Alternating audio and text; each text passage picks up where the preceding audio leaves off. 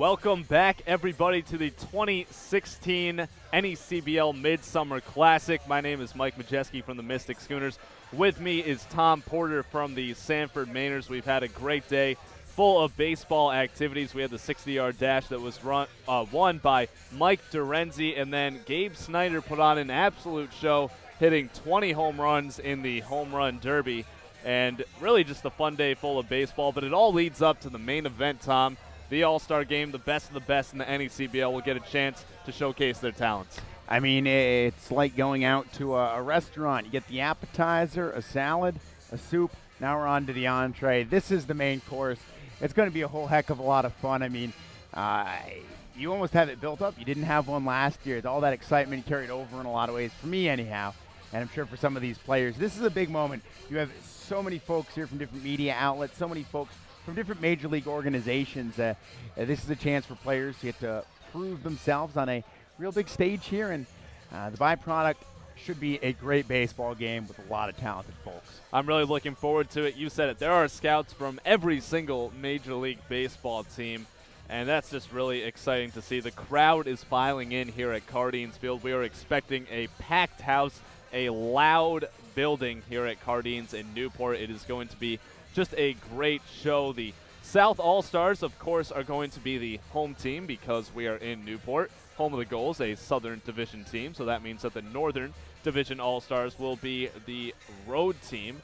And what we're going to do for the broadcast is I'll take innings 1 and 2, and then Tom will take the next 2, and then we'll kind of switch it back and forth, each guy taking 2 innings. And then no matter what, we are going to play a bottom of the 9th just for the fans. It's an all-star game. Why not? So Tom will take the top of the 9th. I will take the bottom of the 9th. And then at the end, for the post-game ceremonies, we will interview the MVP of the game, and then we will be back to wrap everything up. And they're getting the field all set right now. Very shortly, the PA man here at Cardines, Mr. Don Hanley, will start introducing everybody, and when that happens, we will turn it over to him. But Tom, I really hope that you're just as excited as I am to get this going, and it's even better for you because you said it last year was rained out. You were the broadcaster, and now you finally get to do an all-star game. Oh, absolutely. I am enthralled for the opportunity, you know. I mean, to have been selected, I mean, we're selected by our peers in the front offices here in the NECBL. For that to have happened last year, I mean, obviously a tremendous honor. And to have it happen a second time, I mean, really kind of humbling to know that folks think that of you. And with that being said, you know, excited for baseball. And you know, the folks here at Cardines Field, the Newport Gulls organization, have worked so hard to make all of this work that you have baseball. And that is something that maybe it wasn't a given. Found out actually from Sean McGrath, league commissioner, that there was a big old thunderstorm cell that spontaneously appeared north of Aquidneck Island and ran off northeast-wise, which is great. I am glad that nobody told me about that, though. The weather here looks gorgeous. It is a beautiful night in a beautiful city, Newport, and we get to see some NECBL baseball on tap with the league's best.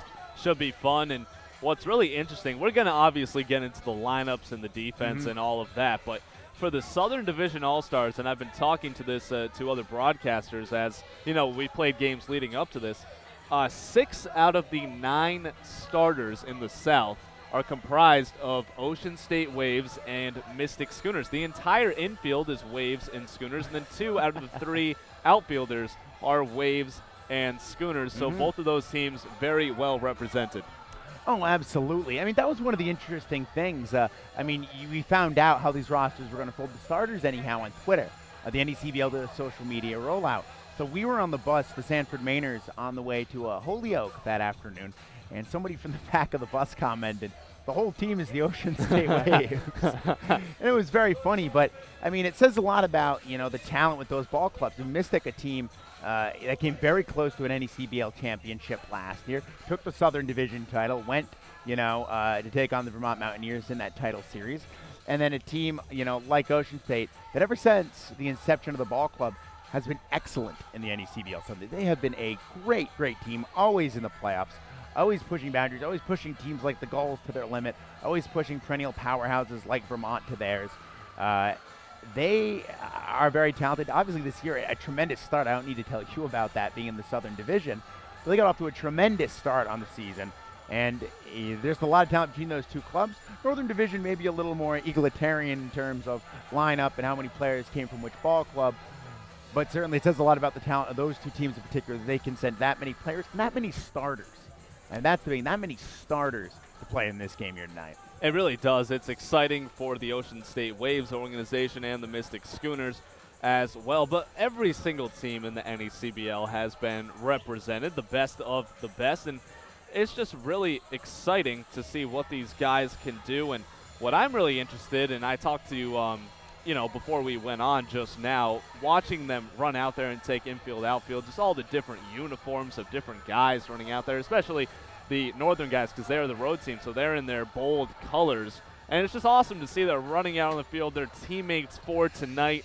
And, they have to play like that. They can't just be buddy-buddy around with their own teammates on the regular teams. They got to get along with each other tonight. And we'll see, how they do playing with new teammates and see how they respond to that. Oh, absolutely. I mean, you talk about things, and this is something that came up at the beginning of the season in terms of teams. I remember talking about in the Mainers broadcast, but something as simple as a ground ball to first base. Well, the pitcher has to come over, cover the first base bag. There's timing there. So you take a teams like these now, many of these pitchers have not worked, with these first basemen, especially if they're from different teams. It's almost a 0% chance. So how do plays like that come off? Double plays, things that are on rhythm and instinct. How do plays like that come together? It'll be something to keep an eye on in this game for fun's sake. I don't know if it'll affect anybody's draft stock or anything like that, but when those things turn smoothly, when a team gets going, like when Ipsaki in the Northern Division, how good that team has been defensively this year. Really, they look like a Major League Ball club with some of the plays that they're able to turn defensively. You get a certain chemistry going, teams can look real good. Don't know if we'll have that tonight, but I mean, if there's a group of players who can do that, it's these. These are the All-Stars. These are, generally speaking, the best of the best. These are the guys that you want on your squad night in and night out to take you a long way in the NECBL and deep into the playoffs. And each team, is hoping to do that this season. And, I mean, you have the standings up right now. Yes. No team in either division is out of the picture by any stretch of the imagination. The North has been so close all season, and the South is really starting to close in. I mean, 3 teams within a half game of each other. It's kind of ridiculous what's been going on, and it really makes for a competitive brand of baseball and, in my opinion, a more exciting brand because anything can happen any night and the standings are constantly shifting. No, you're absolutely right about that. When you look at the Southern Division, for example, you've got Mystic Ocean State Newport, half game separating the Waves and the Gulls from the Schooners. So right on top of each other. And then Plymouth, Danbury, and New Bedford locked in a battle there for the last playoff spot. 4 teams are going to go. Look at that Northern Division. And you've got Valley, Sanford, literally tied with each other right now. Well, basically tied in terms of win percentage. Valley slightly ahead of Sanford, but a virtual tie. Then North Adams and Winnipesaukee game and a half back. I mean, those are your teams. Swamp Bat sitting a half game out of that. Mountaineers a game back from that last playoff spot. So everyone is seemingly involved right now in the playoff hunt. And, for some teams, that path to the playoffs a little harder than others. But right now, it's not so much. It is a race to beat the other teams and to win your ball game. But in many other ways, it's a race to August 1st. Who can get there and stay afloat? Who can get there and stay alive? Because so many of these teams, very talented, but a hot streak one way, a cold streak the other. It'll do you in or it'll win you an NECBL title. There is so much parity in this league this year. Nobody has run off with either lead. It looked like Ocean State might try to do that at the beginning of the year. But, I mean, hey, Mystic and Newport rose to that level. They came back on Ocean State, have really tightened up the top part of that division. Well, I'll tell you what, the Newport Gulls, and obviously we're at their home field here in beautiful Cardines. The Newport Gulls have been the hottest team in the NECBL. They've won 5 games in a row, 8-2 in their last 10, and they have the most wins in the win column. Yes, they are a half game back of first place, but they have 19 wins this season. And, I mean, you're representing the North from the Sanford Mainers, who are tied for first place. But I've talked about this with many people. With the addition of the Upper Valley Nighthawks, who we absolutely have to give a shout-out to, the brand-new team in the NECBL, excited to have them on board. That makes 7 teams in the North, so it's even tougher for these Northern teams to make the playoffs. And especially when you look at teams towards the bottom of the division. So if you're in the NECBL South, for instance, and you're Plymouth, you're a game and a half back of that 4th spot. You have to leapfrog 2 teams. So you can look at standings in terms of, well, how far are they back? That's obviously important, but you need other things to go your way as well. You have to win when that other team loses. And that's something that's tough in a 7-team division. 4 teams are going. You want to get into the playoffs, especially want a good seed, you got to climb. And the more teams you put in there, the harder it is to climb. And for a team right now like Valley, like Sanford, you're at the top of the Northern Division, so you don't have to climb. You kind of, I mean, obviously you need to still play good baseball, but you don't have that need to climb over teams. When you're at the bottom of the division, shade towards the bottom, you have to climb, and that's hard because it's out of your hands. It's about controlling your fate. And like I said, most of these teams only have, if they're very lucky, 2, maybe 3 off days left in the season. And as rain has struck some ball clubs, Upper Valley and Vermont particularly badly, those off days are almost gone. We're talking about double headers moving forward. Not a lot of time to make up these spots. You're playing every day. Momentum is one of the big things, and I mean, not that where you are right now means everything, but it is it could be a big factor in where teams finish up. Well, you know what? We're getting to that time where the season has absolutely flown by. Not much of an all-star break for either of us. The Sanford Mainers are going to be on a Keene, a makeup game tomorrow. The Mystic Schooners will be traveling to see Mike Lord and the Valley Blue Sox tomorrow, so that should be really fun. But, yeah, the Mystic Schooners only have 1 off day left in the entire rest of the regular season. That's going to be on the 26th. But, Tom, you know just as well as I do, being a broadcaster and being at every single game for the team, the season has flown by, and we're looking at around 2.5 weeks left of the regular season. Obviously, both the Mainers and Schooners and every team is hoping to make the playoffs to extend their season, but it has absolutely flown by, and I've had a blast this season, but you don't want it to come to an end. No, you don't, and it's funny because you start this season up, beginning in June. This year a little later than others, but you're starting to think about it, and you're kind of like, oh, well, it's 2 months. It seems like a lot of time. You're going to play this year 44 games, and it just seems as though it's like, wow, that is a lot. And then you're so busy as the players. You're playing every day. You're doing camps in the mornings. And for us, you're writing game stories. You're writing press releases. You're, out there doing other kinds of community outreach as well as traveling all the time. So you look down, and, I mean, it's July 17th. Where did this go? And you can look back on it. You could ask me about a game I played a week ago or a month ago, and it feels as though, they happened at the same time. Time has no bearing on the NECBL season.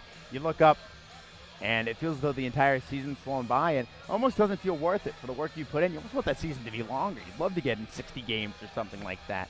Hard to do given the way that school schedules work and the NCAA baseball tournament and all that, but it feels almost as though that season should be longer just so you almost get your money's worth. Well, you know what? That is why we are working toward what we want to do. I know you're going to be going back to grad school, but myself trying to make it in this business to get to those longer seasons, and the players doing the same exact thing. They're playing in the NECBL, trying. This is a perfect example. All the major league scouts are here. They're trying to get drafted. Some of these guys have already been drafted, decided to go to school, not sign, so they got to impress the scouts again to get drafted again. And everybody's just hoping for longer seasons, trying to make it all the way. And really, that's what this is all about. The NECBL is just trying to get noticed, get extra at-bats in, just define your baseball skills and be the best player that you can possibly be. Yeah, I mean, there's 2 goals for most players. One, you want to improve. You always want to improve. Whether you're here in the NECBL, you're playing in the spring season at your respective Division 1, 2, 3, or JUCO institution, or even in the minor leagues, you want to get better every time you go out on the field. And beyond that, wanting to get better, there's also that, willpower to, get noticed.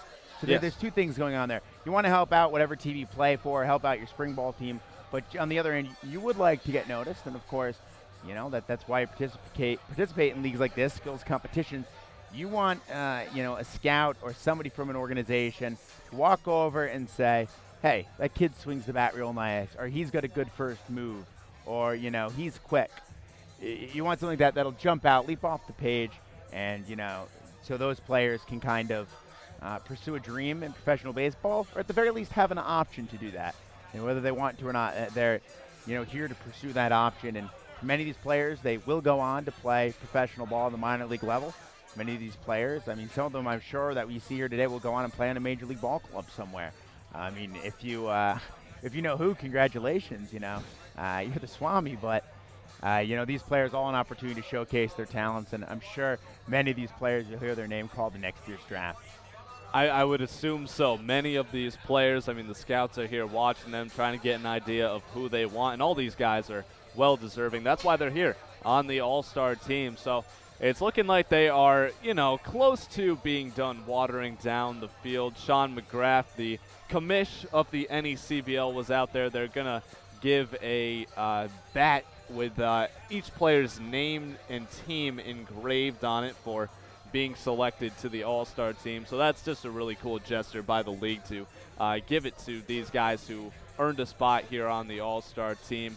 And they're lining the field. They're making the batter's box right now. I mean, everybody is warming up. The first pitch of this NECBL All-Star game is just 25 minutes away, 6:35 start.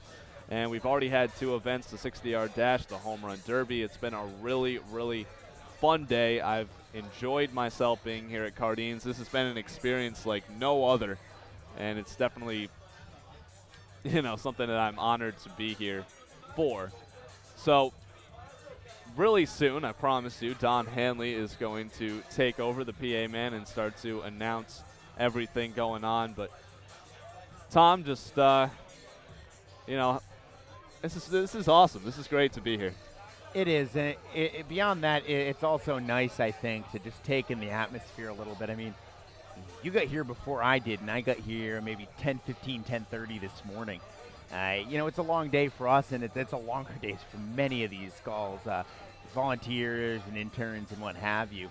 I mean, just a chance to kind of take in the atmosphere to see Sean McGrath, league commissioner down at field level, Chuck Pava, many of these other folks with the Newport Gulls organization and the New England Collegiate Baseball League. It is nice just to kind of look around and, remember that, for many people, this, of course, it's hard work. There's some stress involved making things like this come together, seamlessly for the fan experience, for the scouts and all that, for the media members. But it is nice to remember that at the end of the day, it's just baseball. And there's a Joe Madden quote about that I've always liked. And it's just one of those things. I think it's nice to remember at the end of the day, regardless of how stressful it is, it's baseball. There's 27 outs. There'll be 2 starting pitchers, 2 teams of 9.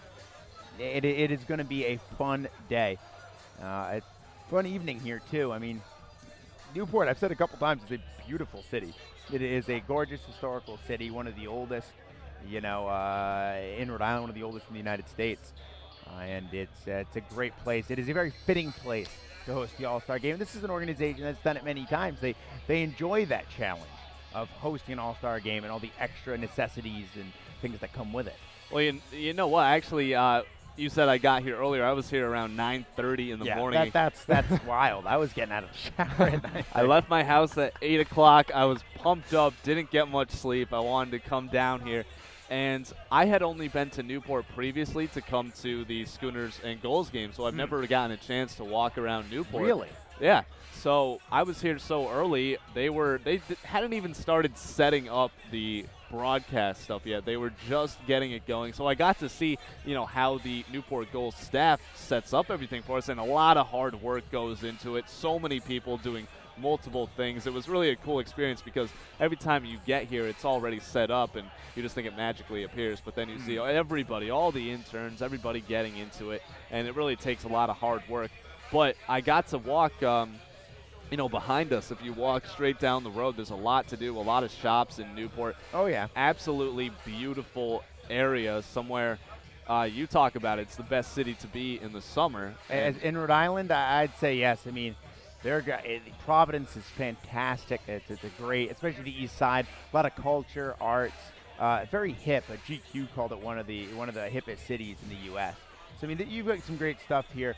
Providence is excellent, good for some excellent Italian food. You come to Newport, and as I mentioned, history, you've got the mansions. The Cliff Walk is gorgeous here, and you kind of look around here as well. And, just like I said, just so much history. You've got an old place here in the state of Rhode Island, one of the oldest colonies and one of the oldest states. And you wander around here in Newport, you can just see so much. And even if you're not into that, if you want to go out and, the nightlife is excellent, right on the water. I mean, it's beautiful. In terms of seafood, I mean, this is one of top notch. Rhode Island, you can't go wrong, particularly Newport, Providence. Absolutely superb. Well, I'll take your word for it because you are a Rhode Island native. It's got to be cool for you. I mean, you were with the New Bedford Bay Sox, which is in Mass, but close to home for you the last 2 summers, and now you're up in Sanford working with the Mainers, doing a tremendous job up there. But it's got to be cool for you to come back to Rhode Island and Newport to be able to do this. Absolutely. It's nice to come back, home to see, family and friends, what have you. But no, it is kind of special in a different way to know that this not literally, but in many ways is in my backyard. I'm from Gloucester, Rhode Island, so, we're talking 45 minutes down 95, to good old 138 across Jamestown, Verrazano, and the Pell Bridges. So it is nice to do this in my home state. Would have been lovely if we could have swapped this in Sanford, though. I'll tell you what, if we could have done this last year when I was with New Bedford and done Sanford this year while I've been with the Mainers organization. Long drives for you. Yeah, we could have cut down the drives very much so in the planning out my life as well. But, nonetheless, I can't complain. Excellent to be here again. So incredibly happy and thrilled to be back for such an important night for the NECBL. And, what is a very important night, for the Newport Gulls organization and for these players and,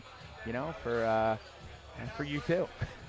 I appreciate that, but, we can talk about ourselves as much as possible, but it's really about all of these guys out on the field. That's what this event is for all of them, for the best players in the NECBL from the North and the Southern Division. All of the teams are represented. And where else would you rather play a all-star game in the NECBL than historic and beautiful Cardines Field in Newport, Rhode Island, which is an awesome place to be in the summertime. It is looking like right now out on the field, the guys, the Newport Gulls staff and some other media members, looking like they're ready to go. It is 6:17 here on the East Coast. Not sure when Don Hanley, the PA man, will take things over, but when he does, we will get you to him. It's looking like everybody is pretty much all set, and we are almost ready to play some baseball. The mascots are getting into it. The Bay Sox mascot fighting with the Valley Blue Sox boy, mascot. That's getting nasty. It is. Gully went out. Oh, all right. Now they're hugging each other. Big hug. Okay. It looked like Gully was going in for the. And Gobbles is just standing by himself off to the side, wanting to do the gobble wobble. I mean, Gully looked like a middle linebacker. He was about to, punch through the A-cap and take down a running back. And I'm glad. All right, it's a group hug. Everything has turned out good. Was afraid we were going to see a seagull take down a dog there for a brief moment of time. They're all huddling around with each other. The mascots are getting fired up. They are ready for this all-star game. So are we. So are the players. So are the fans. Everybody just wants to see this game. So we'll see when we're ready to turn it over. Seems like it's been a long while. I mean, we went on expecting to talk for a couple minutes and turn it over, but we've had to fill in some space. Well, it's all right. I mean, there were worse things to do on a warm and sunny afternoon, early evening now in Newport. I mean, we'll have our pregame ceremonies, no doubt about that. The players going to be presented with bats with their names and all-star, carved into them. Mike, you and I got ours from Sean McGrath, the NECBL commissioner, came up and spoke with us for a few minutes. It was surprising and really cool. Oh, it's awesome. I mean, anytime you get something with your name on it, you feel kind of special. And, for it to be an engraved wooden bat, I mean, it's nice. It's nice for us. It's nice for these players, too. Regardless of where they go from here, they'll always be able to look at that and look back on a day like today. And obviously, they've had a tremendously successful summer if they're here in Newport observing the All-Star game. So, we get to see this get all underway. And, I mean, it's fine. It is nice, like I said, it's nice to watch out and look at this baseball field and look at the game that'll be played here later this evening and kind of relax, take it all in. Enjoy the atmosphere. You know what? I think we are ready to go. So we will turn things over to the Newport Gulls PA man, Don Hanley. Sponsor is Suffolk Construction and the Horan Building Company. Gate volunteers are from the Newport Gulls staff. The 50-50 raffle will benefit the Newport Gulls Scholarship Fund. The New England Collegiate Baseball League presents the 23rd Annual All-Star Game, featuring the Stars of the North Division versus the Stars of the Southern Division. Here are the reserve rosters, followed by the starting lineups for each division. From the Keene Swamp Bats, number 27, Michael LeBeau, closing pitcher from Castleton State College in Bellows Falls, Vermont. Number 7, Brant Stallings, outfielder from Georgia Tech, a resident of Beaufort, Georgia. From the North Adams Steeplecats, number 15, Braxton Wilkes, from Abilene Christian University in Sugar Land, Texas. Number 21, Tanner Bird, pitcher, from Franklin Pierce University in Adams, Massachusetts. Number 24, John Mazza, catcher, from Northeastern University in Lexington, Massachusetts. Number 26, C.J. Price, infielder, from Cornell University in Naples, Florida. From the Sanford Mainers, number 21, Will Tribuker, from the University of Michigan. He's from San Clemente, California. Number 17, Nelson Montpierre, catcher, from Miami-Dade Community College. He's from Miami, Florida. From the Upper Valley Nighthawks of White River Junction, Vermont, number 2, Al Molina, infielder, from Seton Hall University in Freehold, New Jersey. Number 14, Grayson Paget, outfield, from the University of Houston. He's from Beaumont, Texas. Number 16, A.J. Walden, catcher, from the University of Alabama at Huntsville. He's from Albertville, Alabama. From the Valley Blue Sox of Holyoke, Massachusetts, number 33, Mark Washington, pitcher, from Lehigh University in Glen Mills, Pennsylvania.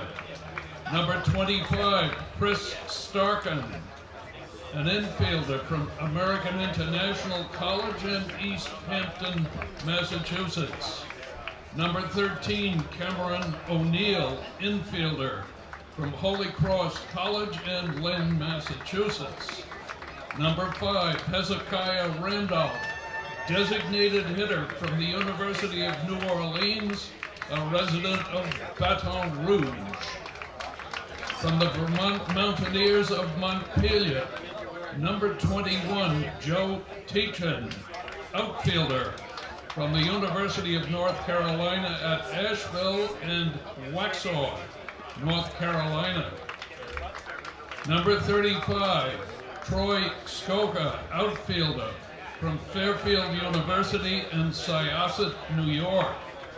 From the Winnipesaukee Muskrats of Laconia, New Hampshire, number 33, Dennis Lyman, pitcher, University of Bridgeport and Kingston, New York. Number 22, Anthony Politi, pitcher, from Seton Hall University and Long Valley, New Jersey. Number 30, Kane Spengler, pitcher, from Florida International University in Cape Coral, Florida. Number 32, Jorge Jimenez, pitcher, from LaSalle University in Mocha, Puerto Rico. The starting lineups for the North Division. From the Sanford Mainers, the center fielder, number 7, Zach Jankarski, from the University of Maryland at College Park. He's from East Norriton, Pennsylvania. From the Winnipesaukee Muskrats, batting second, left fielder number 5, Anthony Grodino. From Wagner College in Thornwood, New York.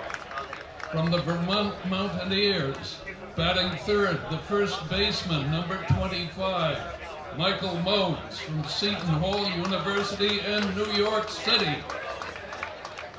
Batting fourth from the Upper Valley Nighthawks, the right fielder, number 3, Joseph Dennison from Troy University. He's from Troy, Alabama. From the Keene Swamp Bats, batting fifth, the designated hitter, number 5, Jordan Howard from Lee University in Stockbridge, Georgia.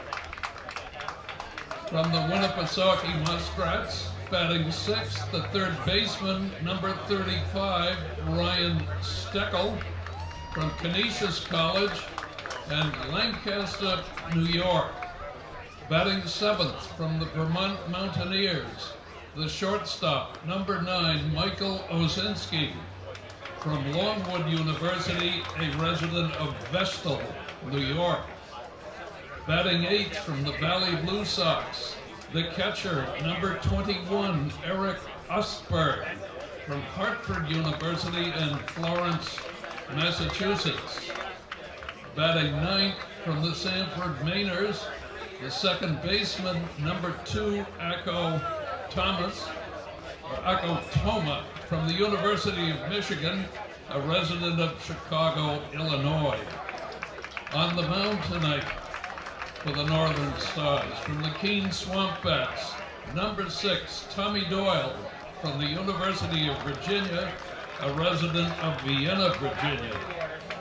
The coaches, the managers, number 31, Jim Negrich. Assistant coaches, number 32, Chris Cody, and number 33, Peter Wilbur. Starting with the reserves from the Southern Division. From the Danbury Westerners, number 25, Ryan Testani, pitcher from Seton Hall University in Shelton, Connecticut. Number 10, Giovanni Dencon, outfielder from St. Thomas Aquinas University in Brooklyn, New York. From the Mystic Schooners, number 25, Brett Bond, catcher from the University of Missouri. He's from St. Louis, Missouri. Number 12, Aaron Hill, infielder from the University of Connecticut, a resident of Groton. From the New Bedford Bay Sox, number 25, Sam Nepiarski, pitcher from the University of Connecticut. He's from Orange, Connecticut. Number 30, Darian Reagans, closing pitcher from Delaware State University. He's from Dover, Delaware. From the Newport Gulls, number 37, Blake Cairns from the University of Georgia. Correct that number, it's 17. He's from Douglasville, Georgia. Number 21, Jake Cousins, pitcher from the University of Pennsylvania and St. Charles, Illinois. Number 27, Charlie Carpenter from the University of North Carolina, upstate. He's from Winter Springs, Florida. Number 25, Gabe Snyder, infielder from Wright State University in Kilbuck, Ohio. Number 1, Cole Fabio, infielder from Bryant University in Mahwah, New Jersey. Number 3, Stephen Scott, outfield from Vanderbilt University in Cary, North Carolina. From the Ocean State Waves of Wakefield, Rhode Island, number 17, Robbie Hitt, pitcher from Quinnipiac University in West Suffield, Connecticut. Number 15, Nick Johnson, pitcher from the University of Rhode Island and the city of Worcester, Massachusetts. Number 26, John Witkowski, pitcher from Boston College in Melrose, Massachusetts. From the Plymouth Pilgrims, number 20, Vinny Aiello, pitcher from Rider University in Staten Island, New York. Number 2, Tyler Kirkpatrick, outfielder from Marist College in Eagleville, Pennsylvania. Number 35, Cole Gordon, designated hitter from Mississippi State and Tampa, Florida. And number 15, Brian Sharp, from the University of Missouri at Columbia. He's from Liberty, Missouri. The batting order for the South Division. Leading off from Mystic, the left fielder, number 4, Toby Handley from Stony Brook University in Port Jefferson, New York. From the Ocean State Waves, batting second, the shortstop, number 10, Grant Williams of Kennesaw State in Dunwoody, Georgia. From the Ocean State Waves, batting third, the first baseman, number 20, Austin Upshaw from Kennesaw State University in Beaufort, Georgia. From the New Bedford Bay Sox, batting fourth, the right fielder, number 34, Ryan Wolfsburg from Hamilton College in Lincoln, Massachusetts. From the Mystic Schooners, batting fifth, the third baseman, number 15, Chase Lunsford from Louisiana Tech and Clinton, Mississippi.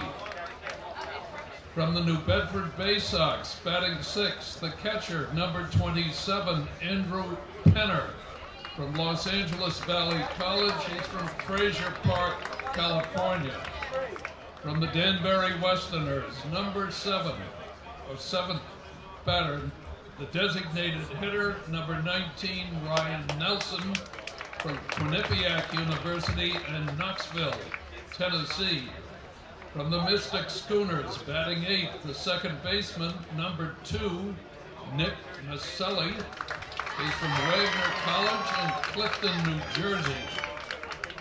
Finally, from the Ocean State Waves, batting ninth, the center fielder, number 1, Nick Angelini from Bryant University in Bedford, New Jersey. On the mound tonight for the South Division, from the Danbury Westerners, number 39, Nick Gallagher of Binghamton North University. He's from New Fairfield, Connecticut. The coaching staff from the Ocean State Waves, Jim Soro, Eric Sorella, Peter Claves, Eric Hirschbein-Bodnar, Brian Kehew, and Harrison Barlow. The umpires assigned to tonight's game, calling balls and strikes, Mr. John Leeds. On the base paths, Mr. Ronaldo Cockrum, Mr. Rich Gaetani, and Mr. Matthew Gaetani.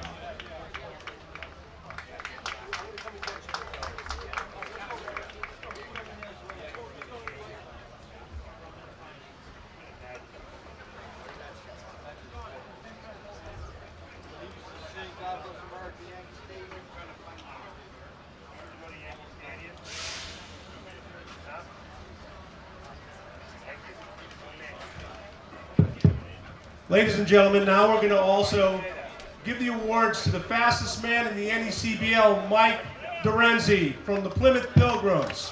Come on, Mike. Mike ran a 6.27. That's blazing, folks. Very impressive, Mike.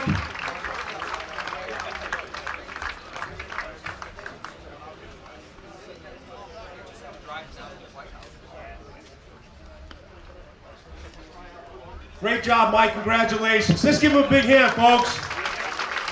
Fastest man in the league right there. Now we're going to invite out the Home Run Derby champion from the Newport Gulls, Gabe Snyder. Gabe hit 20 home runs, folks. He hit 20.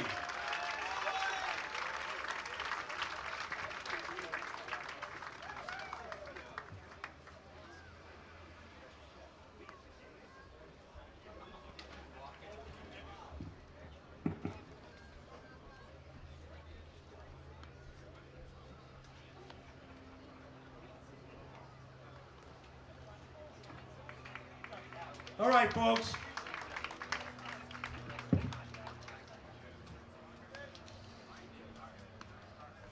First of all, I'd like to thank our two sponsors for tonight's game. That's Suffolk Construction out of Boston, Massachusetts.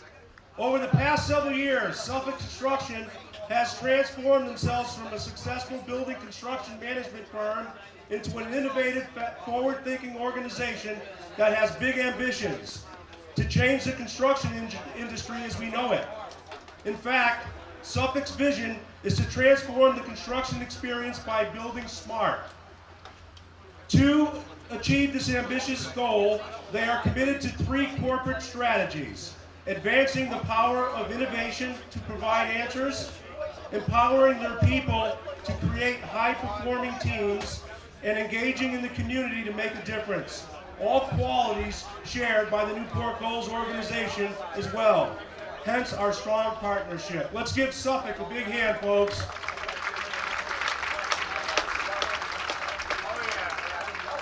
Our other sponsor today is Horn Building Company here in Newport, Rhode Island.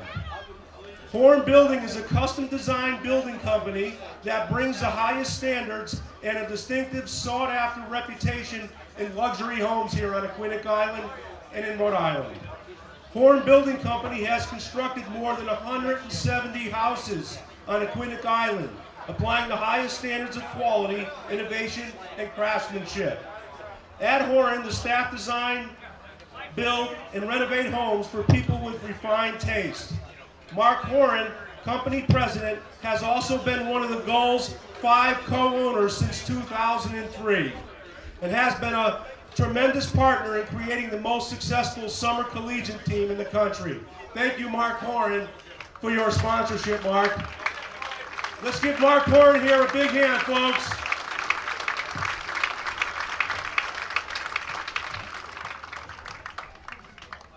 Now we have a couple special guests I'd like to introduce.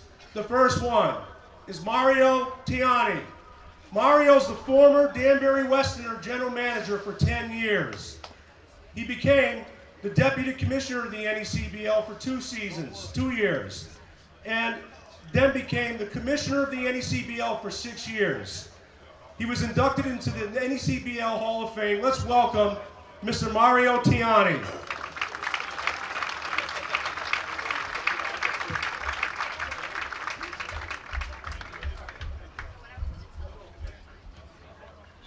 Next, I'd like to introduce a special guest. His name is Mike Melillo. Mike Melillo was a Newport Gull in 2008 and 2009. In 2008, he was the MVP of the NECBL All-Star Game held in Torrington that summer. In 2008, he was also named first team All-NECBL. He led his 2019 to the NECBL Championship. He hit a home run in the championship game here at Cardines Field against the Vermont Mountaineers. Now he lives here in Newport, Rhode Island. He's the current CEO of DACWA and is getting married on Friday. Let's welcome Mike Melillo, gang.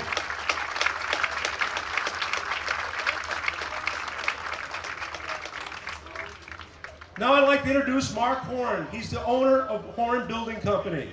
Mark, step out and say hello, please. Thank you, Mark. Mark also is a college roommate of mine.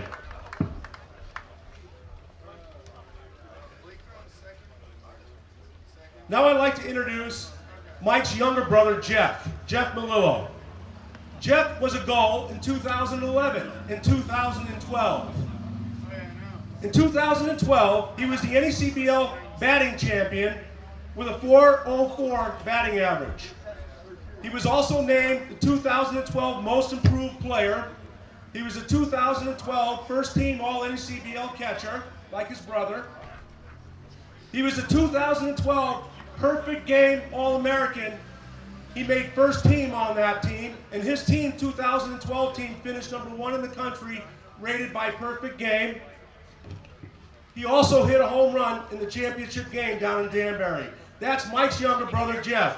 Let's welcome Jeff, who now works for Horn Building Company. Great family.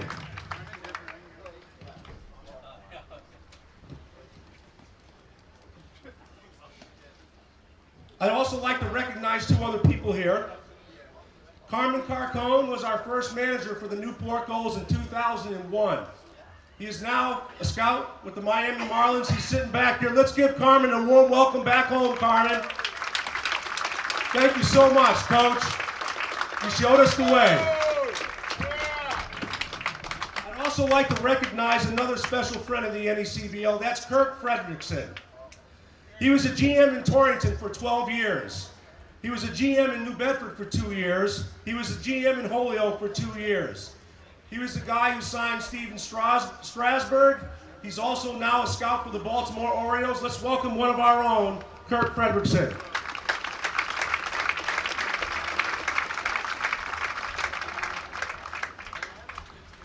Now I want you all to stand just for a moment, folks. Just stand for one moment. I have a special announcement.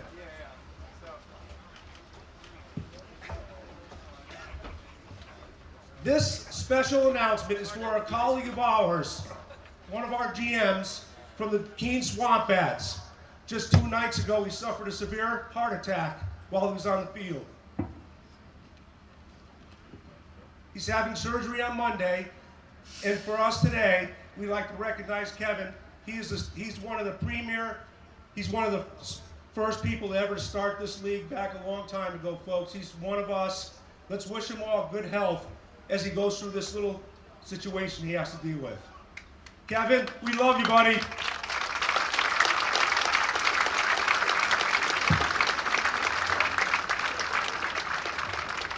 Now, while you're all standing, let's remove our caps as our colors are presented today by our Newport Artillery Company.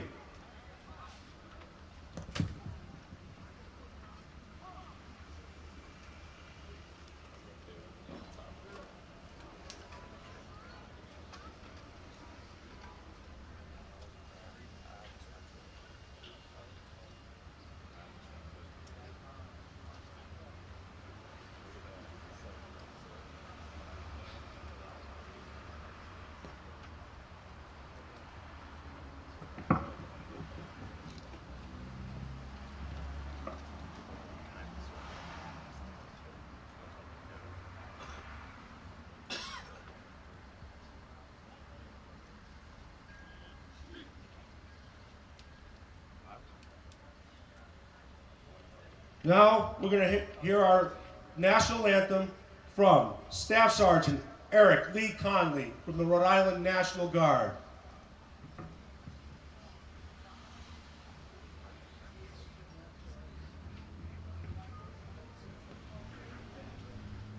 Oh, say, can you see by the dawn's early light what so proudly we hailed at the twilight's last gleaming, whose broad stripes and bright stars through the perilous fight o'er the ramparts we watched were so gallantly streaming, and the rocket's red glare, the bombs bursting in air, gave proof through the night that our flag was still there.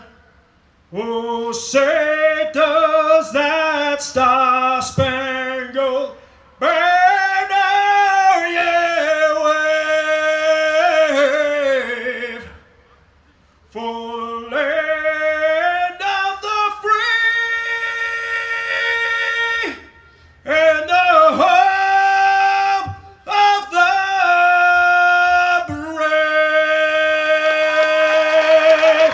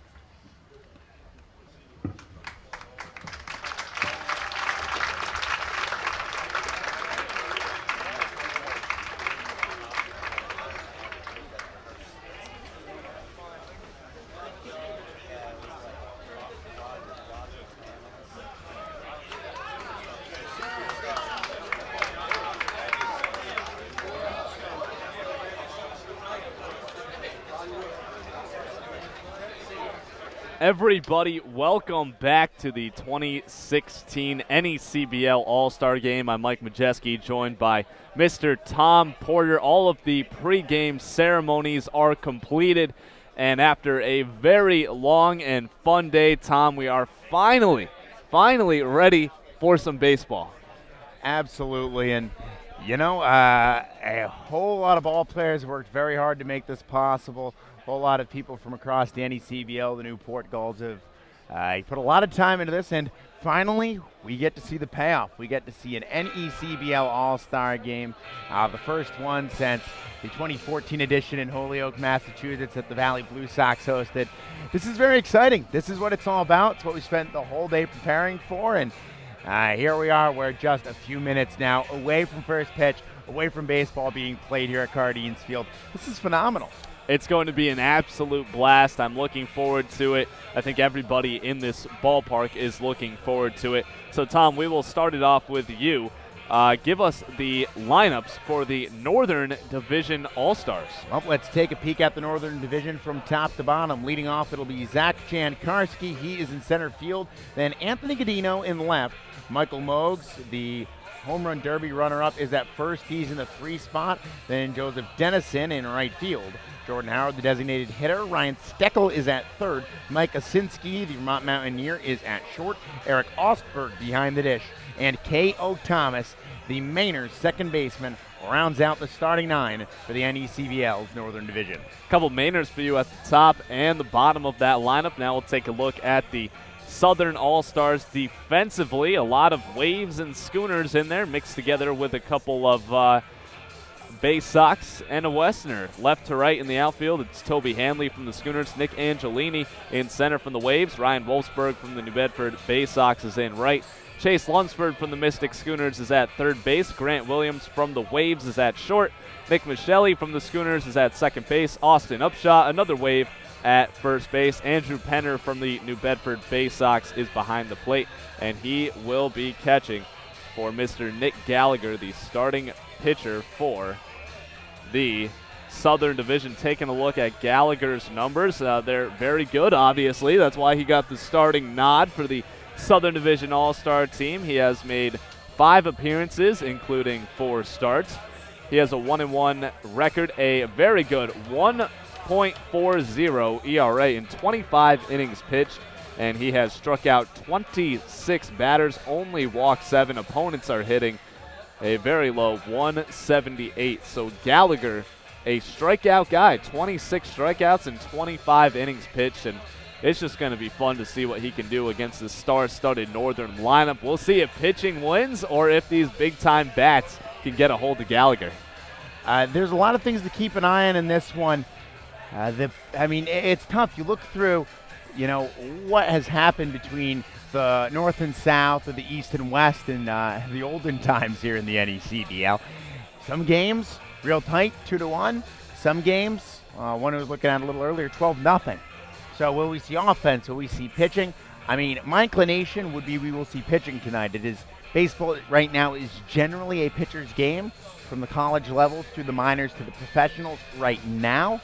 That doesn't mean that we won't see some fireworks, but I would say generally I would think this would be a pitching game. I mean, and I think the best thing that really says that is when you look at the pitchers in the NECBL, the ones who made these all-star teams, that tells you that these guys are good. Look at the ones who are left off these teams. There are a lot of very talented pitchers.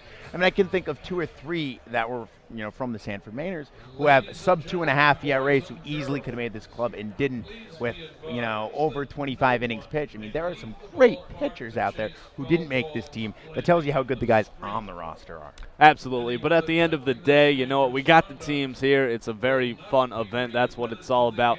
And we'll get to the umpires. There's going to be 4 of them for this All-Star game. You see them right there on the screen talking to Ocean State's head coach. Behind the plate is going to be John Leeds.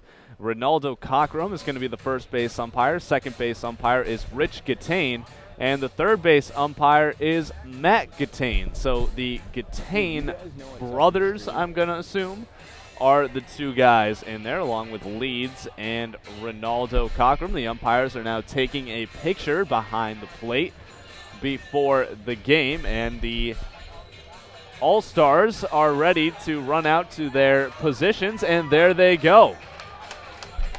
So that's exciting to see right there. All these guys from all these different teams taking the field.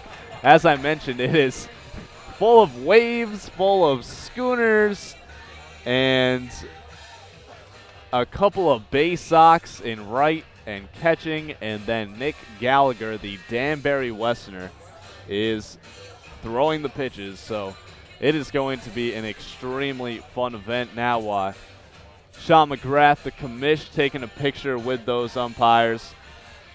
Definitely a very cool event. We are at 6:51 East Coast time, Tom, and it's supposed to be a 6:35 start, but you know what? They're on the field. They're warming up. Gallagher is throwing his pitches, and we are moments away from starting this All-Star game. Yeah, that we are, and, you talked about Gallagher, what he's done for Danbury. Up and down, of course. I mean, some of the guys who I'll be looking at, you'll be seeing a lot of these too filter through. A lot of players are going to get the chance to play here tonight. Sam Nepiarski, a guy who you know real well from his time with the Schooners last year, this year with the New Bedford Bay Sox. Somebody I'm looking forward to watching pitch. Nick Johnson with Ocean State dominating. He has turned it on this summer. Absolutely lights out for Ocean State after his spring season at the University of Rhode Island. So he is someone I'm excited to see kind of come play tonight and play at a very high level on a bigger stage than perhaps what he's accustomed from the Southern Division. From the North, excited to see one Sanford Mainer in Will Tribuker. I thought he could have been a real candidate, to start this game. 3-1 record, somebody who has allowed just 3 earned runs so far this NECBL season. So he's somebody who's real good. Looking forward to seeing him. A couple of other guys, Braxton Wilkes for North Adams. I'm surprised anyone has hit a single pitch he's thrown this year. He has been that good. So I'm excited to see the pitching in this game. The offense, a lot of fun, though. We got to see the home run derby. That was great. I'm here for the pitching. Definitely. Well, the 60-yard dash winner, if you're just joining us, was Michael Dorenzi from the Plymouth Pilgrims, and the derby winner, Gabe Snyder, smashed a outstanding 20 home run. So we are ready. Zach Jankarski, the center fielder from the Sanford Mainers, will step up to the plate. And Tom, this is one of your guys, and Jankarski, why don't you tell us a little bit about him as he digs in? Jankarski has been fantastic for the Sanford Mainers, and really, all these guys are good. First pitch is going to be fouled straight back. It's 0-1. But for Jankarski, what makes him so dangerous, good speed, can hit for a little bit of power. He'll rope one down the line, drop one into the gap. Not going to hit home runs, but he does that. Devastating speed, so will he get a double into the gap or try and pick up a single on a drag bunt? You never really know, so it's hard to play him. Definitely. So the count, 1-1 to Jankarski. Gallagher is throwing to the base sock, Andrew Penner. Gallagher from the Danbury Westerners. Swung grounded over to third base. Chase Lunsford gets his chest in front of it. We'll see if the throw will be in time, and it will, just in time to retire Jankarski. Still new with this 4-umpire system. I was looking for an umpire in the field to make the call, but a nice ground out for out number 1. Okay, nice little reaction there from Lunsford. It looked like the ball might eat him up a little bit, and you almost would feel bad as if it'd be nerves starting off the game with the ball hit right to you. But he recovers, made a nice throw too, flat-footed. That all came from the shoulder and got good velocity on it. And you had to have good velocity to get the speedy Jankarski. Well, now it's Anthony Godino from the Winnipesaukee Muskrats to the plate. The count is 1-0. Godino this season hitting .320 with the Muskrats. 4 home runs, 8 RBIs, 5 doubles. He's definitely got some power. And the count's going to go to 1-1 strike. And after it's been loud in Cardines pretty much all day, people have settled down. They're ready to watch baseball. That runs up inside and gets a piece of Godino. He will be hit by the pitch, take first base. And the Northern All-Stars have a runner on with 1 out. Yeah, that they do. So for the Northern Division here, you put somebody on in Godino of the Winnipesaukee Muskrats. Now you bring up Mogues. Oh, yeah. And we're going to see how tired he really was from that home run derby. He hit a lot of jacks. Certainly not as many as the eventual contest winner, but You know, here's Mogs, a chance to make a dent, and he is a power-hitting left-handed hitter. He really is. First pitch to him is going to miss outside. Mogs, the runner-up in the home run derby earlier today. Gabe Snyder of the Newport Gulls, fittingly in his home ballpark, took the crown. But Mogs definitely hit a ton of shots very deep over houses. This one's outside the count, 2-0, and it's just awesome to watch Mikael. You talked about it during the derby. One of the most personable guys you'll ever meet. Everybody attracts around him. The teammates, the fans, just everybody loves Mikael. And this one is upstairs, counts 3-0. Yeah, that's something that Jasper Goodman, the play-by-play man of the Vermont Mountaineers, has talked about. The fact that people just kind of are attracted to him in that way. And that is a 4-pitch walk from Gallagher. So Gallagher hits a man and now walks Mikael Mogs. So advancing to second is Godino. Mogs to first base. And here is Joseph Dennison, or Joey Dennison, I think he likes to be called. But this is a pretty cool moment for the NECBL, representing the brand new team, the Upper Valley Nighthawks. Yeah, first Nighthawk to ever come to bat in an NECBL All-Star game. First pitch to him is in there for a strike. Counts 0-1 with one out here. Top of the first. Runners on first and second. Now, yeah, the Nighthawks got out to a really hot start at the beginning of the season. They were right in the thick of things, but since then they've dropped off a little bit. And hopefully the All-Star break can give them the break they needed. This one grounded over short. Grant Williams, nice throw, but the throw over to first base is going to get back, and coming in to score is going to be Godino. They tried to turn two. Michelli airmailed it to the fence. Godino scores from second. That's going to be an error on Nick Michelli. So they get Mogs at second. Dennison is going to stay put on first base. Yeah, right there, it was a fantastic play by the shortstop, Williams to second base.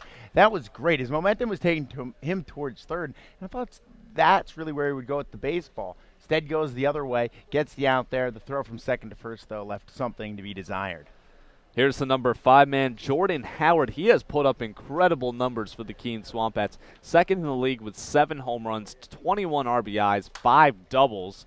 He was in the home run derby. He was also in the 60-yard dash. So Jordan Howard is a guy who can do everything. I mean, that's great to have somebody who's, that kind of player. I mean, it has to excite scouts. I mean, you talk about your 5-tool player, somebody like a Mike Trout. And if somebody who can run, hit for power, hit for average, do all of those things. 0-1's going to be up high. It's 1 ball, 1 strike. The runner on first is Dennison. There's 2 outs. It's already 1-0 Northern All-Stars on top of the Southern All-Stars here at Cardines Field in Newport, Rhode Island. 1-1 pitch is going to bounce in from the plate. Nice block there by the All-Star catcher Penner. And the count goes to 2 balls and 1 strike. Well, Howard right now, he's got the purple Swamp Bats bat, purple uniform, rocking the pink shoes. I'm liking it. Pitch on the way, off and running is Dennison. The throw down to second base will not be in time. It skips in front of the bag.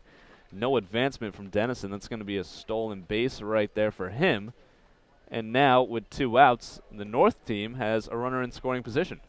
That they do, and nice to see the aggressiveness here in the early stages for the Northern Division, not taking anything for granted. You don't know how many opportunities you get with, this talented a load of pitchers. Well, Howard skies this one foul, and there it is. You better call Newport Glass. There we go. A little bit of foresight there, my friend. Had to call him a number of times during the home run derby. A lot of those houses out there. Some broken windows. This one is also fouled off, as we can hear the sirens in the background. Yeah, they also needed roofers, I think, for some of those blasts.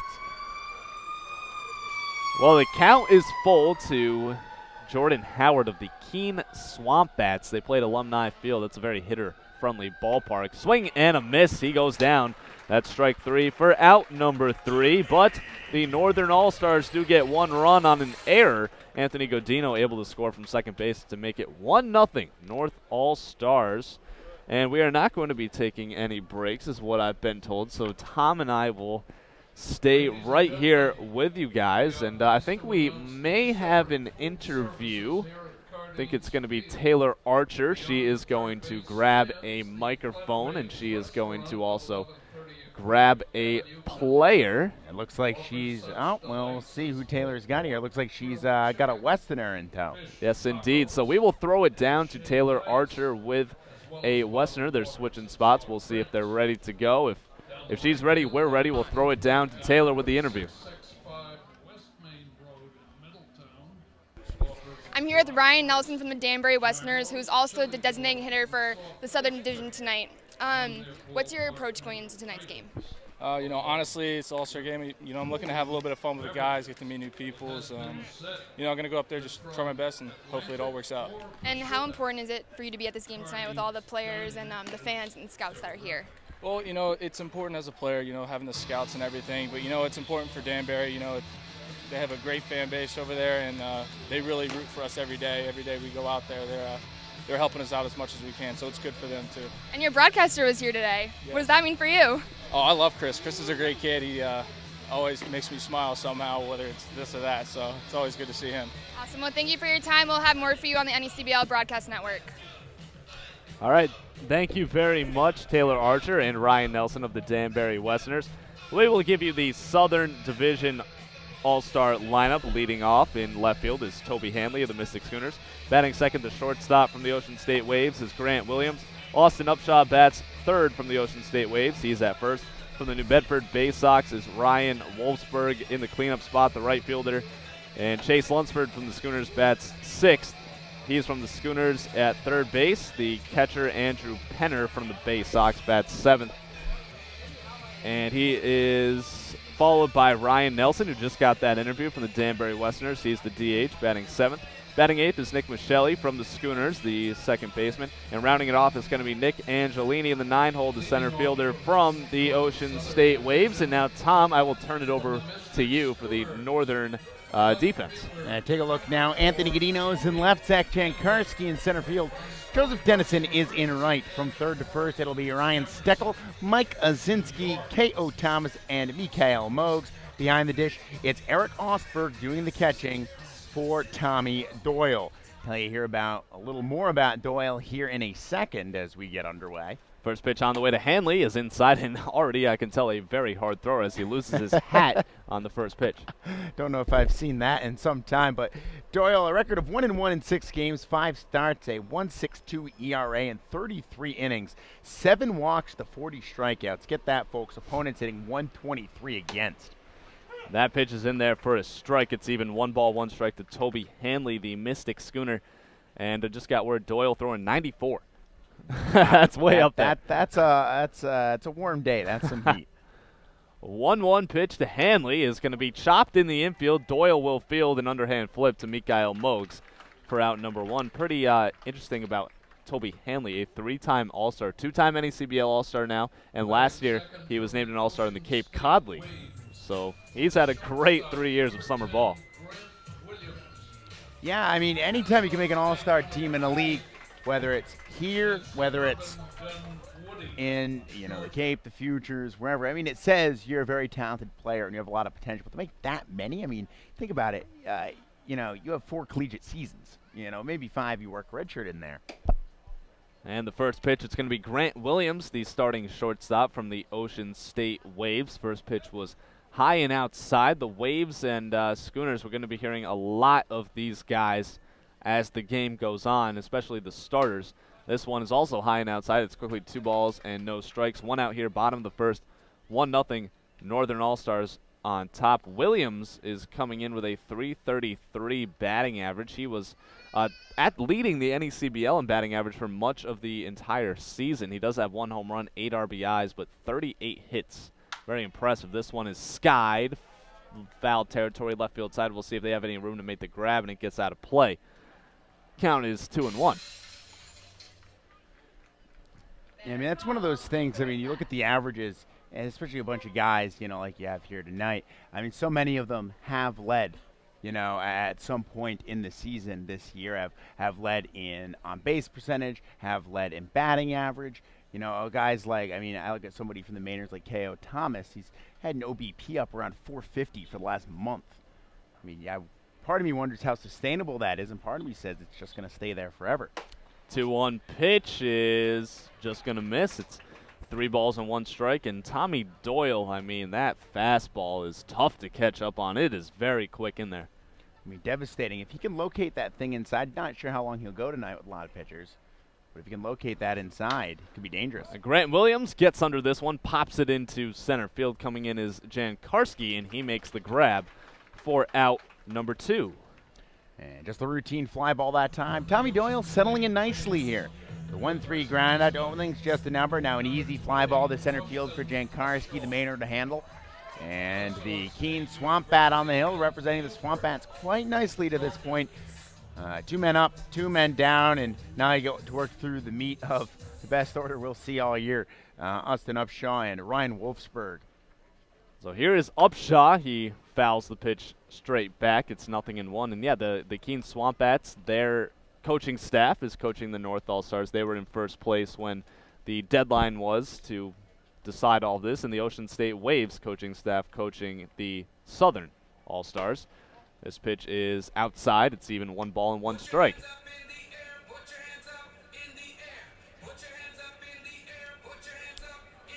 Well, it's 1 ball, 1 strike, 2 outs here. Bottom of the first, a quick 2 outs for Tommy Doyle out of Virginia. This one swung on and missed. It gets away from the catcher, Osberg. Even Osberg's having trouble catching up to these pitches. I mean, there's not enough, I won't say not enough, but not a ton of familiarity between the two in this context. And certainly 94 miles an hour ain't exactly a changeup. That's a lot to deal with. 1-2 pitch on the way. Swung on and missed. A quick 1-2-3 inning for Tommy Doyle in the North All-Stars in the bottom of the first. And it's still 1-0 North ahead of the South. So we are going to move into the top of the second inning, and it looks like Miss Shannon O'Connell has an interview, and we'll see who she has. It looks like she's talking to Mikael Mogs, who was in the home run derby, now starting first baseman for the North. So whenever Shannon is ready, we will throw it down to her right now. Here is Shannon O'Connell. Thanks, guys. I'm Shannon O'Connell for the Northern Division All-Stars, and I'm here with Mikael Mogs of the Vermont Mountaineers. How are you doing today? I'm great. This is a great venue. Having a good time here in Newport. So what does it mean to you to have been chosen to be an All-Star and to represent Vermont? It means everything.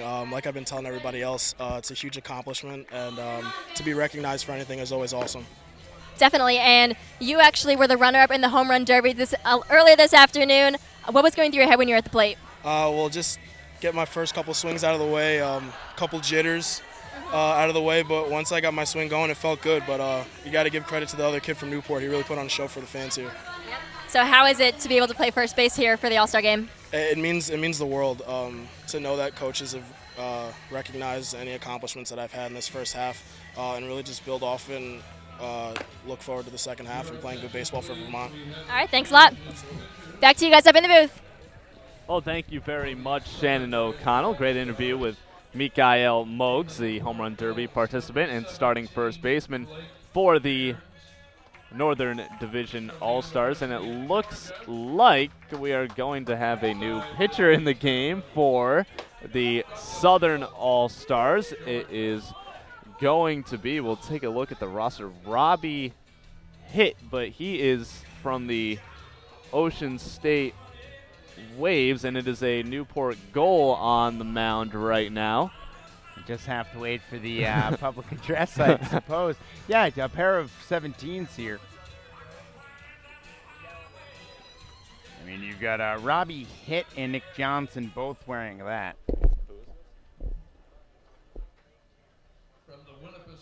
It looks like it's Blake Cairns for the Newport Gulls on the mound.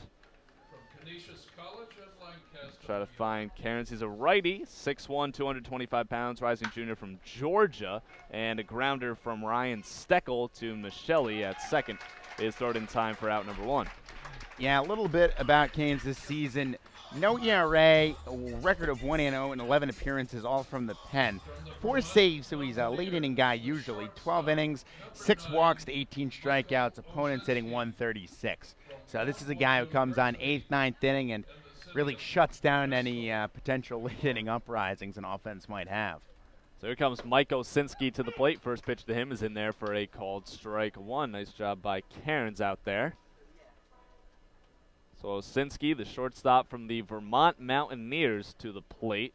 0-1 is going to miss low and outside in the count 1-1. I got a chance to go up to Recreation Field and see Osinski play. He's a great hitter, great defender as well. He does everything on both sides of the field. 1-1 is lined into center field. It gets down in front of Nick Angelini, and that is going to be a base hit. The first hit of the game, even though the Northern team has had 3 base runners. Now, you're right about that. And the Northern Division here, not really content to sit back. They kind of came right at Gallagher back in the first inning. Now here they are in the second. Steckel swung early in that count. Osinski swinging early in that count. Now you push it back to Ostberg in the 8th spot. I mean, the Northern Division really doesn't want to sit back. They want to dictate the pace of this game. Yeah, and they seem to be doing just that. The count's 0-1 to Eric Ostberg, the catcher representing the Valley Blue Sox. Shout out to Mike Lord if you're listening or watching. This one is grounded over to Michelli at second. He will range to his left field and throw on to get out number 2. So both outs to Michelli. Advancing to second base is going to be Osinski. And this will bring up another one of your guys, Sanford Maynard, K.O. Thomas. Yeah, you're absolutely right about that. K.O. Thomas is a really fun guy to watch. Plays the game with a lot of energy. And, you know, I talked about some of the stuff he does in terms of on-base percentage. It is literally wild what K.O. Thomas does. I mean, this is a guy with a 447 on-base percentage and 874 OPS. Well, he's showing it off right there into right center field. Coming around to score easily is going to be Osinski. Thomas over to second base. It's a stand-up RBI double for K.O. Thomas, scoring Mike Osinski, and now it's 2-0 Northern on top of South. Oh, for sure. I mean, and that is just classic K.O. Thomas. He doesn't try to do too much with pitches, and he loves to punch the ball in the gap. He took that one middle away, slaps it out there towards right center field, and not a big dude at 5'7", but strong. And you see just the way the ball popped off the bat out there towards the middle point between the 2 triangles. And K.O. Thomas being very aggressive, swinging early in the count, bringing around the run. Back to the top of the lineup, so 2 Mainers back-to-back. It'll be Zach Jankowski, the leadoff man. He grounded out to third in his first at-bat just last inning, so the North is moving quickly through their lineup in the second inning, 2-0. K.O. Thomas with a lot of speed, dancing off second. This one grounded right back up the middle. Cairns will field, underhand flip for out number 3. Score that 1-2-3. But the Northern All-Stars get 1 run back. Osinski singles and K.O. Thomas with an RBI double to drive it in to make it 2-0. North on top of the South as we head into the bottom of the second inning, and it's going to be Wolfsburg, Lunsford, and Pennard due up. And Taylor Archer is down on the field with a Plymouth Pilgrim right now ready for an interview, so we are going to send it down to Taylor. I'm here with the runner of the 60-yard dash, Mike Dorenzi from Plymouth Pilgrims, who ran a 6.26 today. Congratulations on the event. What was your thought and approach going into it? Thank you very much. Well, basically, I was just trying to, stay loose and not tighten up. I mean, because, when I tighten up, I can't move as fast. So I was just focusing on being smooth and loose. So what was your approach then when you realized that you might have a chance to win the event? Well, I mean, I ran a 6.26. I mean, you don't see that every day, I guess. I mean, not even out of me. I was expecting more, maybe like a 6.4 or something. But, I mean, once I ran a 6.26, I mean, I just wanted to stay loose because, I mean, there's a good shot I was going to run it that second time. And what's your plan for the rest of the night? Maybe hang out here for a little bit and, go home and rest. I mean, it's been a long day out here in the sun. Well, thank you for your time, and we'll go back to you guys in the booth. Thank you. And we are back here. Thank you very much, Taylor. We head into the bottom of the second. It's going to be Ryan Wolfsburg, Chase Lunsford, and Andrew Penner. Just want to apologize really quickly if we have had any issues with the broadcast. We're trying to get it back up and running as soon as possible. I think we should be on now. So thank you, everybody, for joining us on this Sunday for the NECBL All-Star Game. It's really exciting stuff. So We do have a new pitcher into the ball game. It is a Winnipesaukee Muskrat. And Tom, why don't you tell us who it is? Yep, that looks to be one Dennis Lyman. Lyman this year, a record of 3-2, 7 games, 6 starts, a 3.44 earned run average in 36 innings, 14 walks as compared to 43 strikeouts. That's the thing that's impressive about so many of these relievers. The strikeout totals, opponents hitting 236 against him. So he comes on now, and he's going to face arguably the best hitter in the NECBL this year, Ryan Wolfsburg, hitting up at 397 entering this one. Yeah, that's exactly right. The first pitch from Lyman misses low and outside for ball one. Wolfsburg has been on an absolute tear. He's got 5 home runs, 18 RBIs, a triple, and 6 doubles to go along with that 397 batting average. He is the right fielder. Named one of the 3 starting outfielders for the team. Waiting on deck is Chase Lunsford, who isn't too bad himself. 3rd in the league in hitting. And we just saw Mike Osinski, who's 2nd in the league in hitting, hit for the North team in the top of the inning. 2-0 on the way. This one is going to be fouled back, and the count 2 balls and 1 strike. We are here in the bottom of the 2nd inning. It's 2-0 Northern Division on top of the Southern Division. Lyman, a right-handed pitcher, delivers to the right-handed batter in Wolfsburg, and this one's going to be outside. Good hitters count now, 3 balls and 1 strike. And Wolfsburg, with the way he hits, you don't want to give him anything to hit. Now, I mean, that's true for a lot of these guys, but Wolfsburg especially, he has been a massive bright spot in the Bay Sox order. This one lined into left field, but making a nice grab right there is Anthony Godino. Lyman's Winnipesaukee Muskrat teammate out there in left field. So a quick first out, retiring Wolfsburg, and that will bring up a Mystic Schooner in Chase Lunsford. Lunsford holds the 3rd highest batting average in the NECBL, hitting .348. He's got 4 home runs, 17 RBIs, 2 triples, and 4 doubles. Lunsford was also in the home run derby, and he hit a home run at Sanford just about a week ago. We were both there to witness it, and it was a moonshot. This one lined into right field, through on the ground. It's going to get all the way to the fence. Lunsford will not advance to second base. That's going to be a 1-out single for Chase Lunsford. And there you go, the first base hit of the ball game for the Southern Division. And Lunsford, a great hitter, and you know, he slaps one there down the line. And he only gets a single, part due to that short right field kind of corner out there, how the dimensions of Cardines Field work out.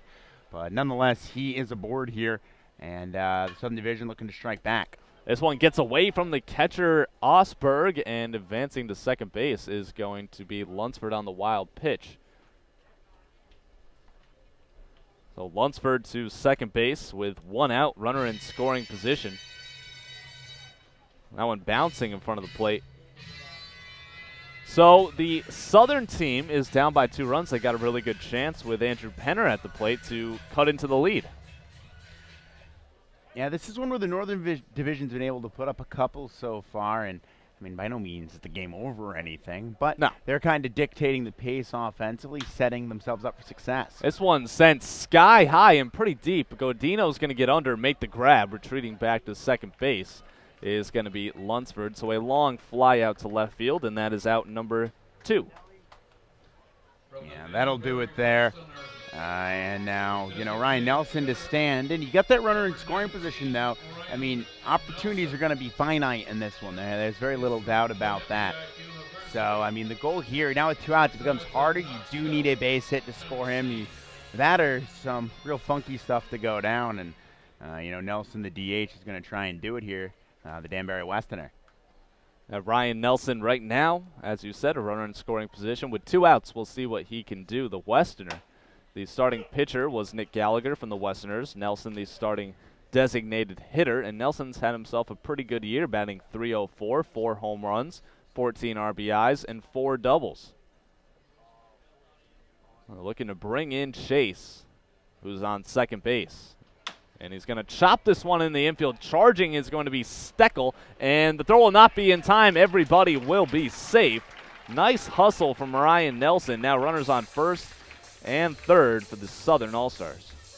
Yeah, you know, right there. I mean, I said you need a base hit. The infield won that time. Steckel had a long way to go. He's playing back behind the bag as he charged in to grab the baseball. And, the throw on the run, not in time. Nelson got down the line, and good time. And the always dangerous Nick Michelli coming up to the dish next. This is the guy who just spells trouble every time he steps into the box, an offensive powerhouse. Well, you said it. The Mystic Schooners are indeed an offensive powerhouse, and Nick Michelli is no exception. 292 batting average, no home runs, 6 doubles, and 6 RBIs. But this guy just racks up the base hits like crazy. That's all Nick Michelli is about. He just wants to get on base, and he leads the team with 9 stolen bases. He was in the 60-yard dash earlier today. So first and third for the Southern Division team. Lyman delivers the pitch to Michelli. It's going to be grounded just foul down the third base side. The count goes to 1 ball and 1 strike. And Michelli just a little ahead of that one. Great idea, though. You chop that down line. Not a ton of foul territory to work with down there, but if you can get it down there, the left fielder, Godino, playing well off the line. Something down in that corner could just stick there in the grass. Could be 2 bags easily.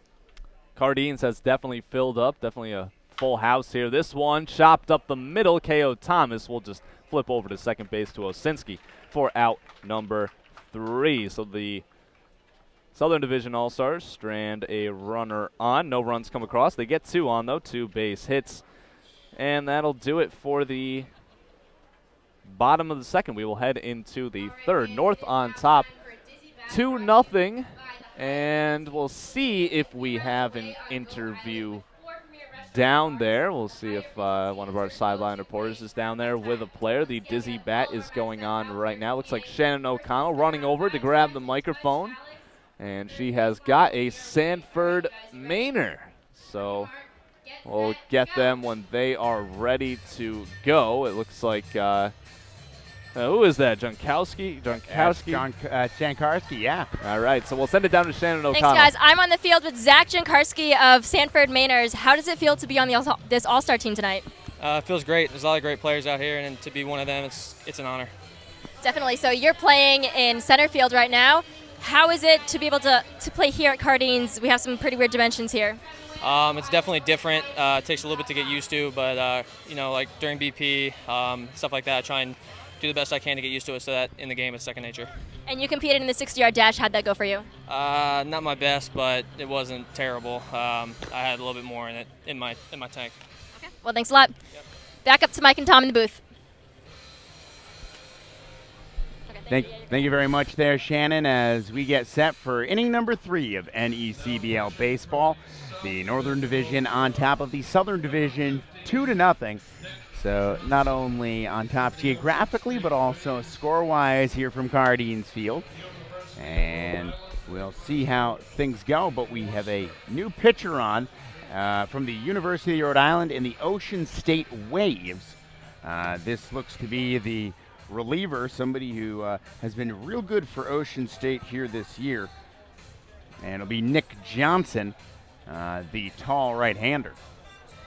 And Nick Johnson from the Ocean State Waves. He has made 14 appearances, all in relief this season, 1-0 record, .95 ERA. He has pitched 19 innings and has racked up a very impressive 28 strikeouts, holding opponents to just 159 this season.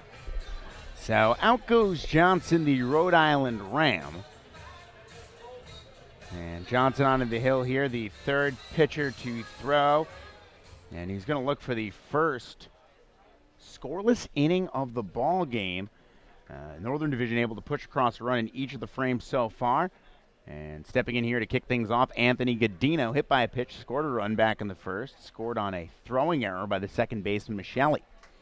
So he stands in from the right side. First pitch, fastball high and tight. Johnson lost the handle on that one. Some oohs and ahs here at Cardines Field, and 1-0 to Godino, a very loud 1-0. Yeah, that's a statement first pitch right there for Nick Johnson, letting everybody know that he is in the game. You could say that. The 1-0 pitch waved and a missed fastball, worked it middle in that time. And evens the count, 1 ball, 1 strike. Johnson very much in competition, looking for things to go well. A starting role at the University of Rhode Island, perhaps on a weekend this year. So he swings through that one, and it's 1-2. One of his teammates also vying for that spot, Blaze Whitman, a Sanford Mariners relief pitcher. Yeah, that's pretty cool. A couple of guys battling out for that spot, but Nick Johnson looking like he's blowing it by Anthony Godino so far in this at-bat. And that he is, straight heat. Johnson's 1-2 offering just fouled off. It'll dribble back towards the bunting behind home plate, and it'll be 1-2.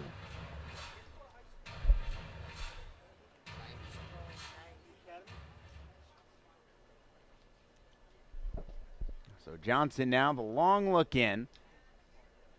The Ocean State Waves uniform on. He deals. That one misses low downstairs, 2-2. From Cardines Field tonight, the weather is absolutely gorgeous.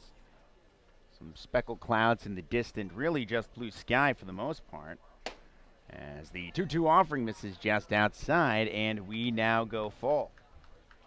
In Newport, 77 degrees right now. Chance of rain a little higher than most folks would like, 34%, though that should lower as the evening goes on.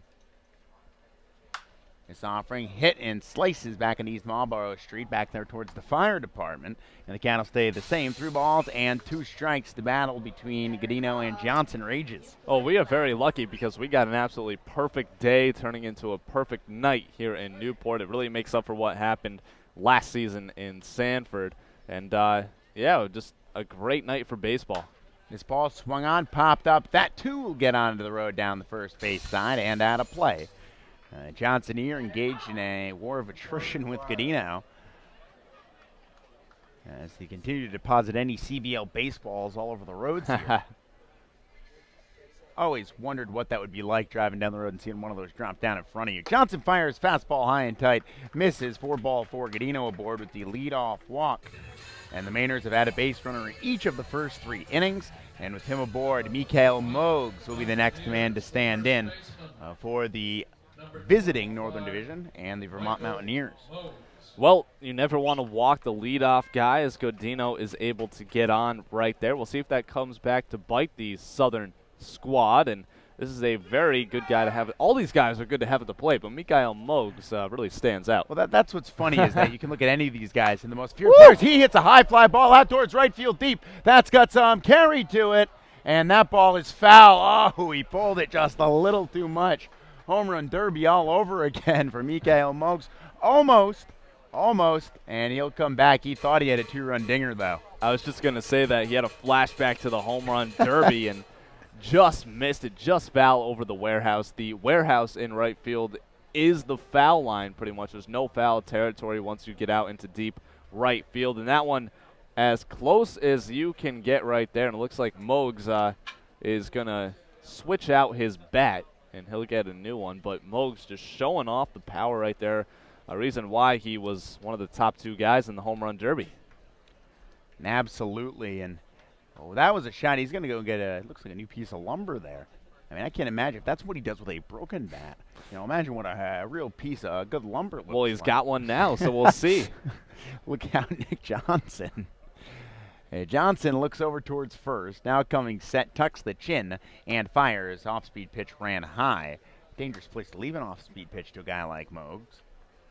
And the count evens up, a ball and a strike. I was thinking that it was a slow curveball coming in up high, and I thought, oh, man, Mogs is going to turn on this one.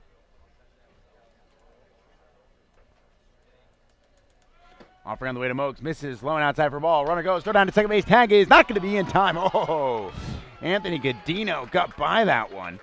I don't know how. That was a close play at second base. Thought they might have had him, but no, he is safe and resides atop the second base bag. It really was. It was a nice play, a throw by Andrew Penner, a nice catch by Grant Williams, but Godino just got the leg in time to second base, and now another runner in scoring position for the North team, and they could score yet again. Ball lifted left side off the screen. It'll kick back down onto the third base side. And the count will stay 2-2 here. 1-2 here, excuse me.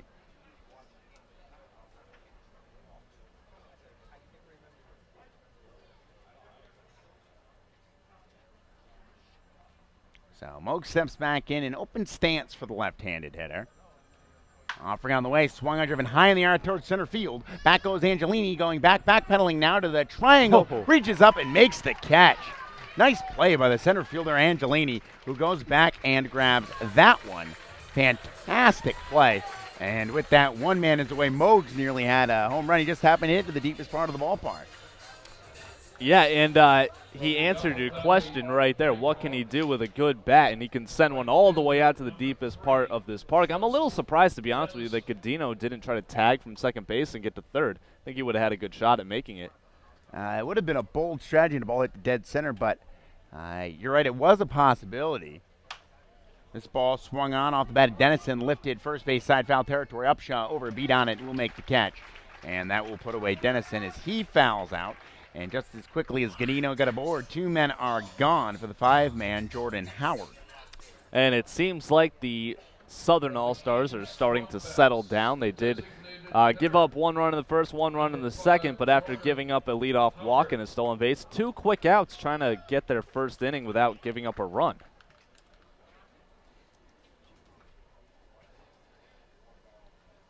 Now here's an offering as a fastball misses high and upstairs, well away from Howard, 1-0. What impresses me about Jordan Howard, and yes, I know he's playing at Alumni in Keene, but he is not a big guy at all, and he's got 7 home runs. That's really impressive. So now an open stance 2 for this left-handed hitter. Offering misses for a ball to Howard, and now it moves to 2-0. Godino's over there on second base, 2 outs.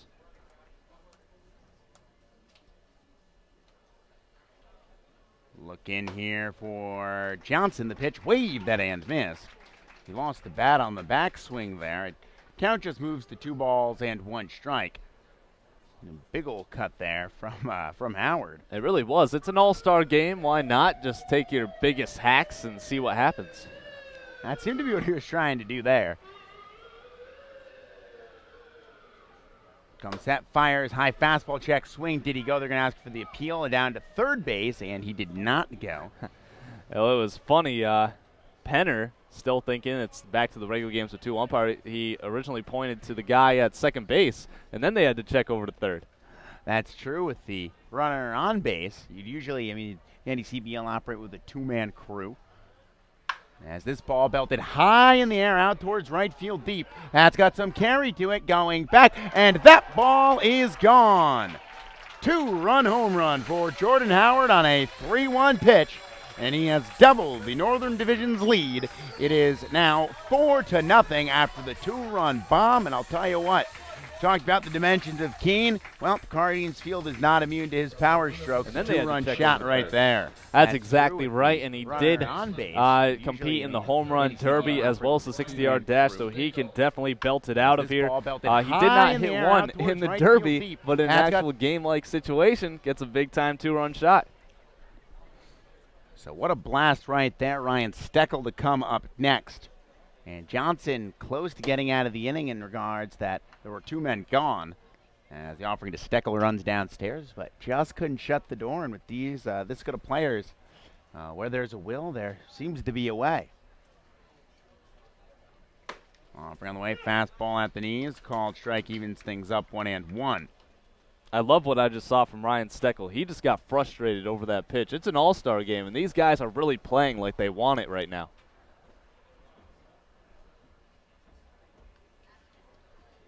So now here comes Johnson, fires. Ooh, off speed that time. Steckel waved over the top of it, and it'll go 1-2.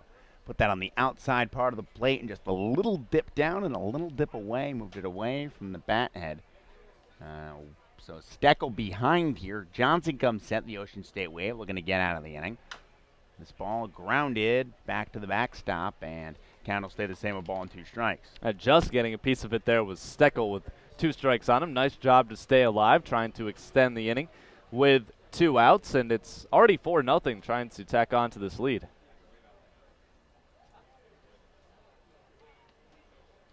So So now Johnson deals. This one hit hard towards third, right at Lunsford, gobbles it up. His throw across the diamond is just as nice as his ability to get a hold of the baseball, and that'll do it here in the top part of the third for the Northern Division. They pick up 2 runs on what is 1 base hit, although it's a 2-run home run from Jordan Howard.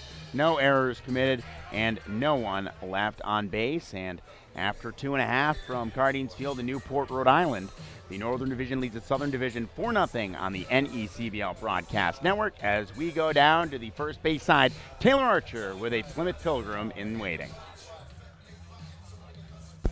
I'm here with Tyler Kirkpatrick from the Plymouth Pilgrims, and I just want to know, what was your first reaction when you realized that you were going to be on the All-Star team? Well, I was actually hurt for a little while, but when I found out I was on the All-Star team, a cool experience. Great honor to come out here and, size yourself up with the best talent in the league. And I don't know, I was excited, and I've never been in Rhode Island before, so that was another thing. But it was cool. It was a really cool experience, and I was happy. Nice. And how do you feel about playing in front of all these fans and scouts today? Oh, it's really cool. Played in the All-Star game last summer, and this by far is way better. Come out here, a few thousand people, a bunch of scouts. It really helps everybody. Everybody's relaxed and hanging out, and play with different guys in the league. Like I said, stack yourself up. It's just a good time, something we all look forward to. So. Nice. Well, thank you for your time and good luck tonight. And back to you guys in the booth. Thank you very much, Taylor. As we welcome you back, we have a new pitcher on as the night is over for Lyman. Goes an inning, 2 hits, no runs, of course not earned, no walks, 1 strikeout, and the new pitcher is a North Adams Steeple cat. Yes, it is. It is Braxton Wilkes. He has made 5 appearances. All 5 of them have been starts. He has a 5-0 win-loss record. That's pretty good. A 1.33 ERA for Braxton Wilkes. 27 innings pitched, 19 strikeouts, and opponents are hitting 182 against him. And I mean, this is awesome. Every single guy that's coming into this ball game is having incredible numbers, and it's to be expected. It's an all-star game, but to get to see these guys in person one after another is a really cool experience. I mean, it's like a video game in that regard. Everybody's good, and it makes it that much more fun, when fire fights fire, how do things turn out? And we'll get to see here. Wilkes was one guy I was very excited to see. Talking about that in the pregame, somebody I wanted to see deal. I can tell you I've watched him shut down the Sanford Mainers twice this season. I think he's thrown about 12 or 13 innings, allowed 1 run. So, and wow. And I remember correctly, that run was the first earned run he had allowed this year. That's ridiculous. This kid can really deal. First pitch grounded right side at Mogs. He collects. It's going to be a foot race to the bag. Mogs is not going to get there in time. Hey, you got to love the effort from Mikael right there. Digging all the way. The pitcher was not there in time, so he slid in there, but just not in time. So with that right there, you indeed have a base runner on Angelini. And the important part, go back to the top of the order now. Flip the scorecard over. Toby Handley now as we get to the top of things, the Mystic Schooner. Yeah, it'll be really good to see Toby Handley get to the plate. He came in late, started with the Bourne Braves of the Cape Cod League this season, as I mentioned, a Cape Cod League All-Star last season, and he has been tearing it up for the Mystic Schooners. To be completely honest, I was a little bit surprised that he was named a starter because he got to the team so late, but he's been great. He swings, puts one on the ground toward short. Osinski's got it. Problem with it, throws to second. That's going to get away from Kao Thomas into right field. Advancing to third base is Angelini. That is where he will hold up as the ball is eventually collected out there in the corner. And Handley going to hang up at first base. But we'll see how all this goes here. I think it'll be an E6 on Osinski. And that'll make sense. So the Southern Division is starting to get something rolling. They got runners on the corners with nobody out. They trail by 4, but in an all-star game, that can be quickly erased. So the Northern Division here leading 4-0, although 2 base runners on for the Southern Division. A Schooner and a Wave doing some damage here as the first offering into Grant Williams. Looks to be good for strike 1.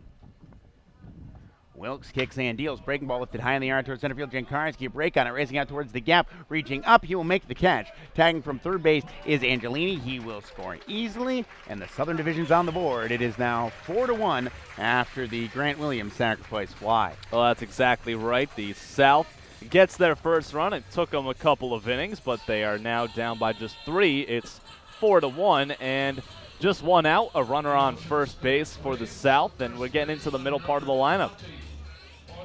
And that we do. Handley holding up at first base.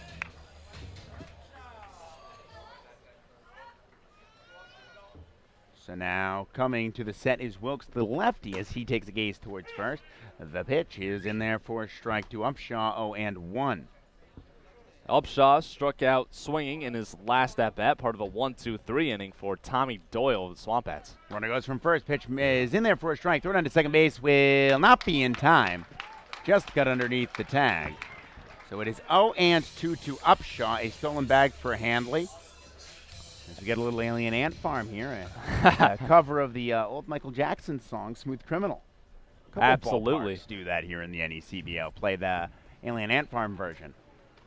Now, which one do you like better, Michael Jackson or Alien Ant Farm? Alien Ant Farm. I'm sorry to those who lived through the 1980s, but it's just a little cooler. Plus, it's literally the only song I know by Alien Ant Farm. Yeah, that's very true. And, of course, it's not even their song. No, it's not. I mean, if you could name another song by them, I'd be impressed and also shocked. I'd be upset almost. As this one misses outside to Upshaw, 1-2. As far as you're concerned, they do not have any other songs. That's it. And that can only be it. It's like the band Wheatus. Their only song is Teenage Dirtbag. They didn't release anything else as far as I know. Some of the great one-hit wonders of the late 90s, early 2000s right there. As Wilkes now deals. Fastball popped up across America's Cup. That'll get down towards the Tourism Center over there. And the count will stay 1-2. Newport, a real busy place, hosting some high-level tennis tournaments this week. That's right. I heard Andy Roddick is in town. That's it. I know almost nothing about the game of tennis. I know I don't have the patience for it. As an offering misses outside, even things up 2-2 to Upshaw. ATP Newport.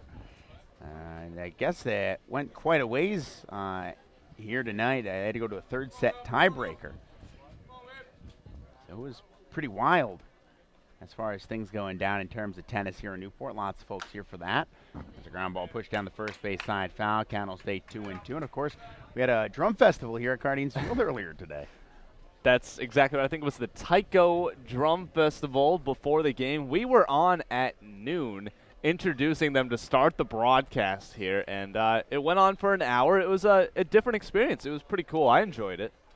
That's it. I mean, I don't have much drum festival experience as this one runs downstairs to make the count full to Upshaw 3-2. But it was certainly interesting. Got a decent crowd, too. Oh, yeah. So, it was nice. Not the all-star crowd that we have here tonight, but a decent crowd here earlier today. Right. They had to file out after the drum festival, and it was a lot of people in Cardines for that. That's for sure. The 3-2 popped up in the infield. Racing Wilkes into foul territory towards the dugouts. It'll be Moog going back in the baseball. Did he make the catch? Yes, he did. Yes, he Tagging did. from second base. Throw is going to go to third base. It is not going to be in time. Oh, wow, man. Toby Handley. One gutsy, Heads two up. heads up. That is great base running by the Mystic Schooner to get himself to third base.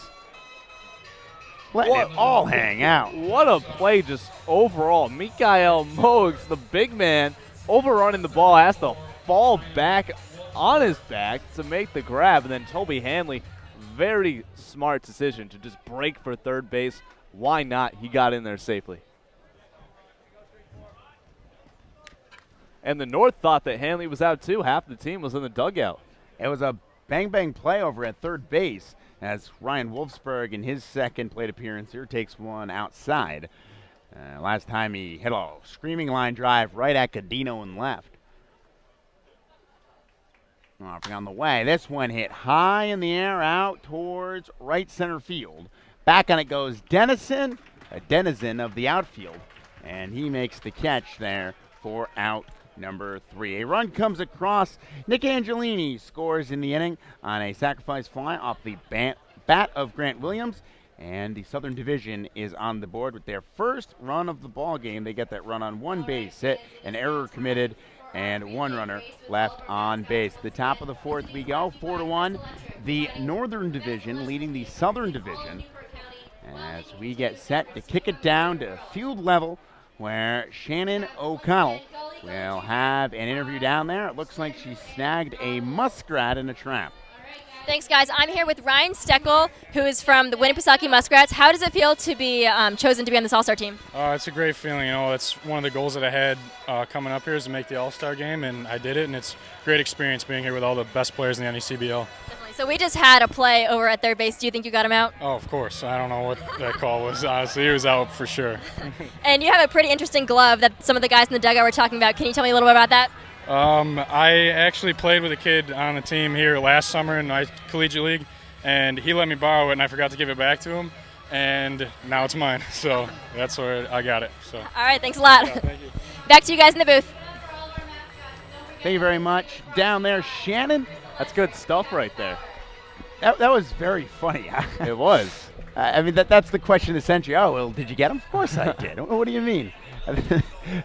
Absolutely. I love that question. Absolutely love that question. And we're back here. New Bedford Baysock on the hill here to face the bottom third of the Northern Division order. And somebody you know somewhat well, it looks to be Sam Nepiarski out of the University of Connecticut. Well, yes, it is. Sam Nepiarski on the Baysox this season. He was a Mystic Schooner last year, and he made the All-Star team last year for the Mystic Schooners. Nepiarski from New Bedford. He's made 5 starts and 1 game in relief. He has a 3-0 record, 2.30 ERA. He has pitched 31 innings, 24 strikeouts. And Tom, I've talked about this. Ben Farber is in the building, the voice of the New Bedford Baysox. And he said if it wasn't for Nepiarski, this team could be in a worse spot than they are, and they're starting to rise up in the South, but Nepiarski has been the really strong point of the pitching staff. You can look at him on the pitching staff and Wolfsburg on the offensive side of things as two guys who have been phenomenal. Also the Mainers, you can't overlook the backstop there, Andrew Penner. And this is a ball club that, you're right, got off to what I'd call an unlucky start. They were walked off on a number of times in their first 10 games. So close, it didn't pan out there, but they've made a run, and the question will be, is it too little too late? They have closed in there in the back end of the Southern Division, currently sitting They're in a playoff fourth. spot. They are right now if the playoffs started today. So answer might not be too little too late, but can they hold on now? As the first offering from him misses high and tight to Osinski, 1-0. He singled and scored in the second. We will definitely see, and I'm sure you have been keeping a close eye on the Baysox this season. Has popped up third base side. It will get out of play, 1-1. Now my former team there. I certainly keep closer tabs on them than almost anyone else in the NECBL, although playoff fever has kind of struck the Mainers recently, so my obsession has been the top of the NECBL's Northern Division. Of course, getting to write about it every night and all that. Gotta keep up on what's happening in the wide world of NECBL baseball. This one, a hard ground ball hit out towards third. Nice snag by Lunsford. Another nice play over at the hot corner. His throw easily puts away Osinski. And a 5-3 ground out. Lunsford, some solid D over there at the hot corner. Oh, no, it was actually mishandled by Upshaw on the back end. Huh. So, all right. E3, I was just about to say, Lunsford's been playing a really great third base, and that's going to be an error on the first baseman. So, not Lunsford's fault. That's going to be a little frustrating. I thought it was an easy out. Yeah, and that is the second error of the ball game for the NECBL Southern Division. And this one belted out towards right field. My goodness. That one is high, it is far, and it is gone. Eric Osberg, the Valley Blue Sox, gone. A 2-run home run as the Northern Division adds to their lead. Is now 6-1, their second 2-run home run of the ball game, Mike.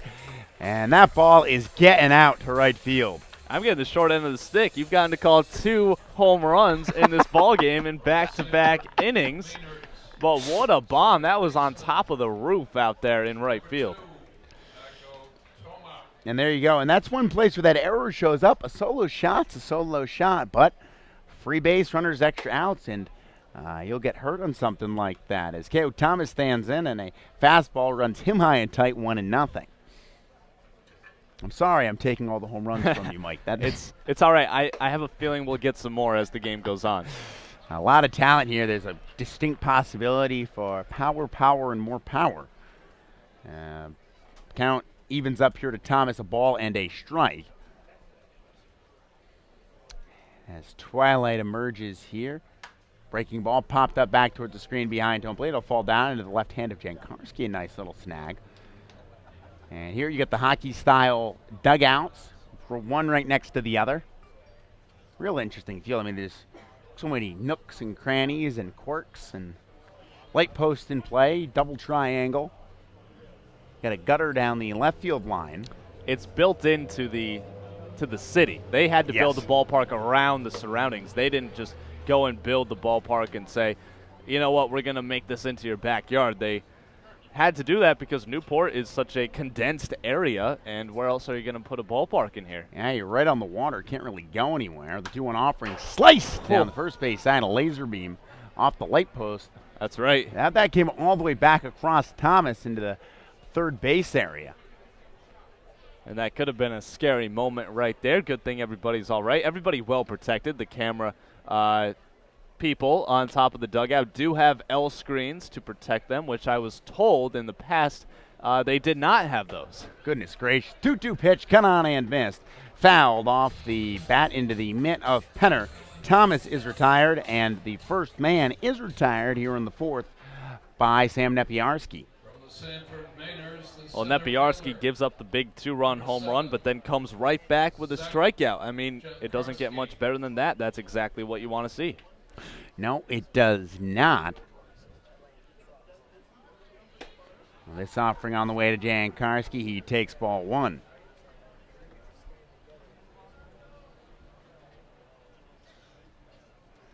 And Jankarski out of the University of Maryland, the Terrapin, swings and it's a hard left side diving stab by Lunsford.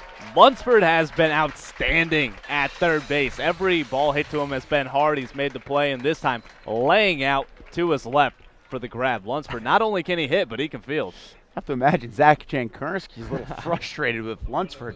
That's the second well-struck ball in his direction that Lunsford has made a nice play on. The 5-3 ground out to open the ball game, and now the line out to third base. I mean, that's going to get an exclamation mark in my scorebook here. That was a nice play. It really is. Wow. That's awesome right there. I'm a literalist. It's there. First pitch to Godino, backdoor changeup, called strike one. Godino, his third time at the dish, hit by a pitch, walked, stole a base, scored a run back in the first. Productive member of this offensive society. And this one taken out or part 0-2. Going back to Chase Lunsford, I think when people around the league think of him, they think of how great of a hitter he is, and his fielding's a little underrated, and he's showing it off tonight. The 0-2 offering looked inside. He went for the inside corner, did Nepiarski, didn't quite have it, and it moves to a ball and 2 strikes.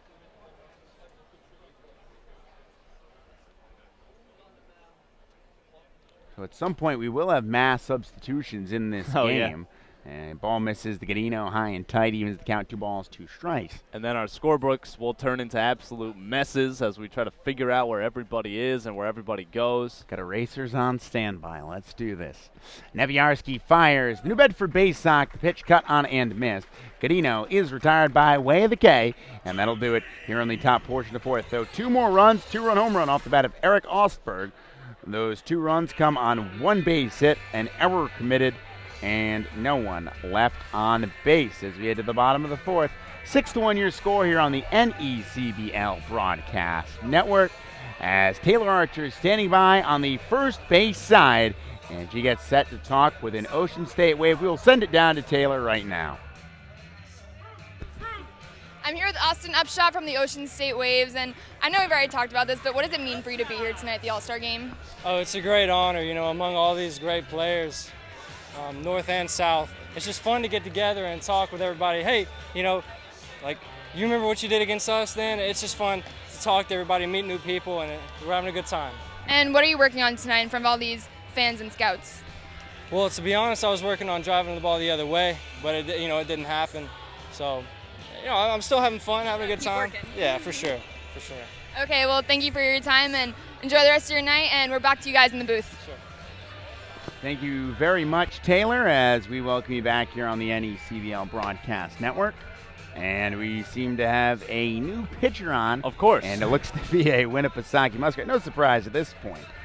Looks like Andrew Politi, and he is a tremendous pitcher. Anthony Politi. Have Andrew on one sheet, Anthony on the other. But it's Politi from the Muskrats. He has made 9 appearances, including 4 starts on the season. He's coming in with a 3-1 record, a 1.11 ERA in 27 innings for Politi, if I'm looking at the right guy. Yep. No, 32 innings and 30 strikeouts for Politi. Opponents are hitting 170 against him. He came in with an ERA under 1 against the Mystic Schooners a couple weeks ago, and the Schooners got 5 runs against him. So, a little bit of ups for my hometown Schooners right there. Certainly made Schoon very happy. Oh, yeah. Schoon not in the building. One of the few mascots that are not here. I think Schoon may be locked away in the closet in the press box at the shipyard. That's no way to treat a whale, I'll say that much. But that'll mean the end of the night for Braxton Wilkes. An inning, a hit, a run, unearned. Walked no one and struck out no one, faced 5 men. So the new pitcher on here, as we mentioned, Anthony Politi. And Politi came in at a nice little appearance against the St. Paul Mainers a couple nights ago. The Mainers have seen Winnipesaukee 2 of the last 3 nights. That's a lot. So you get to see these guys. There's 3 Winnipesaukee guys, all in the left side of the field. Well, pitcher now and then third and left. They've got a fantastic defensive team. And the first pitch put by Lunsford, 0-1. Ahead of it was the third baseman for the Schooners.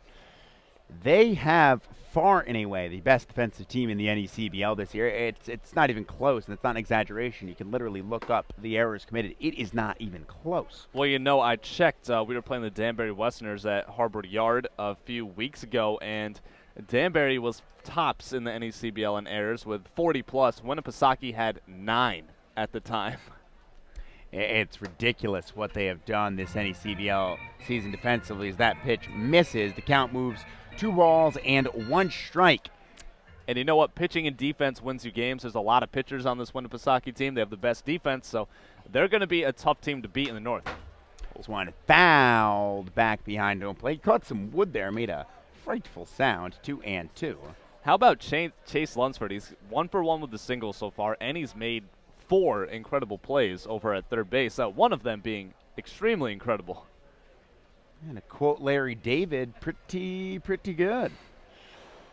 Offering on the way, popped up left side. That will carry foul, getting off towards America's Cup. And the count will remain the same, 2 balls and 2 strikes. And in talking about that defense for Winnipesaukee, 980 fielding percentage. They've committed 21 errors in 30 games. Offering on the way. Linebacker, that's going to kick off his foot out towards third base. Gobbled up by Steckel. He'll throw on the move. That will be in time. Just in time. Whoa, that was they really got him close. at first base. Great play by the third baseman Steckel, helping out another Muskrat. And they're going to head out there and take a peek at Politi to see if he's fine. Really got him off the heel or the back of what would be his right foot. Yeah, that was kind of a scary moment. It looked like he's all right, just laughing it off with the Keene Swampat manager, and that is going to be Jim Nagrit.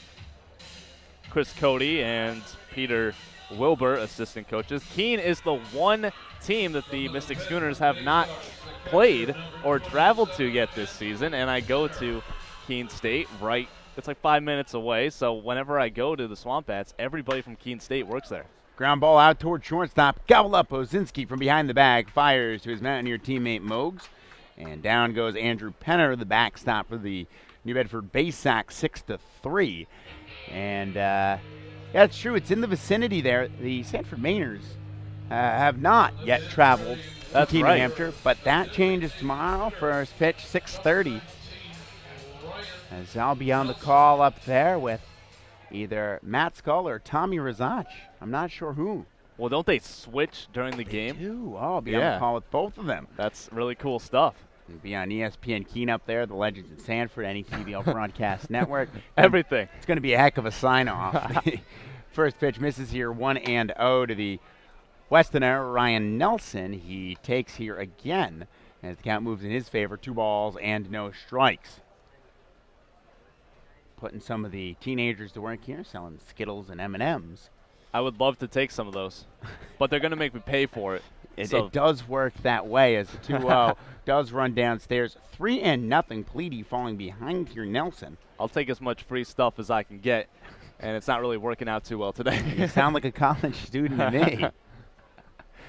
As the pitcher, Pleady, kicks and fires the 3-0, get me over pitch there, right over the heart of the plate, 3-1. Now, Ryan Nelson singled in his last at-bat, was stranded on first base in the 2nd inning, and now Pleady trying to get a quick 1-2-3 inning. Oh, this offering lifted first base side. Mogs racing into a little foul. Torrey is there. Woo. He reaches up. He leapt up into the fence down there in the corner, and on top of the tarp, he's holding his elbow on his shoulder as the trainer comes out to see Mogs. You never want to see that in an all-star game. I love the hustle by Mikhail. I appreciate him going all out after it. It's the competitive spirit. We'll look at a replay on this one, but man, oh man, if he is hurt, that is just terrible right there, and you hope for the best right there. Yeah, I mean, it's sad for that to happen in an all-star game. Obviously, it would be a big blow to the Mountaineers right now, or are mounting a comeback in the Northern Division, have been kind of in the cellar down that 6-7 area all season, and have finally begun to rise to the top as we take a look at the fly ball out there. Got off the top of the fence. He had a beat on it, a hard charge in the way. You can just see the way that he kind of just went flat Stanley there on the tarp. You hope best case scenario he hit his funny bone. And we'll see. He grabs the glove, and we'll see if he stays in the game here. Looks like he's got some movement in his right arm. That's the one that looks like it's hurt. He's clenching his fists, and he's going to exit the game. And the smart move there, a game like this one, he's already been up to the plate here in this ball game. And he's shown what he can do in the home run derby. Absolutely. You got to make hope that he's all right and can get going for the rest of the season. So it seems the new first baseman would be Chris Stark in the Valley Blue Sox. Sock, singular.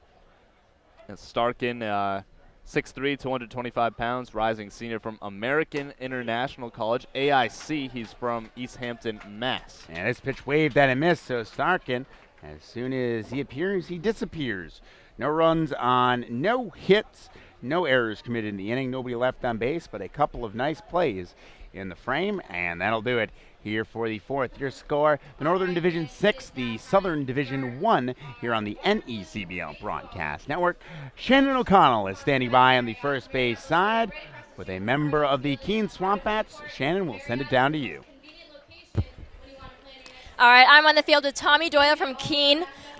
You pitched in the first inning and didn't give up any runs. How'd that feel? Felt good, especially playing for the All-Star team. Like, it's a great competition, so just going out there and trying your best, so felt good. One of your Keene coaches is actually the head coach for the Northern Division. What kind of leadership is he giving out today? Well, yeah, I mean, having him be a coach during the season and also in the All-Star game, it's just kind of fun. It kind of feels normal, like a normal game, so. And how do you think playing here in the NECBL is helping you for your next season at UVA? Oh, yeah, I get a lot of great experience, learning about yourself, so it's good to have that experience and going back to school with that stuff. So. All right, back to you guys up in the booth. Thank you very much, Shannon O'Connell, with that interview with the starting Northern Division pitcher, Mr. Tommy Doyle. So we will move on into the top of the fifth inning here, NECBL All-Star Game. The North squad is leading the South 6-1. We've already got two-run home runs off the bat of Jordan Howard and Eric Osberg, and we are going to have a new catcher into the game first. It's going to be Charlie Carpenter from the Newport Gulls, and then also Tom, I'll let you introduce the new pitcher. It's going to be an Ocean State Wave. And it looks as though it'll be Robert Hitt. Robert Hitt, a record of 0-1 in 12 appearances from the pen, 2.51 ERA. He has 8 saves. That is best in the Southern Division. And with those 8 saves, he has done that across 14 innings, 23 strikeouts, 7 walks. Opponents hitting 118 against the Ocean State Wave. His job, his role, more accurately, that of the stopper. Stop the NECBL Northern Division from scoring, as they have done it in every inning so far. Yes, they have. This one lined left field side. Will it stay fair? No, just a foul ball. That one very close from Chris Starkin, the new first baseman into the game for the Valley Blue Sox. For the Blue Sox, he's hitting .254 with 3 home runs, 18 RBIs, 1 triple.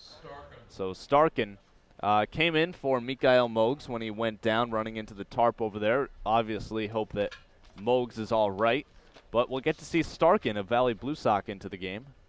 And the pitch from Hitt is going to be in there for a strike. It's quickly 0-2. Nice breaking ball right there. Able to snap a real good one off. The count 0-2. Here's the pitch, and it's fouled straight back. Staying alive right there is Chris Starkin.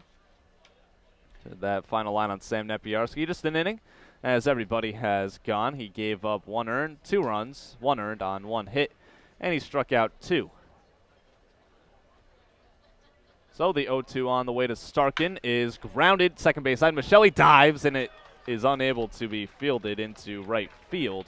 That's going to be a leadoff base hit for Chris Starkin. And the Northern All-Stars, they seem to get the leadoff runner on a lot. It's going to be the 3rd time they've done it. Oh, you're absolutely right about that. And, you know, they've been pretty talented at doing that. I mean, it seems as if this whole game has been played, you know, by video game rules. We just start the inning with somebody on first base or something. It's like that. I mean, they've been able to put somebody on in every inning. Error, walk, base hit, hit by pitch, whatever it is. They've had somebody on this entire game. The first pitch from Robbie Hitt, or Rob Hitt, as Justin Galanti likes to call him, is upstairs for ball 1 to Joey Dennison, the Upper Valley Nighthawk. And off for second base is going to be Starkin. The throw down from Carpenter is not in time. And Nick Michelli can't believe it. Neither can I. Neither can you.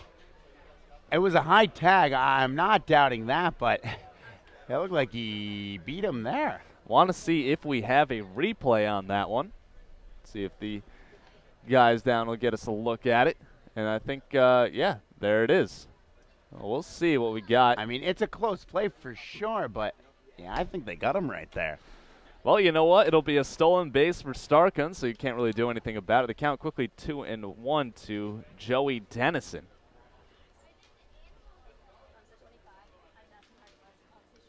So Hitt is ready, and he delivers. This one is going to be skied, foul territory, right field side. Get out of play. Over toward the Mudville Pub, which is in the right field area of Cardines. And I've never been in there. Have you? Yes. I went in there as a 19-year-old and got a soda. Nice. I sat there with Rick Avila, former Bay Sox show manager. We talked about the Bay Sox, their vision for the next season, things of that nature.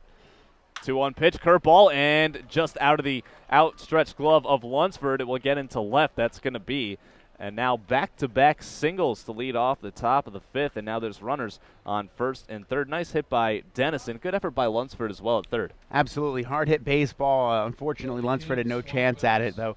Made it a real close play.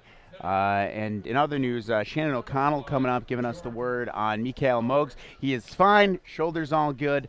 Some discomfort there. The trainer's taking care of it. He is 100% A-OK. Awesome. But obviously going to sit out this game. One, I mean, got to get subs in at some point, and 2, precautionary reasons. Jordan Howard ground to first. They throw it 2 for 1-1, and they will not be able to get Jordan Howard. The speed showing off right there. So that's going to be an RBI ground out, as scoring from third is going to be Starkin. It's now 7 3-2-1. And that continues the trend of the North scoring at least a run in every inning. I mean, you see a play right there, ball hit to the right side, reasonably hard. It's always hard to swing the back end of a play like that, where you're going, in this case, 3-6, to swing it back around to either the first baseman, who has to kind of sheepishly go backwards, or the pitcher covering on the move. The count is 0-1 right now to Ryan Steckel. He is 0 for 2 on the day. Couple ground outs, 1 to second, 1 to third. This one's going to miss outside. The new catcher in there, Charlie Carpenter. Carpenter, an extremely tall guy for a catcher. He is 6'6", 230 pounds, from South Carolina, upstate in Winter Springs, Florida. 6'6" catcher. You don't see that too often. No, you don't. That's for sure. A big, big dude.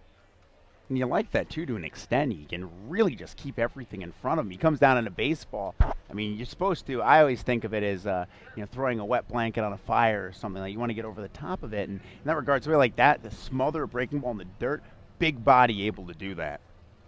So the count is 1-2. Pitch to Steckel, breaking ball. Didn't break all the way down, and now it's even 2 balls and 2 strikes. So we have Jordan Howard, the very speedy and powerful Jordan Howard of the Keene Swamp Bats, on first, and now Steckel of the Muskrats trying to get it done. Counts even, and this one, wow, what a pitch. Steckel thought it was coming at him, and it broke over the plate. Unbelievable for strike 3. Absolute filth right there from Hit. I mean, you see why he's the closer on what is the best pitching staff in the NECBL. That was absolutely savage. Great breaking ball. You got a guy spinning out of the way of it, and it just floats across the inside corner. Nice pitch there by Hit, who I got to say, really good baseball name. It really is, and I think the guys in the dugout will let Ryan Steckel hear about it as he's back in there. The count to Mike Osinski is 1-0. And what was they saying his nickname was before the game? No hit? No hit, yes. I think that's what it was. Rob Hit, no hit.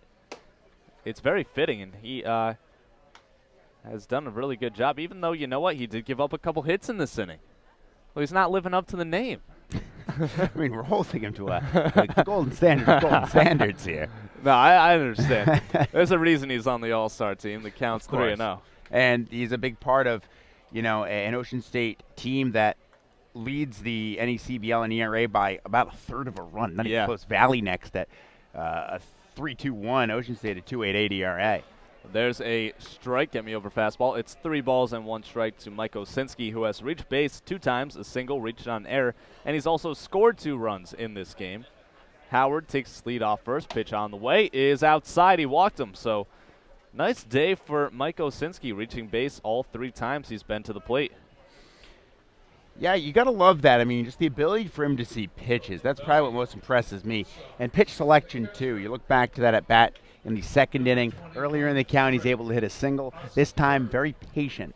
And, sometimes you can work off a lot of pitches, and, that'll bode real well for you. But oftentimes, it's finding the right pitch, not so much as seeing a great many pitches. First pitch to Eric Osberg is inside. Osberg, his last at-bat, got a big-time 2-run home run that was up on the roof up in right field, and it was a no-doubter. Counts 1-0 to him. 2 outs here in the top of the 5th inning. Pitch on the way. This one turned on, and it's going to be fouled out of play left field side, and count will even up 1 ball and 1 strike. Now, Osberg is the catcher from the Valley Blue Sox. The Blue Sox pretty well represented here at the All-Star game.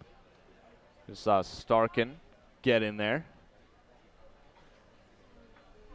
Well, the count's even 1-1. Runners on first and second. Pitch on the way is just going to break a little bit low. Counts 2-1. So it is Osinski on first, Howard on second. A Mountaineer and a Swamp Bat on base with a Blue Sock up and a big hack at that one, but it's foul tipped. Counts 2-2. A big old cut that time from Osberg. And shades of the 4th inning, was looking for a dinger in the 4th. Got it. And this time in the 5th, fouled that off the end of the bat. And, a pitch like that, it's such a big, powerful left-handed hitter. Take a pitch at the knees and put that thing over the fence in right field. How about this? Valley Blue Sox at the plate, and the deuces are wild. inside, gets to the backstop. Both runners will advance. It's got to be a wild pitch right there on Rob Hit. So now Howard to third, Osinski to second base, and now a really good golden opportunity. There's 2 outs, but for Osberg to drive in these couple runs. So we get these nice Newport coins. This is awesome. Foul back, 3-2 count. No, you're right. That we do. They're neat. You get a Newport, Rhode Island, incorporated, 1784, settled 1639 on one side. And then flip it over the other side, the pineapple. Skied, shallow left field. It looks like Grant Williams, the shortstop, will get under and make the grab for out number 3. But the North team is going to add one more run with it's Sarkun coming in to score. It is 7-1. Northern Division All-Stars on top of the Southern Division All-Stars as we head into the bottom of the 5th inning. And we'll see Taylor Archer does have an interview with a hometown Newport goal. We'll throw it down to Taylor. I'm with Steven Scott from the Newport Gulls, and what I wanted to ask you tonight is, what was your first reaction when you realized that you were going to play in the All-Star game? Just excitement overall. Just really excited to be able to play in front of a bunch of scouts, play with the other great guys in this league, and just have fun with it. And I know you haven't been in the game yet, but what are you going to work on, and what's your goal tonight in front of these fans and scouts? Just to show them that I play the game hard and have fun. All right, well, thank you for your time, and back up to you guys. Well, thank you very much, Taylor Archer, with Steven Scott, a hometown Newport goal. And I'll tell you what, Steven Scott, well-deserved All-Star appearance for him. He hit a home run at the Shipyard last night as part of a 12-9 Newport Gulls win over the Mystic Schooners. He now leads the league with 8 home runs as we head into the bottom of the 5th. And a new pitcher will be on the mound. It's one of your Sanford Mainers, Tom. It is. It's Will Tribuker out of the University of Michigan. Tribuker, record of 3-1, 5 games, all starts, a 1.33 ERA through 27 innings. He has allowed 13 walks, struck out 28, opponents hitting 170 against him. And as a starter here, Tribuker has been phenomenal.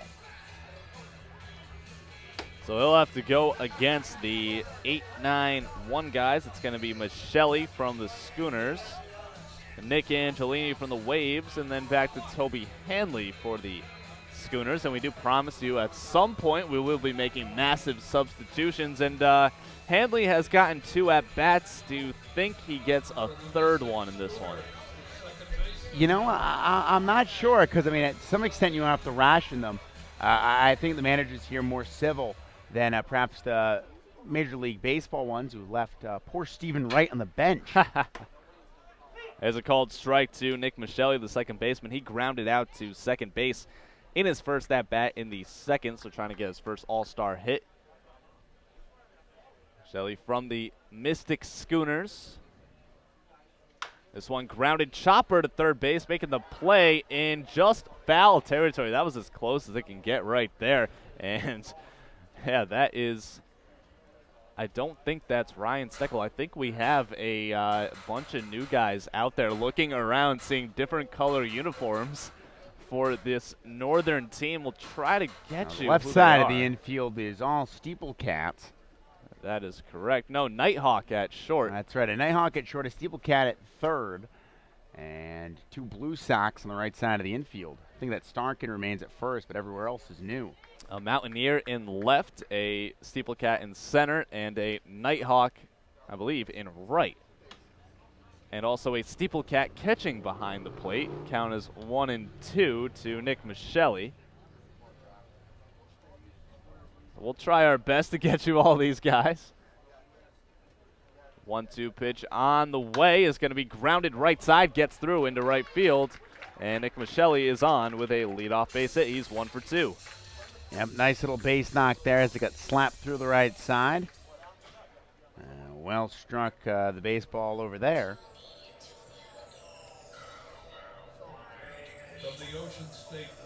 Taking a peek around here to try and figure out who is who. Well, Joey Dennison is a Nighthawk, and Nighthawk is still in right field, so it could be another Nighthawk, or it could still be Joey Dennison. An abundance of Nighthawks. This one is outside to Nick Angelini, who's 1 for 1 on the day, and the official scorer, Jarek Kraski, is getting Mazza for the Steeple Cats is going to be catching. So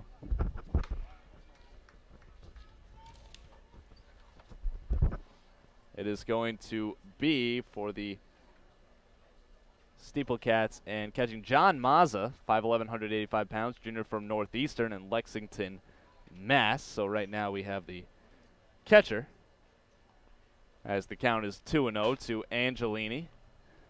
This one lined right up the middle, gets off the glove of the pitcher, and everybody is going to be safe. That's going to be a base hit for Angelini. Michelli to second, Angelini to first. Back-to-back base hits for the Southern Division to start out the bottom of the fifth. Yeah, back-to-back singles here, and, you know, both of them, the one from Michelli out to right field, clean that one, caught off the boot, right off the toe of Will Try Bucher, and, you know, tough right there. You get the ball in the infield, ground ball too, think you might be okay, and his shortstop kind of running in the wrong direction as it bounced off his foot, and ball had a whole different plan of where it wanted to go.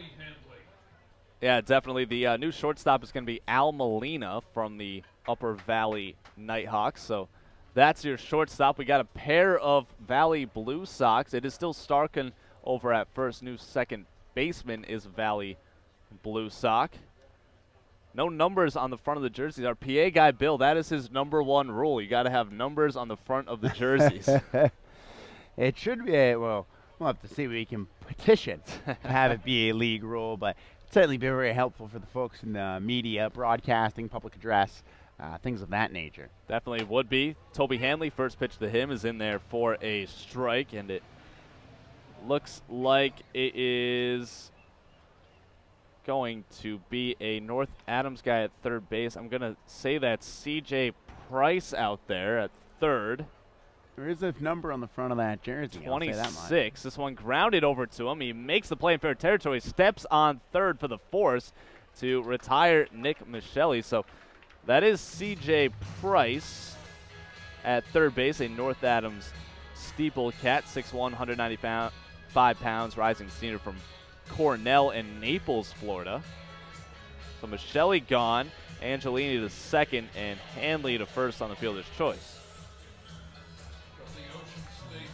And that'll bring up Grant Williams, the Southern shortstop from the Ocean State Waves. He has got a sacrifice fly in this game. First pitch to him is going to be in there for a called strike. So it is 7-1. Northern All-Stars on top of the South here. Bottom 5, 1 out. Counts 0-1 to Williams. Runners on first and second, though. This one skied into foul territory, right field side. Starkin goes over and will run out of room, it looks like, and it drops the foul territory. Count is 0-2. And you're right about that. Careful over there on that side of the world after what happened to Mogs. Yeah, definitely have to be. And Mogs, it's great to know that he is all right. You just got to take him out of the game for precautionary reasons. And just coming out, you know, an inning before all the other starters did. Counts 0-2 to Grant Williams. Pitch on the way is going to be fouled, first base side, and we'll do it again at 0-2. That may be Grayson Padgett in the outfield and right field. I see 35 in left, and that is a Vermont Mountaineer. So that is going to be Troy Skoka out in left, a Mountaineer. And you said you had the right fielder. Who do you think that was?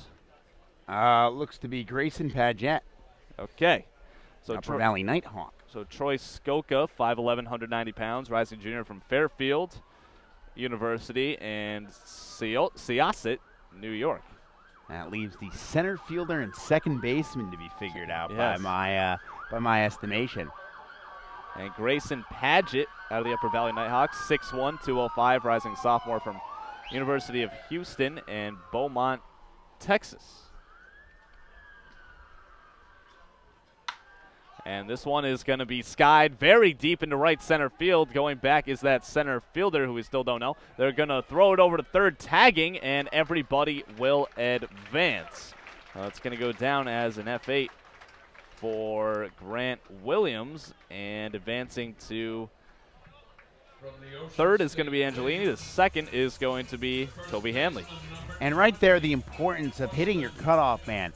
The center fielder decides to throw to third base, be the hero, get the lead runner. Well, you don't get him, and the consequence, runner on the back end of the play at first base advances the 90 feet into scoring position. A single here plausibly scores 2 runs for the Southern Division, which they desperately need right now. And they certainly do. This one from Upshaw to right field, and making a sliding catch out there is Grayson Padgett. What a grab for out number 3. That was a pretty impressive catch. That was absolutely phenomenal. What a play, and you knew he had it because he just shot that right hand up into the air, showed the umpire the baseball. Nice play right there by the outfielder to end the inning and keep the Southern Division off the board. So we are through the 5 innings. We'll send it down to Shannon O'Connell with an interview with a Valley Blue Sox. Take it away, Shannon O'Connell. All right, I'm here in the field with Eric Osberg from the Valley Blue Sox. You are starting catcher tonight for the Northern Division. Yep. How was it to be behind the plate for pitchers that you've never played with before? There's definitely a little bit of learning that needs to be done quickly. It's a little bit uncomfortable, but we pretty much know that they're going to throw fastballs. They want to show what they got to the scouts, and all the guys are good and they can spot up, so it's not too bad, but there is a little bit of uncomfortableness sometimes. So how was getting that 2-run home run in the 4th inning? I mean, I'll never forget it the rest of my life. On this stage, in front of this crowd with all these scouts and the guys that are here, just an unforgettable moment. I couldn't believe it when I hit it. I just kind of looked at it for a little bit. I blacked out right there, and I'm going to remember it the rest of my life, and I'll look back on it years to come. And what does it mean to you to be an all-star? I mean, it's awesome. I mean, it's always been a dream to play for the Blue Sox. I'm from that area. I grew up, going to those games, and they would do advertising at my Cal Ripken Little League events. So to be here at the All-Star game is something, again, that I'll never forget, and I'm happy. So just a great experience overall. Yeah. I was in the Futures League All-Star game last year, and to compare the experiences and to have both those experiences under my belt is something, it's amazing. All right, thanks so much. Thank you. Tom and Mike, back to you guys in the booth. Well, thank you very much, Shannon, and we head into the top of the 6th inning. It's 7-1. It looks like the the Southern Division All-Stars have made a major overhaul. So some of these guys I can recognize from seeing the Southern teams so much. It looks like to me at first base, I know that is Cole Gordon because he is an absolute monster of a human being. At second base, it is going to be Mr. Cole Fabio, a Newport Gull. Aaron Hill takes over the Mystic Schooner at short. 3rd-time All-Star for him. It is going to be number 15 out of the Plymouth Pilgrims, and that is going to be Brian Sharp at 3rd base. That's the first pitch in there to figure out who's at the plate in just a minute. Also a new pitcher into the game. Tom, why don't you give the new pitchers statistics as the 0-1 is lined or blooped into shallow center. Cole Fabio is going to make the grab to second baseman for out number 1.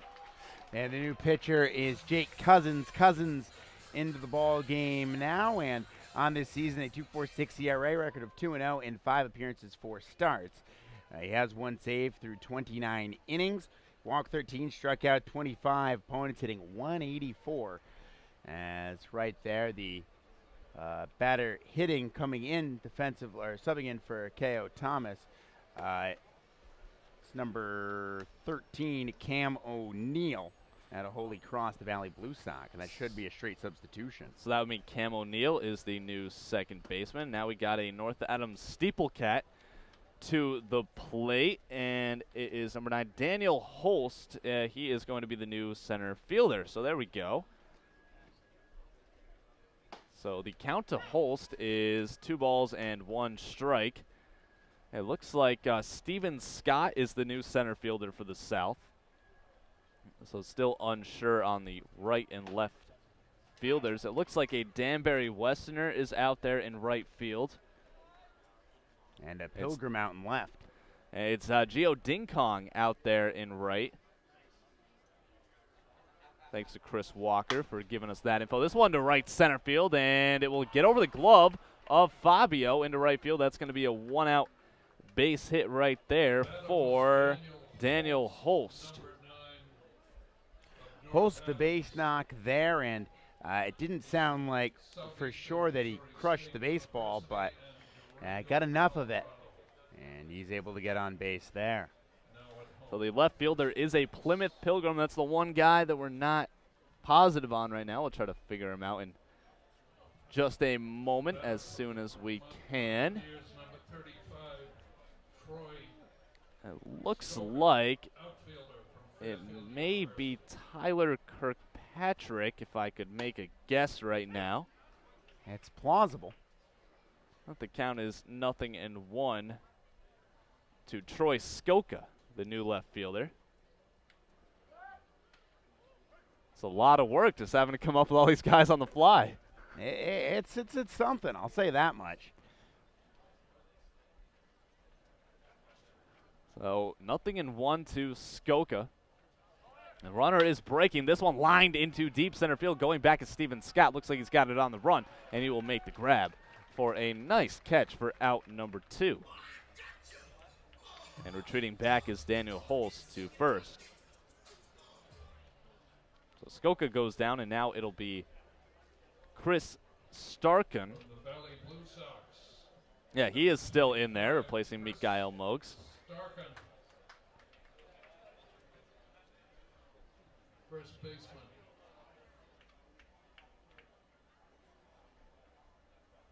So I'm going to assume that it is Tyler Kirkpatrick out there in left. Breaking is Holston. He is thrown out by the catcher Carpenter. Nice play by Aaron Hill at short. So Daniel Holst is caught stealing. He goes down an unconventional 1-2-3 inning to end the top of the 6th. We'll head into the bottom of the 6th. It's 7-1, North on top of South. And Taylor Archer is down there grabbing the microphone, looking for an interview. I hope they interview Aaron Hill at some point, a 3-time All-Star. That'd be pretty cool.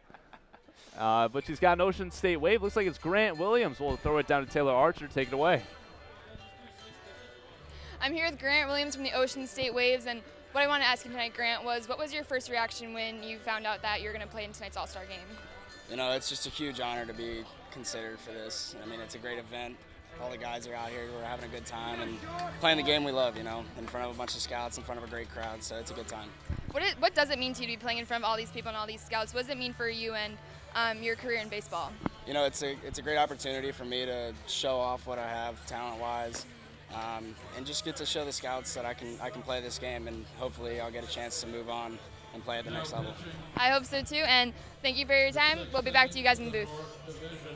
Oh, thank you very much, Taylor Archer, down there with Grant Williams, one of the best hitters in the NECBL, the shortstop for the Ocean State Waves. Taking a look at some spectators on top of the warehouse up there, a few of them enjoying the sights, and not a bad place to be, right over the scoreboard in beautiful Cardines Field. That's pretty cool. So we are going to have all of these switches right now for the Southern Division, and it also looks like a Valley Blue Sock is in to pitch for the Northern team. Tom, who is he? It looks to be Mark Washington, the tall right-handed pitcher.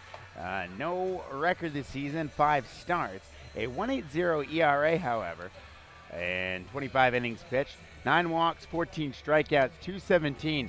Pitches to contact. You might think a guy like that tall, a fire thrower, pitches to contact a bit, but obviously very, very successful despite not having a record that indicates as such.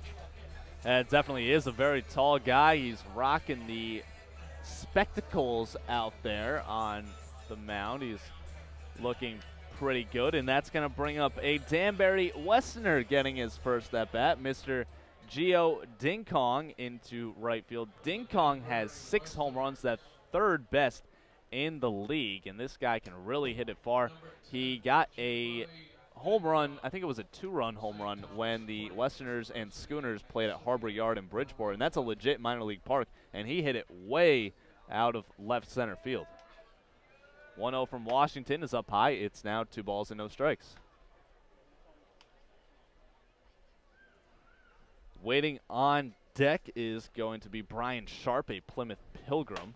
This pitch just catches the plate. It's 2 balls and 1 strike. No, it is bottom 6 here at Cardines. This one outside. 3 balls and 1 strike now to Gio Ding Kong. Ding Kong, one of the best names. The Danbury Westerners have the best team as far as names go in the entire league, in my opinion. And Ding Kong works a leadoff walk. Yeah, that he does. I always wanted to sit down and make an all-names team, you know. There are a couple guys. I thought Buck McCarthy had the perfect baseball name last year with Ocean State. Loved Rowdy Andrews. Thought he was an all NECBL name. Got to do it at school with the Atlantic 10 basketball teams and go through their players and put together some real good teams. Now, who got the top name? Oh, there were a couple. Papa Nadal had a good that's one. A nice one. For McGlynn. For McGlynn. That's awesome. Yep, he was Patrick McGlynn the 4th. It goes by 4, and his trademark thing was hitting 3s, so it was always 4 for 3. That's pretty awesome right there. He could have hit more 3s. Let me just put it that way. But that's still the coolest thing if you can call that in a game. Oh yeah. This one's going to be inside the count. 1 ball and 1 strike to Brian Sharp, a Plymouth Pilgrim. Sharp, 6'1", 195 pounds, goes to the University of Missouri, rising sophomore from Liberty, Missouri. Washington kicks, delivers, and a swing and a miss. Looked like he was out in front of it. Counts 1 and 2. And got an off-speed pitch that time, and a big old cut from Sharp, although, like you said, just ahead of it a bit too much there. You know, really kind of off balance. Washington has him guessing a bit. So the 1-2 pitch is going to be grounded over to second base. They will throw to 2 for 1 to 1 for 2. And that is going to be the first 2 outs of the inning. Nice double play turn there by the infielders. And you got to remember, the second baseman and shortstop not teammates, so the first time they've ever turned a double play. Hey, and you know, it looks seamless. 4 to 6 to 3. I mean, check this out on the replay. Right at the second base, O'Neill, the flip, grabbed by Molina, the throw to first base, well in time. That is a nice-looking double play. A blue sock to a Nighthawk, back to a blue sock, and that will bring up the hometown guy, Charlie Carpenter, the catcher, big-time swing and a miss. This is that 6'6" catcher on the Newport Gulls. And we'll see what he can do. He's going to line this one foul out of play, right field side. Carpenter on the season for the Newport Gulls. If I can find him. Well, no Newport Gulls starters. I don't have his numbers right now in front of me. 1-2 outside. It's even 2-2. Yeah, this year Carpenter in the Southern Division hitting .351 for Newport in 15 games. 2 homers, 13 runs batted in. Not bad. .413 OBP. Guy gets it done, simply put. Definitely, and Newport has been the hottest team in the NECBL by far. They've won 5 games in a row.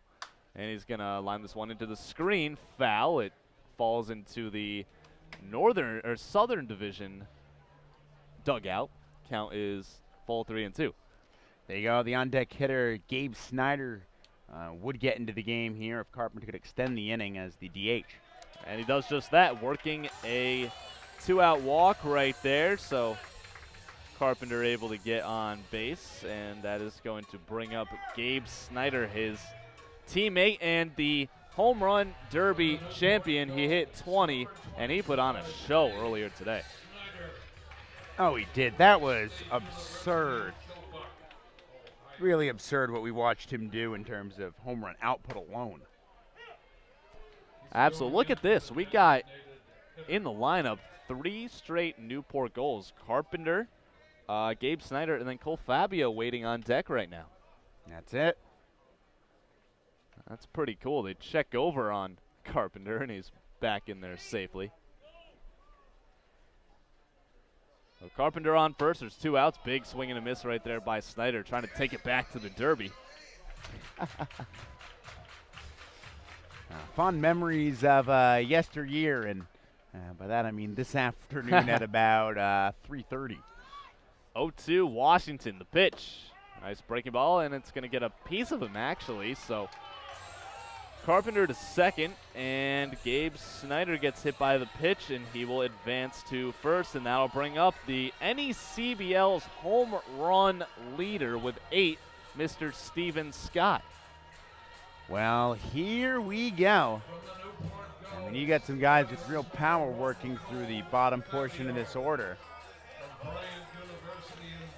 Steven played a game at the Shipyard, home of the Mystic Schooners, last night, and he launched one over the right field fence, no doubter. So Steven Scott, a very skilled player. Actually, no, excuse me, it is Cole Fabio. I messed it up. Scott in the on-deck hitters. Oh, so 4 straight goals going. It's a goal party up in here. The first pitch to Cole Fabio is going to miss outside for ball 1. And that is right. Steven Scott is waiting on deck. Well, they're just getting all these Newport goals in, one after another. Looks like a pinch runner into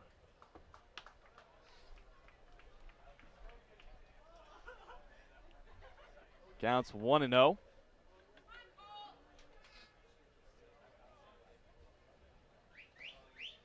To Fabio. Washington is going to deliver, and there's a called strike. It's 1 ball and 2 strikes.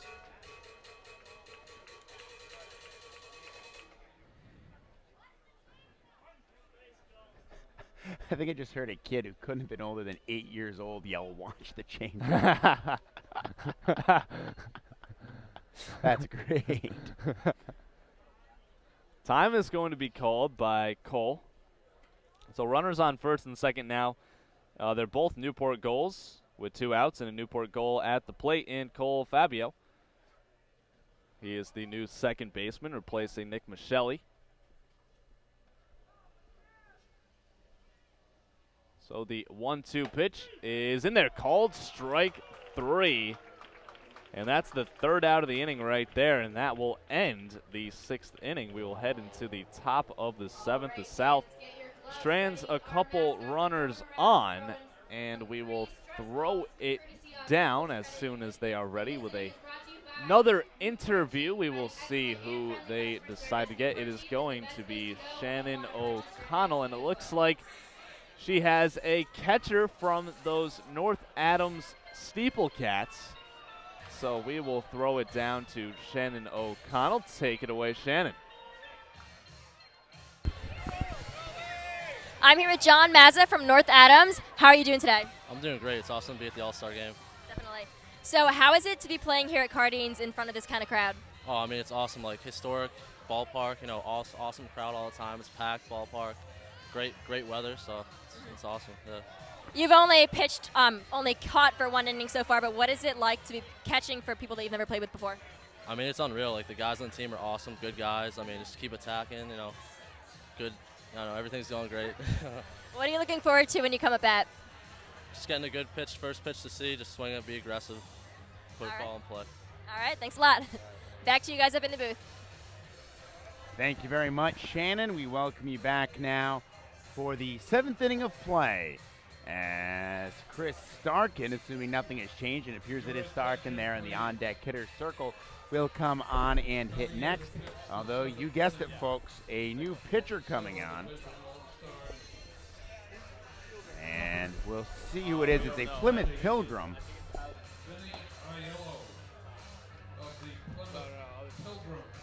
And for the Plymouth Pilgrims, Do we have an idea who it is right now, Mike? Who the new pitcher into the ball game is? I was getting a clarifying who it looks like 20 for the Plymouth Pilgrims. Vinny Aiello, the right-hander. Vinny Aiello. We'll take a look at his numbers quickly for Vinny, Plymouth Pilgrim. And Vinny Aiello.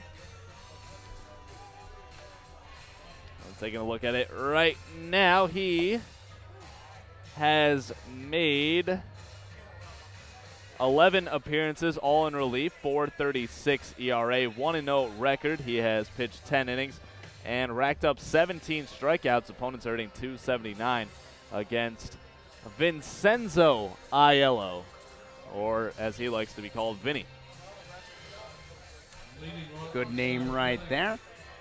So Vinny Aiello out on the hill. And Sanford on top in this ball game or rather Sanford, the Northern Division on top, 7-1, a force of habit right there. As Starkin gets set to stand in, the Valley Blue Sock takes a couple of cuts before digging in on the left side. Really wants to dig in there as he ranges all sorts of dirt to his liking.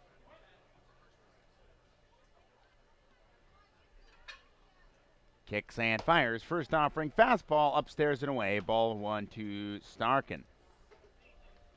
And Starkin has gotten one at bat. He singled, and then he was able to steal a base. That was in the 5th inning. Hitting .254 this season. 3 homers, 18 runs batted in.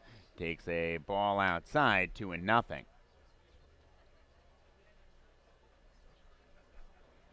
And Starkin here in this ball game, as you mentioned just now, Mike, been real productive.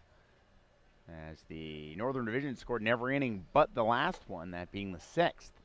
His pitch misses outside. Count goes to 3-0. And so, excuse me, Aiello trying to find the strike zone. Now you don't want to come in and walk a leadoff man. Aiello kicks and fires, blows a fastball by him. Green light there for Starkin. Why not? Why not? You have a 6-run lead, the North does. They're up 7-1. And, yeah, just take a big swing at it, see what happens. 3 balls and a strike. This one, fastball upstairs, ball 4. So Starkin gets the free pass. He'll trot down to the first base bag. And with the Valley Blue Sock aboard, Joseph Dennison. I don't think that's correct, as things have changed since I last updated the offensive portion of my scorebook. And for the Upper Valley Blue Sox, it appears it'll be Grayson Paget. I did have him defensively for the record. We're good. A lot of quick changes, but once we get everyone in there, I think we're fine. So Paget standing in there takes strike 1, 0-1. Paget this year hitting .328 through 18 games. 3 homers, 7 runs batted in. Only struck out 8 times this year, .414 OBP. Puts the ball in play as he took that one for a ball, evens things up 1-1 to Paget. That's all you got to do is put the ball in play, and good things will happen. And you know what? We haven't seen the fan vote honoree yet in this game. Jorge Jimenez from the Muskrats. That we have not. This one fouled back to the screen to the left of home plate. 1-2. There's a little door over there, and it hit just above the door. But how about that? The Winnipesaukee or Laconia Muskrats, there's been 2 years that the fan vote has been put in place, and 2 years that organization gets the guy. That's what it was, and it was a tight race. It came down to the end as this one swayed that missed ball in the dirt. Strike 3 with first base occupied. That'll be it for Paget. He strikes out swinging. A man gone here in the 7th. Starkin still at first base. And a Valley Blue Sock to stand in. And it looks to be Hezekiah Randolph. Now here's a guy who was in the home run derby earlier today. Has a lot of power. So Randolph standing in there. Really love, talking about names, love his name. Oh, definitely. That's an all-timer right there. That's a name that spells offensive punishment to me. And he's punished a lot of teams this year as he takes ball 1 outside. Randolph this season. Tell you about what he has done. .293 average in 27 games. 3 homers, 14 runs batted in. OBP up over 400 at 402. Offering on the way, misses outside. Late breaking action to that one from Aiello. And it'll be 2-0 to the Valley Blue Sox.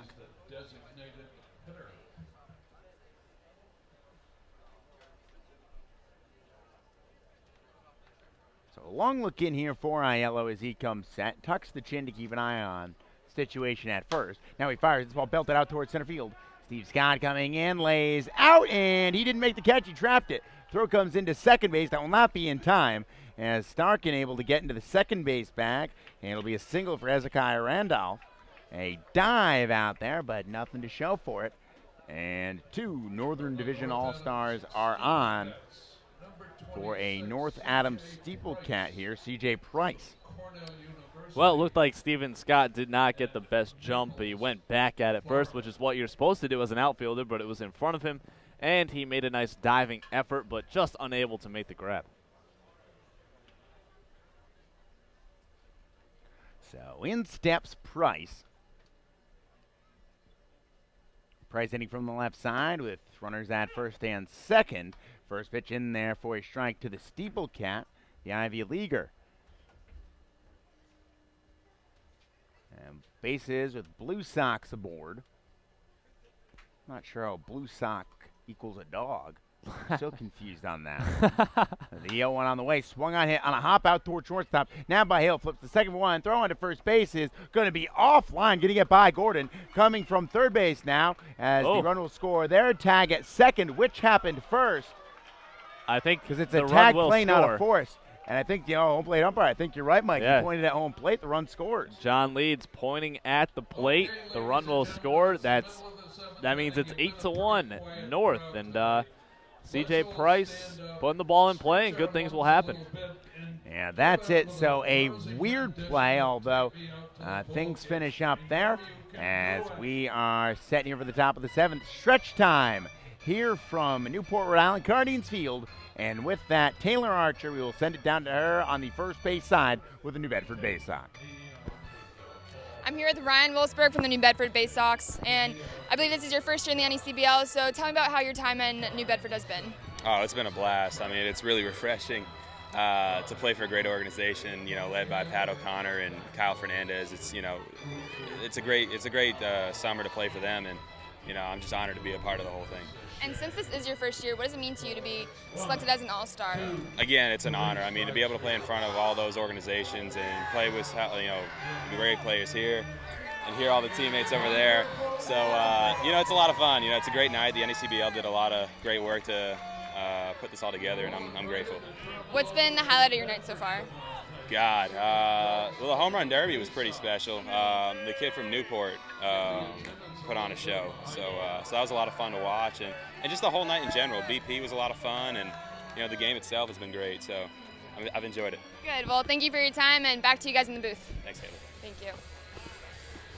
Thank you very much, Taylor, as we welcome you back. Your score now from historic Cardines Field, 8-1, the Northern Division leading the Southern Division as they score again in the 7th.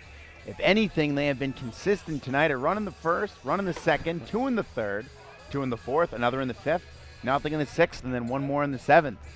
So not doing it with a big inning, but instead, what's the expression? Death by 1,000 cuts, something to that effect? They've just been able to get the job done, and they've been meticulously scoring runs. And you said going into this one you were expecting a pitchers matchup. It's been that way for the Northern Division pitchers. They are pitching a gem right now against the Southern All-Stars. And we do have an official attendance here tonight. It is 3,116 individuals coming to make it to Cardines. Gotta love the big crowd turnout. I mean, I have to say, you expected a big turnout here in Newport for the All-Star game. And as we get through the later stages of this one, and the nice thing, too, is to see all the different organizations represented in the T-shirts, the hats. I mean, it's so easy to remember it's your team and everybody else when you're on the road, as a player, as a broadcaster, whatever. But to see everybody in one place together, I don't know, there's something friendly and warm about it. It really makes for a really cool experience. One of the things that I've always wanted to do was check out an NECBL game where it's not the Mystic Schooners and see how other teams go about their business when, you see two brand new teams, or not brand new, but two other teams going at it. But this is even better. You get to see all these guys from every single team represented, and it's just really cool. So here you go, your fan vote guy here, Mike. There he is. A native of Puerto Rico, Jorge Jimenez. As he steps out of the hill, we'll tell you all about Jimenez in a moment. The first pitch on the way, and it's going to plunk at the Newport Gulls. Steven Scott, he'll trot on down to first base. So not a thrilling start there. So we will get you Jorge Jimenez numbers. He has made 12 appearances, all in relief, a 2-1 record, 3.98 ERA. He's pitched 20 innings this season and has racked up 25 strikeouts. Opponents are hitting 250 against him. So it's just really cool that the NECBL places the fan vote into the cards, kind of making it like the Major League where the fans can vote up there. And congratulations to Jorge for earning that nod. Absolutely. Well-deserving and good reliever here this year. And obviously the fans came out and definitely saw it that way as well. And you guessed right earlier in the ball game as well. It is Kirkpatrick. Maybe I shouldn't say guess. You rather did your homework. You were studious. I'll take that luck factor out of it. It is Kirkpatrick who's in the outfield, and Kirkpatrick now at the dish. Yeah, well, I saw the number really quick. Actually, I didn't see the number. I just looked for an outfielder and Plymouth Pilgrim, and that was the only one that matched. There you go. Deductive reasoning, I think, is what they call that. So with that, Kirkpatrick a ball and 2 strikes to his name. Jimenez kicks and deals. Looking for the outside corner. Got it called strike 3. Down goes Kirkpatrick as he is retired by way of the looking K. Scott still aboard at first base for Grant Williams. Or perhaps not, excuse me. As we have a Schooner in there, and it'll be Aaron Hill. Yes, it will be 3-time All-Star Aaron Hill, 3rd year with the Mystic Schooners. Only 5 years the Schooners have been around, so Aaron Hill really the face of the franchise for the Schooners. He goes to the University of Connecticut. From Groton, Connecticut, played his high school ball at Fitch, where the Schooners play their home games, so it's not a long drive to the ballpark for Aaron by any stretch of the imagination. He's a guy... All his teammates love him. Whenever the new guys arrive, he shows them around Mystic in the Groton area, gets them familiar with their surroundings. And it looks like we got a new pitcher in the game. First time we've seen it in the middle of an inning. It is a North Adams Steeple Cat. I believe it's number 21. And that means it is going to be Tanner Bird. And Tanner Bird this year, no record, 12 appearances, all from the pen. A 0.73 earned run average in 12 innings, 8 saves, best mark in the NECBL's Northern Division. And with that, 5 walks, 16 Ks, opponents hitting 143 against him.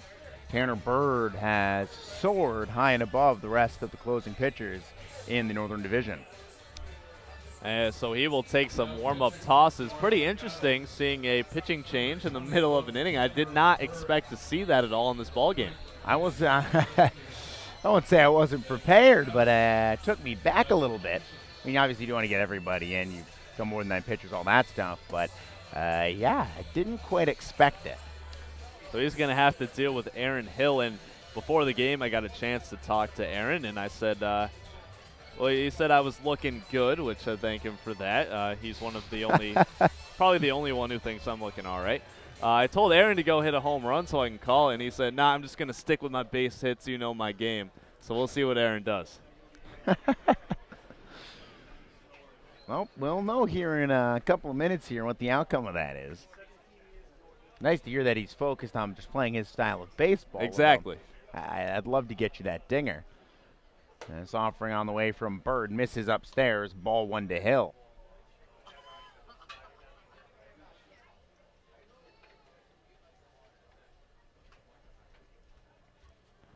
And Aaron Hill, an interesting stat, a tremendous stat.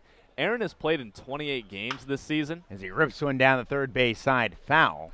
And he's reached base all 28 games. That is by far the longest streak in the NECBL. That's remarkable, really. I mean, to have that kind of season. It really is. It's outstanding, and one of them actually came in a pinch hit spot in the 9th inning, and he walked. Huh. That's pressure to keep the streak alive. That offering is going to miss 2 balls and 1 strike now to Hill, the Mystic shortstop. He's coming in with a .444 on-base percentage. That leads the team. That's down from the .456 mark he had a couple days ago. My goodness. Throw goes over to first base. Check on the runner. Tag is not going to be in time. Almost had him there on the back end. Steven Scott, a big secondary lead, but he gets back in safely. Aaron Hill's also batting .324 on the season for the Schooners, has 1 home run, 17 RBIs, tied for second on the team, and 6 doubles.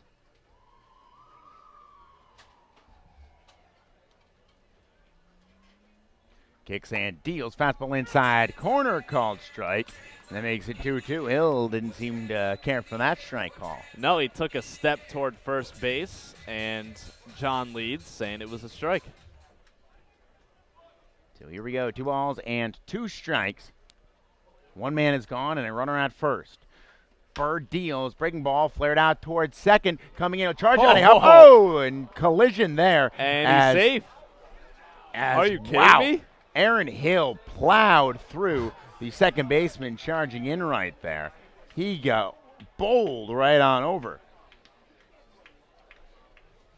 That was ridiculous, right? That was Steven Scott who ran over the second baseman. Hill to first base. And Steven Scott is going to be safe after the second baseman dropped the ball.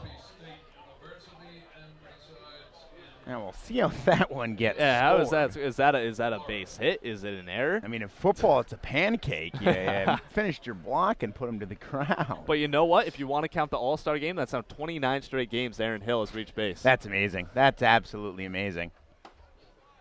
Breaking ball inside corner, called strike. Somebody gets it done, plain and simple. Exactly, and that's exactly what he does, and he gets base hits, he walks, he gets hit by pitches, he does everything. They're going to give him a single on that, a single for Aaron Hill. One of the weirdest singles you'll ever see.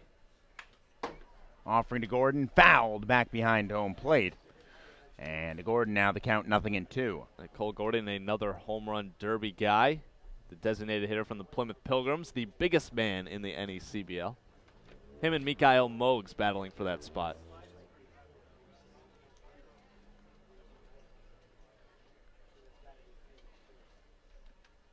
So now here we go, offering on the way, chop, right side, that is foul.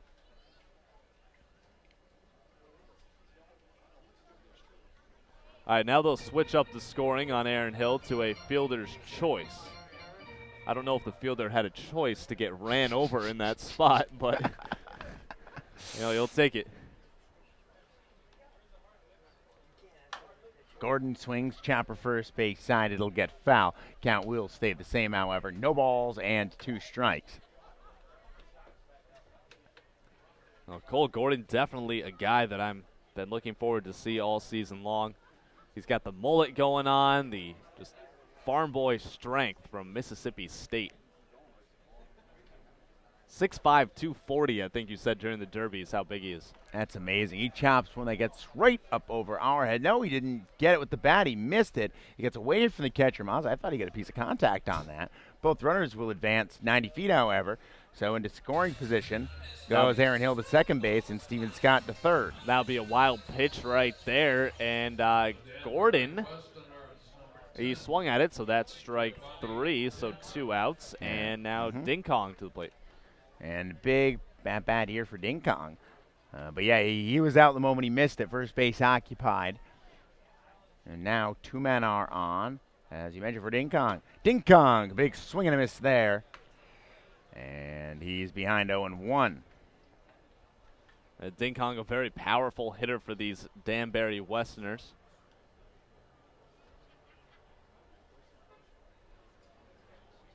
Offering on the way. Fastball misses upstairs. Appeal down to first base. He did not go. And it'll even things up for Ding Kong. 1 ball, 1 strike. And we'll see a chance for the Southern Division to make up some ground, get more than one run in this game. It's been that way for a while. Ball misses low and outside. 2 balls and a strike to Ding Kong. You know, we got a lot of North Adams Steeplecats in the game. A Steeplecat pitching to the catcher is a Steeplecat. We got another one at third and another one in center field. Yeah, plenty of cats. Steeplecats played a good brand of baseball this year. They have been. Offering on the way, breaks outside, and it'll now move well in favor of Ding Kong. 3 balls and 1 strike. You got the 2 Upper Valley guys at short and right, a Vermont Mountaineer in left, and the right side of the infield occupied by 2 Valley Blue Sox. As this offering will find the strike zone, and the count goes full. 3 balls and 2 strikes.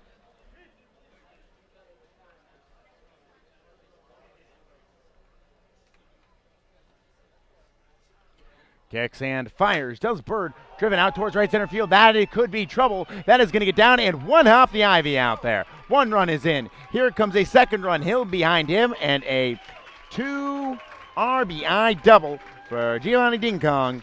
And with that, the now Southern Division has 3 runs up on the board. It is 8-3. Well, they look more like King Kong right there with that swing all the way out to right field. To the fence, bringing around 2. It's now 8-3. Really nice piece of hitting by Gio. And that play that occurred at second base looms all that much larger. The pancake there. It the really offensive does. lineman coming out of his stance.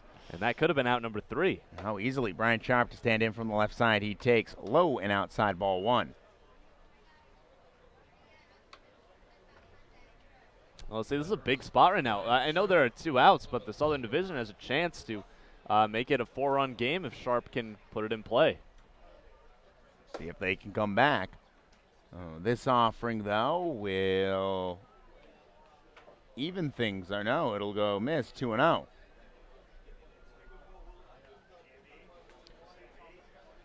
Sharp here, Charlie Carpenter.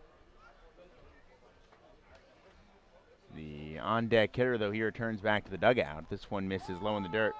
And 3-0 here as Bird is struggling with his control a little bit. Yeah, he really is, and it's not the time to do that. You only need 1 more out to bring it into the top of the 8th inning.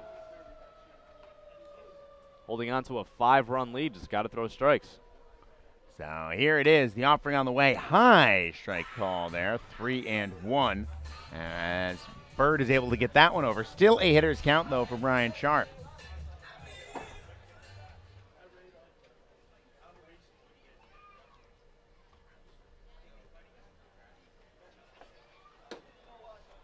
Offering fired, missed downstairs, ball 4. So Sharp reaches here in what is turning into a big inning for the Southern Division. At least a chance to make this a bigger inning. And time is called here, and we will have a meeting of the minds as Bird is going to be visited by the pitching coach here, Chris Cody. And it looks like we will have another Mystic Schooner come to bat for Charlie Carpenter. It's going to be Brett Bond from the University of Missouri. So Bond getting his first at-bat. He's done a pretty solid job for the Schooners this season. He is batting .273, 1 home run, 14 RBIs, and has hit 5 doubles.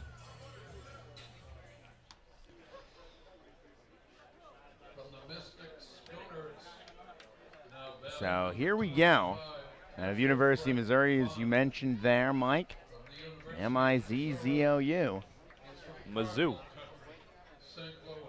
Truman the Tiger, all that good stuff. All my useless Mizzou facts, or all my useless SEC facts are centered around Mizzou. And at that, President Harry Truman, as this one misses outside for ball 1. Brett Bond, 6'1", he's a switch hitter. 210 pounds, rising sophomore, and he's from St. Louis, Missouri. Only been to St. Louis once. This one belted down the right field line. Will it stay fair? No, as it bangs off the warehouse out there.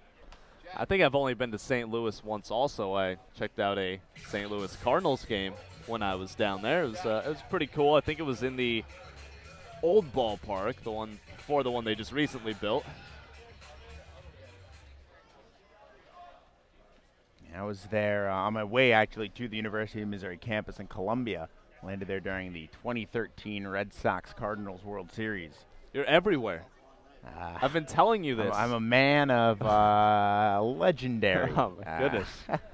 I talked to at Fenway earlier this year because we both went for school, and everyone's like, oh, my goodness, everybody knows Tom Porter. Because I went up and said hi. I'm just famous here. I mean, that's me. This ball waved at him. Is strike three. Big strikeout there for Bird as Mono, just strike two there. Started to walk out of the box. He had me fooled. So 1-2 here. He stays alive. Tell you what, those folks in St. Louis did not like that I was wearing a Red Sox jersey. Oh, I'm sure. A Red Sox jacket. This one taken outside 2-2. Yeah, they let me know really what they thought of it. And had to be separated from a hot dog vendor in Columbia. You'll have to tell me more about that story. I just like to defend my Boston sports teams. This pitch, big swing and a miss. Now he does strike out. I can say it with authority as the teams leave the field.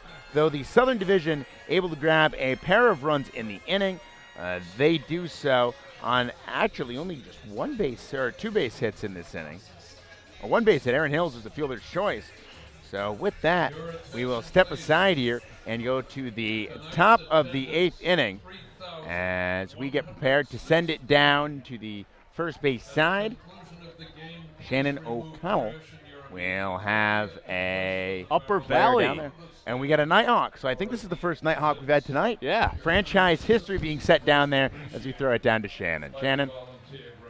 I'm down on the field with Joseph Dennison from Upper Valley Nighthawks. So you brought in the first run of the game. How do you think that helped the momentum of the Northern Division team? Well, it's just always good to score first. Normally the team that scores first can gain the momentum faster, and then we come out the next inning and put a 0 on the board, so it was good just to have a lead after the first inning. Yeah, and we've actually gotten 7 more runs since then. What does that say about the other players on the team? All of these guys are great players. They're great hitters. All of them are doing really well right now, and it's fun. And what does it mean to you to be able to represent both your team for Upper Valley and at your school? It's just a huge honor. I'm glad that I've been able to represent them well, and hopefully I made them proud. Great. Thanks a lot. Thank you. All right, Mike and Tom, back to you guys. Thank you very much, Shannon. As we're back here on the NECBL Broadcast Network, past the 9 o'clock hour here from Guardians Field in Newport, Rhode Island. Tom Porter, Mike Majeski on the call here with you. And down on the field, Taylor Archer and Shannon O'Connell. Taylor of the Ocean State Waves, Shannon of the Newport Gulls. Mike, you're a schooner, and I'm a Mainer, which I guess makes me a moose here, and you a sailboat. But nonetheless, I guess so.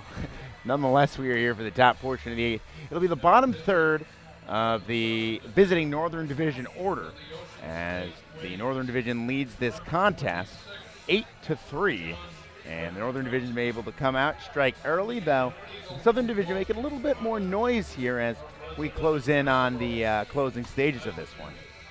Yeah, the Southern Division has slowly come back into this ballgame. It could be too little too late as we enter the 8th inning, but this has just been a really fun display of talent going on between all these teams in the NECBL. Now that we're in the 8th inning and we've pretty much seen everybody except for, a couple pitchers here or there, it's just awesome. It's been a tremendous experience and really a once-in-a-lifetime thing, twice-in-a-lifetime thing for Mr. Tom Porter. I can't believe you went there.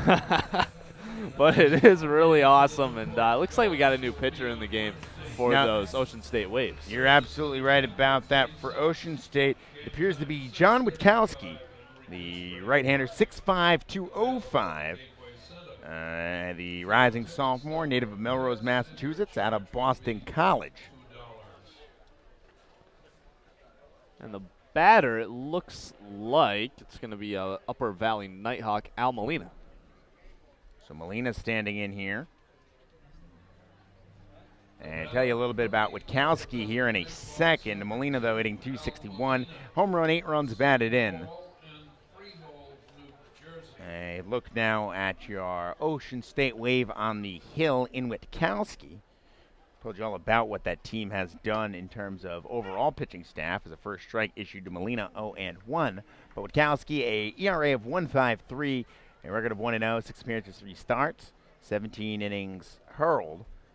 And across that time, 5 walks to 16 strikeouts, opponents hitting .250 against him. And Al Molina at the plate right now is from Freehold, New Jersey, goes to Seton Hall. He's from the same town as Schooner Ryan Ramis. Big swing and a miss there, picked out of the dirt. Throw down to first base in time.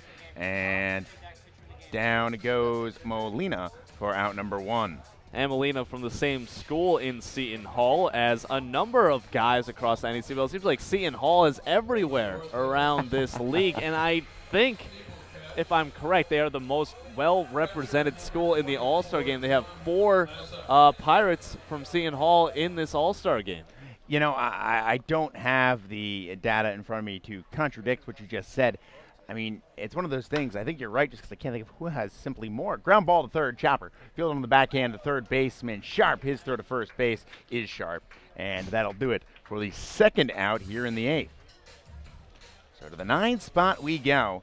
It'll be Cam O'Neill getting in there. O'Neill, the second baseman, who his claim to fame in this one is getting bowled over between the first and second base bag. Maybe not the way to want to remember the All-Star game, but we will have time here as a meeting of the minds at the mound to take place. And a reliever to come on, a Danbury Westerner to come on and pitch to relieve Witkowski. I think this is going to be Ryan Testani from the Danbury Westerners. And, yeah, I just counted 4 Seton Hall guys in this All-Star game. No, it is not Testani, number 25. That is going to be, trying to look for it. You can tell by the arm motion who it is. Well, they're going to announce it over to the PA. It is Testani. Yeah, Testani, not, okay, there he is on there. And here he is, another Seton Hall guy in Testani. Seton Hall, as you've mentioned here, well represented tonight. And he'll get his warm-up tosses. A little bit about Testani. Testani this season, or up to this point in the season, a 1.97 ERA in 12 games, 2 starts, record of 4-2 through 32 innings pitched. He has walked 5, set down 29 by way of the K. Opponents hitting .264 against the Westerners. And Testani, a righty, 6'6", 220 rising senior, as we mentioned, from Seton Hall and Shelton, Connecticut. So another Seton Hall guy up there, and Testani has that weird motion sidearm. Not quite the submarine, but it's about halfway there, so it's really hard to pick up the ball out of his arm. Hey, you're right about that, and we'll see how these Northern Division hitters, particularly Cam O'Neill to kick things off, react. So O'Neill to stand in from the right side. And just to give everyone a heads up, Brett Bond is catching behind the plate, the Mystic Schooner.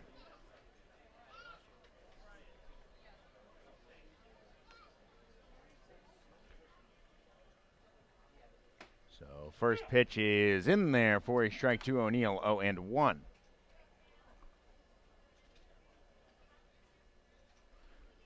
And with that, top of the order would be Dan Holst, theoretically, as this one lifted back behind home plate to get out of the ballpark.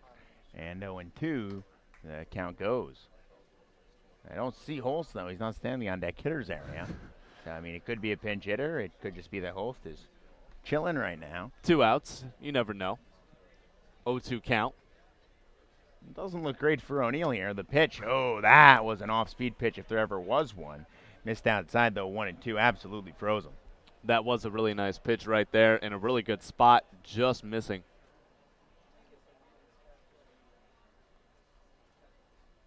So this offering waved that a missed, strike 3. Down goes O'Neill. And for the second time tonight, the Northern Division does not score in an inning. No runs on no hits, no errors, no one left on base. And with that, we will head to the bottom of the 8th inning. We will get the full 9 in regardless of the score. For what that's worth to our listeners, everybody will get to play in this all-star game. And before we get to the bottom of the 8th, we will go down to the first base side in front of the hockey-style dugouts, where Taylor Archer is standing by with a member of the Newport Gulls. Taylor? I'm here with Jake Cousins from the Newport Gulls, and I understand this is your first year in the NECBL, and to be in Newport, what's it like to play this field every week? Oh, it's nice. It's a historic field. The crowds are great. So, I mean, Chuck and Chris, they really keep it well run. And especially tonight with all these mix of different players from different teams, what's that like for you? I mean, it's a great experience getting to talk to guys from different schools, different programs, getting to learn about their lives, their backstories, so it's great. And I understand you pitched earlier in the game, so what were you working on in front of all the fans and scouts? Well, number one is probably throw hard. Every scout likes to see a high fastball, but then besides that, have one good pitch, get a batter out. All right, well, thank you for your time and enjoy the rest of your night, and back to you guys. Thank you very much, Taylor. Great job as always, you and Shannon down there. Great job as always down there, Taylor. As we go to the bottom of the 8th inning here. And Nelson Montpierre coming on as a defensive replacement for John Mazza. Montpierre added late to the Northern Division roster, but Montpierre, the Mainers catcher, and he and Tristan Chowry splitting the time back there. But Pierre in defensively, and it looks as though we have a Winnipesaukee Muskrat on the hill to throw. Yeah, it looks like it is Kane Spangler. We'll get you his numbers as soon as we can. For Spangler, he has made 15 appearances, all in relief. No win-loss record, coming in with a 3.44 ERA. He's pitched 18 innings, racked up 17 strikeouts. Opponents hitting .250 against him. And Spangler's 6'3", 180 pounds, rising senior from Florida International and Cape Coral, Florida. I wish I could spend all my time in Florida. It would be nice. It would be nice. It rains more there, and willing to bet that there are more alligators per capita. Offering on the way. Fastball misses downstairs. Ball 1. So for the Newport Gulls, and they have a Gull here. Gabe Snyder, Cole Fabio, another Gull in the on-deck hitters rows. That one clips him right on the belly. Came across right through his belly button, basically. Gotta look out. Snyder aboard, hit by a pitch. And I think the Newport Gulls lead the NECBL in hit by pitches tonight. Yeah, I would say so, as earlier it was, Snyder in his last at-bat was hit by a pitch. From the Newport Gulls. So with that, Snyder aboard at first base, Cole Fabio to stand in. We are starting our long stretch of Newport Gulls up at the plate.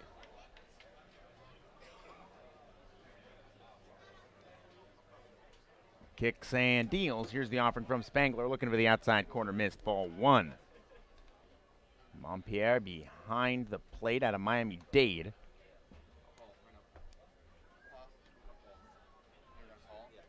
Hit up in the 350s this spring as that's fouled off the screen first base side. Evens the count, 1-1 to Fabio. And we'll see what Fabio can do. The Southern All-Stars running out of time to come back in this one. They trail by 5 runs here in the 8th.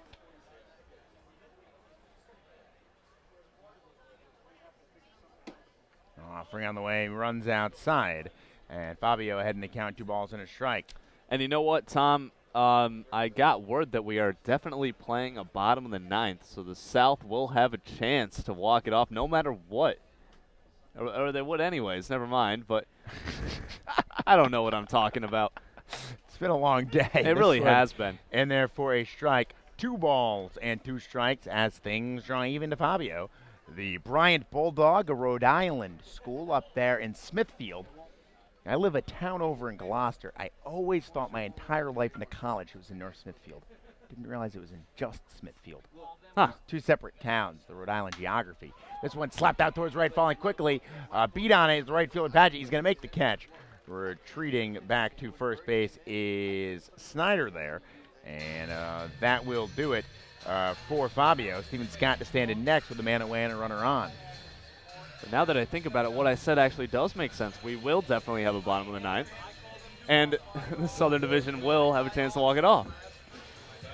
I mean, right now it would take a remarkable ninth inning. It would be very, very memorable if they could do it, and for sure it would give these fans who stuck around something to see. Fastball misses upstairs and away from the left-handed hitting Scott, 1-0. Scott, very, very good, as you talked about earlier in this broadcast, Mike, what he's done for the Newport Gulls. He leads the NECBL with 8 home runs. And there's a drive out towards center field deep. Back goes Holst to the fence, looking up, it is gone. 2-run home run, Steven Scott. That is a jack to center field. And the 2-run dinger makes this ball game that much closer. It is now 8-5. The Southern Division closing in. They are, and still, you've gotten to call every single home run in this ball game, the 3 of them. It's all right, though, but a nice shot by Steven Scott, the NECBL's leading home run hitter, just hits another one here at Cardines. Can't you just be happy for me, Mike? I am happy for you. I am extremely happy to be here. Of course, only messing with you. No, it's the way the cookies crumble. This one in there for a strike to the leadoff man, Kirkpatrick, 0-1.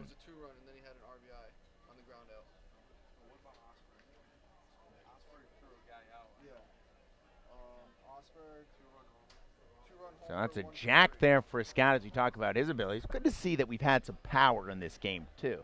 Hate for it to have been entirely confined to the home run derby. Definitely. It's always good for these guys to display what they can do out here. And if a power hitter has power, they show it. Offering runs outside to Kirkpatrick here. Lights full effect, of course, as we're almost 9:30. 9:26 on the Eastern Seaboard. As this lifted down the first base side and on East Marlboro for a strike. 2 balls and 2 strikes. 1 man away here in this inning. 2 runs in for the NECBL's Southern Division. A Plymouth Pilgrim at the dish and Tyler Kirkpatrick, the corner outfielder. Spangler deals, breaking ball, just missed. Nice pitch right there. 3-2. Tried to get that one to break back over the inner part of the plate. The 3-2 pitch misses low and outside, ball 4. Kirkpatrick walked. Well, the Southern Division with just 1 out in the inning. They're starting to get on a bit of a roll. They only trail by 3 runs. So anything can happen at this point. Yeah, things are getting crazy here. And I think this is what everybody wants. You just want a competitive game going all the way down to the end. You don't want one team blowing out the other. Of course not. I mean, this game now becoming very competitive. You looked an inning ago that it would be easily in hand for the Northern Division. Not the case. Guys of this caliber of talent, things can turn on a dime, and they seemingly have. Offering missed for a ball to Hill, 1-0. Spangler, the Muskrat deals. Chopper, left side, foul. It'll kick off the dirt up into the screen, the protective screen. And if Aaron Hill can reach base with 1 out, that will bring up the big man Cole Gordon with a chance to tie it up with 1 swing of the bat.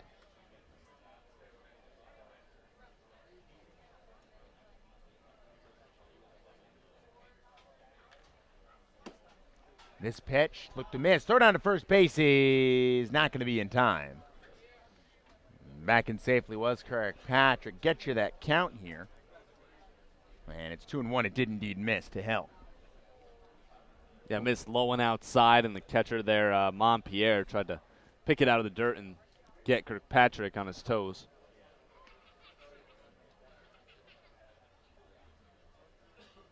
Now Spangler tucks the chin. Runner goes from first pitch. Fastball missed upstairs high. Montpierre's throw down to second base. It's going to deflect off the base runner. Kick out towards shortstop where it is grabbed by the shortstop Molina.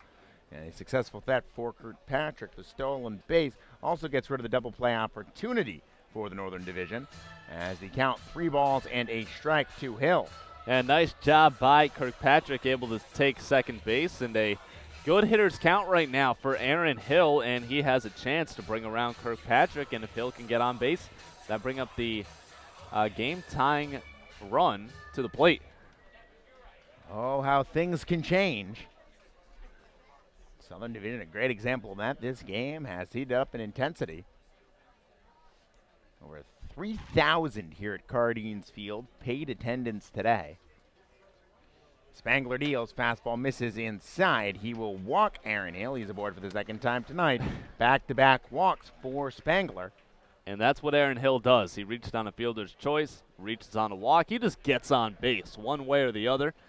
And that's exactly what you need from Aaron Hill. And he's got a little bit of power, and he can just hit singles like no other. So, you know what? The tying run is at the plate right now, and it is a massive individual in Gordon. It's a heck of an introduction for a fella standing up at the plate. You're absolutely Gordon. Whoa, what a swing. Strike one. He had a fastball upstairs. He wanted it. Yeah, if he makes contact with that bat speed, I'll tell you what, you can forget about the solar panels out there in right field in that guy's house. It's going to be calling whatever company bought them for it to check on the to make sure the warranty is good. Offering misses 1-1 here to Gordon. And I wonder if Spangler will give him anything hard, because he knows that Gordon just missed that one. You can't give him anything to hit in this spot. No, certainly not. Though tough, can't really put anybody else aboard. You do have, I guess, space at third base if you think of it that way, as this one misses outside 2-1. Runners at first and second, a man away. It was smooth sailing, and Spangler's had a little bit of trouble here. And another powerful man waits on deck in Gio Dingkong, who got a big 2 RBI double his last time up. Kicks and fires. Fastball hit hard out towards second. Oh, it's going to get by the second baseman O'Neill into right center field.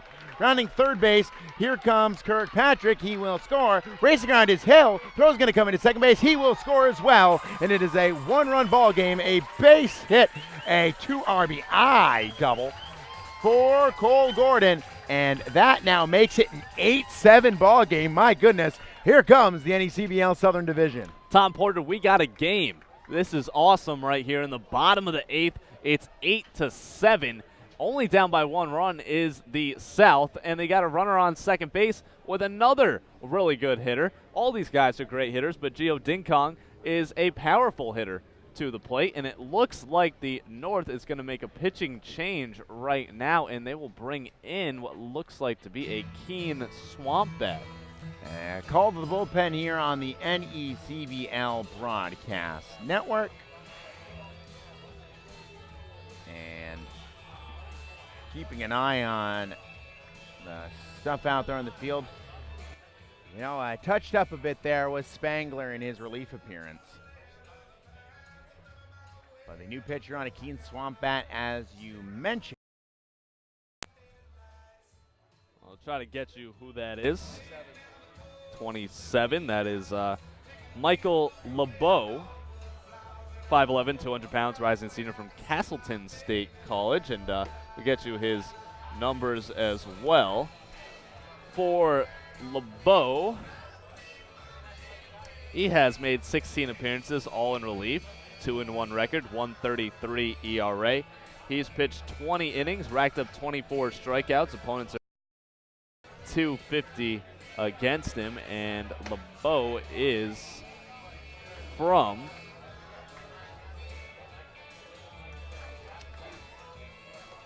I can find it right here. LeBeau is from Bellows Falls, Vermont. So Castleton State, that's a D3 school right there. A D3 guy making it to the NECBL All-Star Game. How about that? Not bad. Every year there are a couple of D2, D3 guys who really sparkle in this league and show that not only can they play with the big boys of the Division I institutions and the Power 5 conferences, but also that they can beat them oftentimes at their own game. So LeBeau throws here. And this ball game has gotten very, very interesting. Cole Gordon resigning atop the second base bag, representing the tying run, 1 man away. And after this, we have the 9th inning. And we'll get both halves of it regardless of how this one goes. Definitely. it is going to be a awesome finish right now, as it's only a one-run ball game, as you said. And the Southern Division with a really good chance right now to tie it up or maybe even take the lead. You never know with Gio Ding-Kong at the plate. So you wait now with bated breath for Giovanni Ding-Kong. Gio stands in from the right side. The hard-hitting Danbury Westerner. Danbury, Connecticut, the hatting capital of the world in the early 20th century. Ding-Kong will stand in wearing a helmet, however. Didn't get the memo. A lot of lead in those caps from the 1900s anyhow, or 1800s more so.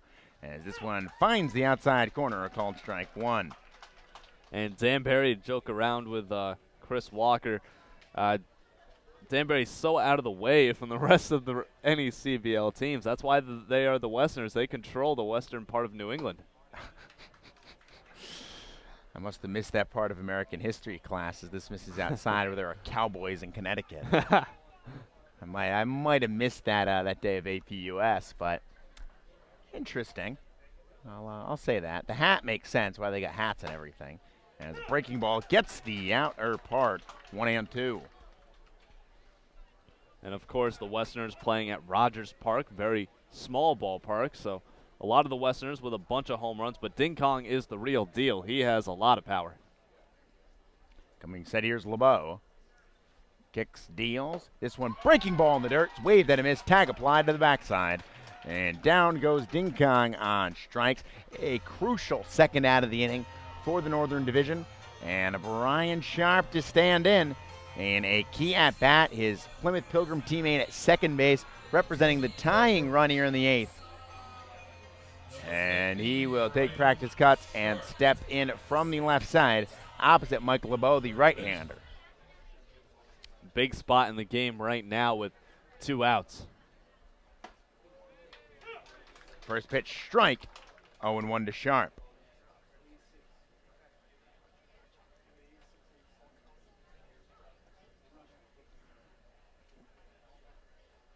LeBeau coming, set. He deals fastball, lifted out in the air towards left field. That's falling quickly, falling down. That will get down into the grass and roll the way to the wall. Rounding third base is the base runner, Gordon. He will score, and an RBI double ties this game up at 8, folks. Oh my, what a comeback by the NECBL Southern Division. How about that? The teammate Brian Sharp helping out Cole Gordon, making sure that he wasn't stranded all by himself on second base.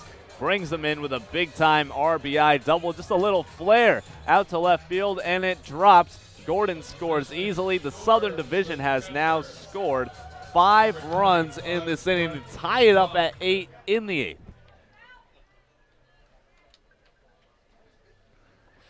So now here comes a mystic schooner here, Brett Bond.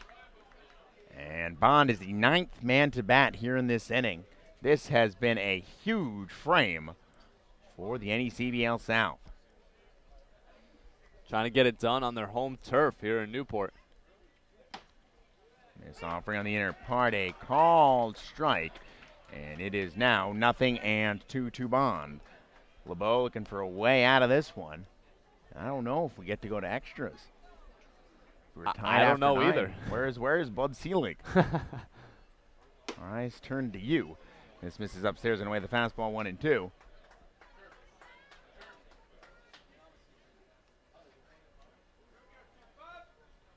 Yeah, that would be interesting if we're tied up.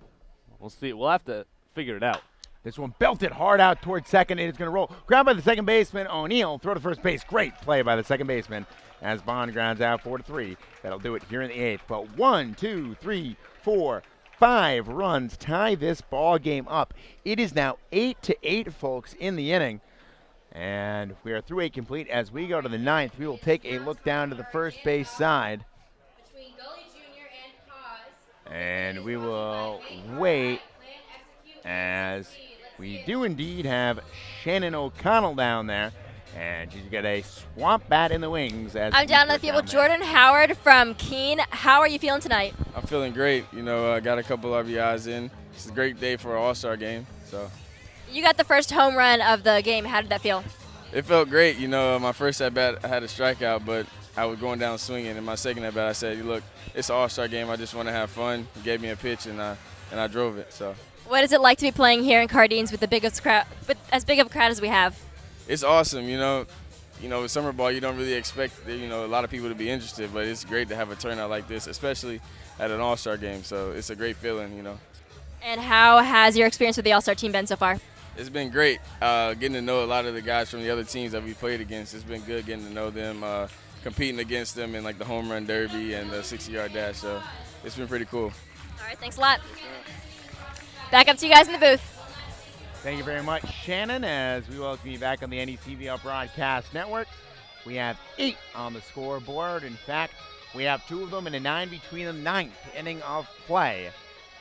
As the Danbury Westerners will have a pitcher out there. And for the Danbury Westerners, it looks to be Testani back out there, if my eyes don't mistake me. Yes, it is Testani. You can tell by his delivery. I think this is the first pitcher in the game to go more than 1 inning. So we'll see what Testani can do. And a big inning right now for Ryan as the Southern Division trying to hold on, keep it tied up, and then they have a chance to walk it off in the bottom of the 9th. It's been an incredible all-star game, and, we're in for a really good finish. And by my understanding, there are 2 pitchers, I think, left in the Southern Division 10.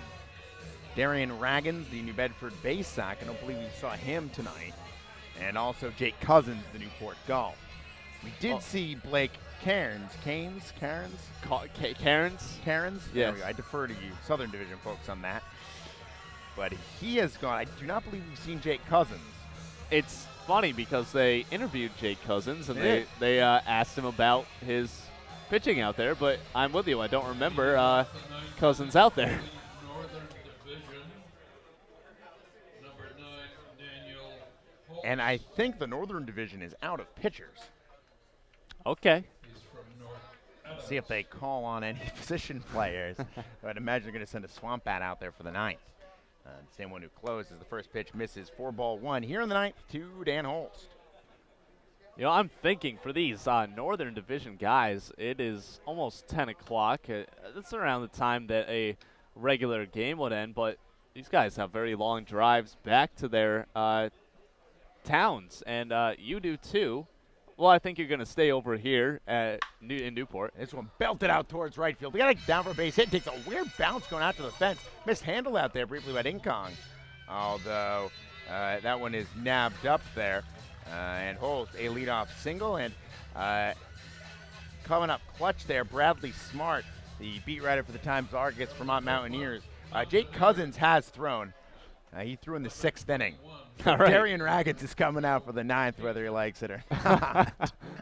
We must have just completely missed that right there. Bradley's on top of things. He's the man over at Vermont. He and Jasper Goodman do good Yes, they do. work. But there we go. So there you have it as a meeting of the minds at the mound. So big thank you to Bradley Smart, doing our jobs even even when he's miles and miles from here.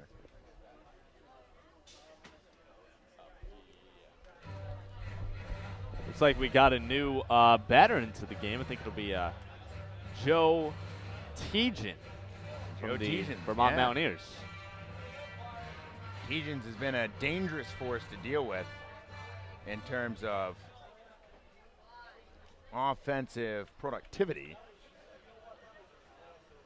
Tell you about his NECBL season. He swings, grounds one out toward shortstop. Hill charging, grabs it with the glove, throws on the run, and did he keep the bag? No, he lost the baseball. He dropped it. Gordon lost the baseball. So Holst is at second base. You're absolutely right. Tejan reaches on what should go E3. Yes. And with that, the Northern Division threatening to take back lead like that in an 8-8 ball game. Runners at first and second, and here comes the second visit. Wow, that's quick. You had a visit. Ground ball in the infield. Well, new pitcher going to be coming in. It's a Baysock, it looks like. And we will see who it is in just a moment. It's got to be Darian Raggins. All right, well, that's yes, it. indeed. That is all she wrote. I'll tell you all about Dragons right here. No ERA, no record, 10 appearances all from the pen, 5 saves in 18 innings, 9 walks, 28 Ks, opponents hitting 113 against him. So I would assume that we would not play extras because there's no more pitchers. I mean, I did have a nasty 2-seam when I was 15, but I think I might have maxed out at 70. Sign him up.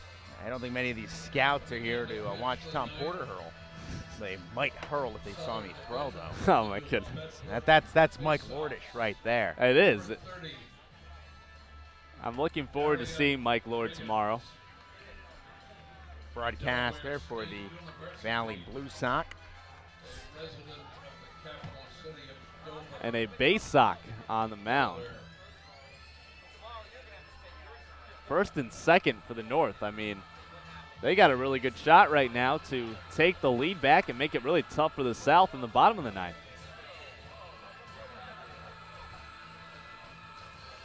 So Chris Starkin, who was his spot in the order, was replaced by Nelson Montpierre.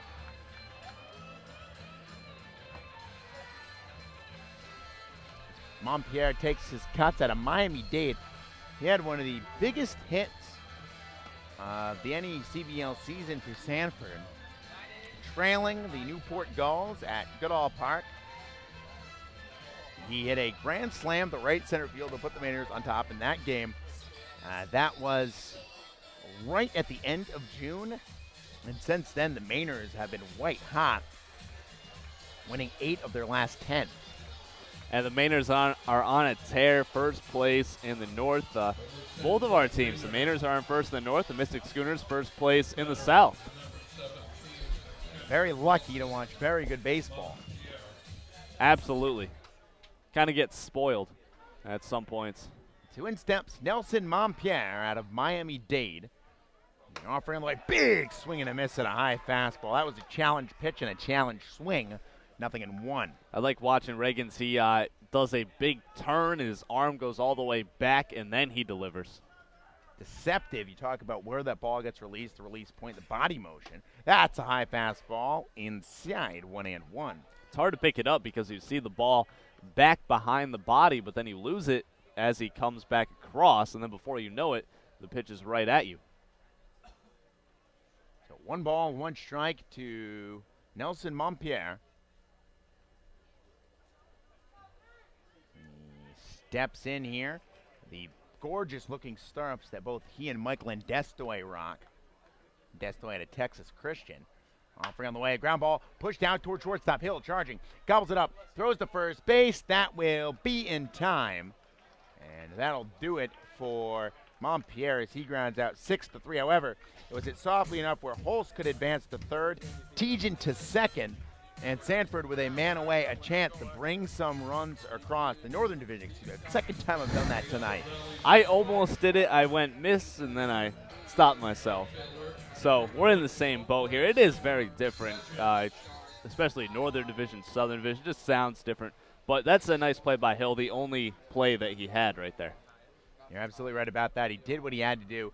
Gets an out. That's what's important as this pitch in there for a strike, 0-1. And if that ball off the bat of Tejan is fielded cleanly by Gordon on the throw from short, you're looking at a 2-out situation with a runner on in scoring position as opposed to this one. Big swing and a miss there as Padgett foul tips that one into the mitt, and it's 0-2. And Reagans is really throwing hard out there, and he's blowing it right by Padgett. So here we go, Reagans versus Padgett. A base sock versus an expansion franchise in Upper Valley. Big swing and a miss on the breaking ball. Down goes Padgett, and 2 men are gone here in the 9th. A big strikeout from the New Bedford Bay Sox. That is a massive strikeout right there for Reagans, and 2 quick outs, runners on second and third. Now just 1 away, much better situation, but Hezekiah Randolph is a very good hitter at the plate. And this will be the battle of the century, as they say. Randolph a single his last time up. And this will be, in my estimation, the last chance the Northern Division will have to take a lead in this one. Pitch missed inside, ball one.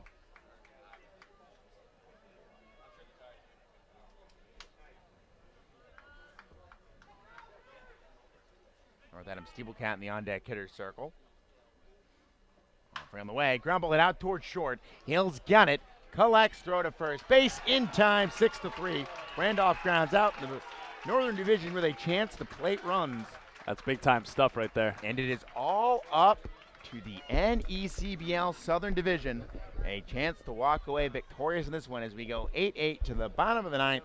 But before we do that, we will go downstairs and Taylor Archer to have a discussion, it so appears, with someone down there. And the first Mystic Schooner. There we go. There we go. One of your guys there. And as we throw it down to Taylor, which schooner does she have? Nick Michelli. Nick Michelli, the guy who undid a Mainers lead on the first ball game of the season for both of our clubs. We'll send it down to Taylor. Taylor. I'm here with Nick Michelli from the Mystic Schooners, and I understand this is your second year with Mystic, but this is the first year you've been in the All-Star game. So what does it mean to you to have played with this team for 2 years and be here tonight?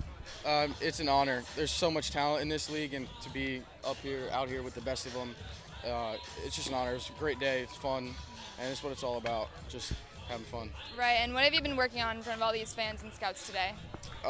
Just keeping the same approach I've had all summer. Just trying to hit the ball hard, hit on the barrel, and play good defense. Just play the game the right way. That's what Coach Orby teaches us at Mystic, and we just try to do it in front of all the fans so everybody else tries to like follow your lead. What would you say has been the highlight of today? That home run derby was awesome. The kid hit, I forget his name, Snyder. He hit 20 home runs. That was awesome.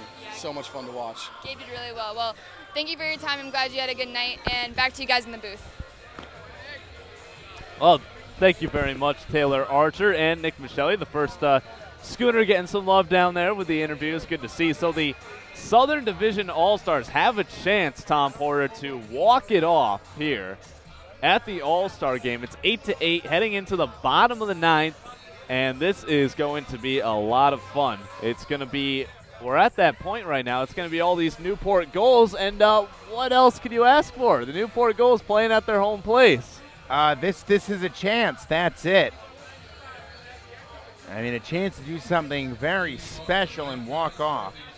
That being said, as far as I can tell, there has never been a tied NECBL All-Star game. It has never ended in a tie. Yeah, no extras. In the current format with East-West, North-South, as opposed to the early days of the league, which are much harder to explain. Well, guess what? We got the Derby champ to the plate with a chance to walk it off. The count is 0-1 Gabe Snyder. He hit 20 home runs in the home run derby earlier in the day. Felt like forever ago. But you know what? This would be the biggest home run of the day right now. 0-1 on the way is fouled straight back. It's 0-2. And you have to feel like that's in his mind somewhere, that he is thinking to just drive the ball out of the park, be that hero like he was. You know, everybody cheering as he was blasting balls out of the park this afternoon. Does it one more time. He gets to be a hero twice. A LeBeau still out there, the Keene Swamp bat for the North 0-2 pitch. This one broken bat, chopper foul, third base side, and that bat just shattered in a million pieces. Part of it is in front of the mound, another part behind the plate, and he'll have to get a new piece of lumber. Yes, he will. Well struck in terms that there's nothing left of the bat. That looks like a cricket. I don't know what you call it. I guess it's still a bat. I think it is a bat. Not really a paddle? Maybe. I guess that's more bat than a paddle, if I had to describe it. But yeah, it looks like something used in the Pakistan-India national game. Not so much something you'd see at a baseball field at a baseball. Yeah, right. Exactly, in a baseball game. So it's still 0-2 to Gabe Snyder. LeBeau delivers, big pitch on the way. This one driven into right field, and it is going to get down. A leadoff base hit for Gabe Snyder. And the Southern All-Stars have the winning run on first base. And we'll see what they try and do in terms of speed here. Second baseman, number 1, Cole. Let's say they're going to bring in Toby Hanley to pinch run in this spot. So Hanley is in there, the Mystic Schooner. And this is where speed comes into the game. Not a bad idea to have him pinch run in this spot. I mean, it's fun. I mean, you've got special rules on a night like tonight, and absolutely playing the bottom of the ninth. We would have played the bottom of the ninth for 8-1, or had it been 8-1 the other way, or regardless. You got to bring somebody in with wheels here. So here's Cole Fabio, the righty, with Hanley on first. First pitch is nice block by Montpierre, keeping it in front of him. Montpierre, talked about that with Mike Lord one day on the air. Tristan Chowry and Nelson Montpierre single-handedly saved a 2-0 victory at Valley. The duo of catchers for the Sanford Mainers blocking all sorts of balls in the dirt that evening. The count 1-0. Pitch to Cole Fabio. Big swing and a miss right there. It's even 1 ball and 1 strike. A big-time spot if the Southern Division does not score. No extra innings in this ball game, so they got to get it done right here, or else we could have the first tie ever in an All-Star game. It'd be fitting. Last year I came, something weird happened. It rained, first time in league history. Now first tie, perhaps. We'll see, but it's just my life right there in a nutshell. Something always seems to happen when Tom Porter arrives at an All-Star game. They should see my interactions with when I get pulled over. They're just as interesting, bizarre, and head-scratching. Oh, man. I'll tell you what. How many times have you got pulled over? 1-1. Going to be to the right side. And unable to make it, tried to go for a sliding stop was Cam O'Neill. Everybody is safe. We'll give him a error. I think that he could have made that play. We'll give him, and he got the glove on it. We'll give him an E4 as Cole Fabio reaches base. So now first and second, and it's that guy, Steven Scott, leads the NECBL in home runs, and he got a 2-run shot his last time up. That 2-run shot, too, kicked off that big 8th inning, a 5-run 8th inning. That's why we're tied up at 8, really. He kicked things off and made it a ball game. And after that, it was just a lot of offense on the part of the Southern Division. And here, the Gulls trying to be heroes in their hometown ballpark. And you can hear the crowd kind of getting behind Steven Scott, the hometown guy. First pitch is going to miss high and outside for ball 1. Steven Scott hit a home run yesterday. He's got 8 on the year. He's got a home run in the All-Star game. All he does is hit home runs. See if he can get one right here. 1-0 on the way is in there for a called strike 1. Scott had to jump out of the way a little bit, but counts 1-1 anyways. So it is Cole Fabio on first and Toby Hanley on second. Count is 1-1, nobody out. Pitch on the way. Scott takes it. A nice breaking ball. Steven Scott thought it was off the plate, but it's 1-2.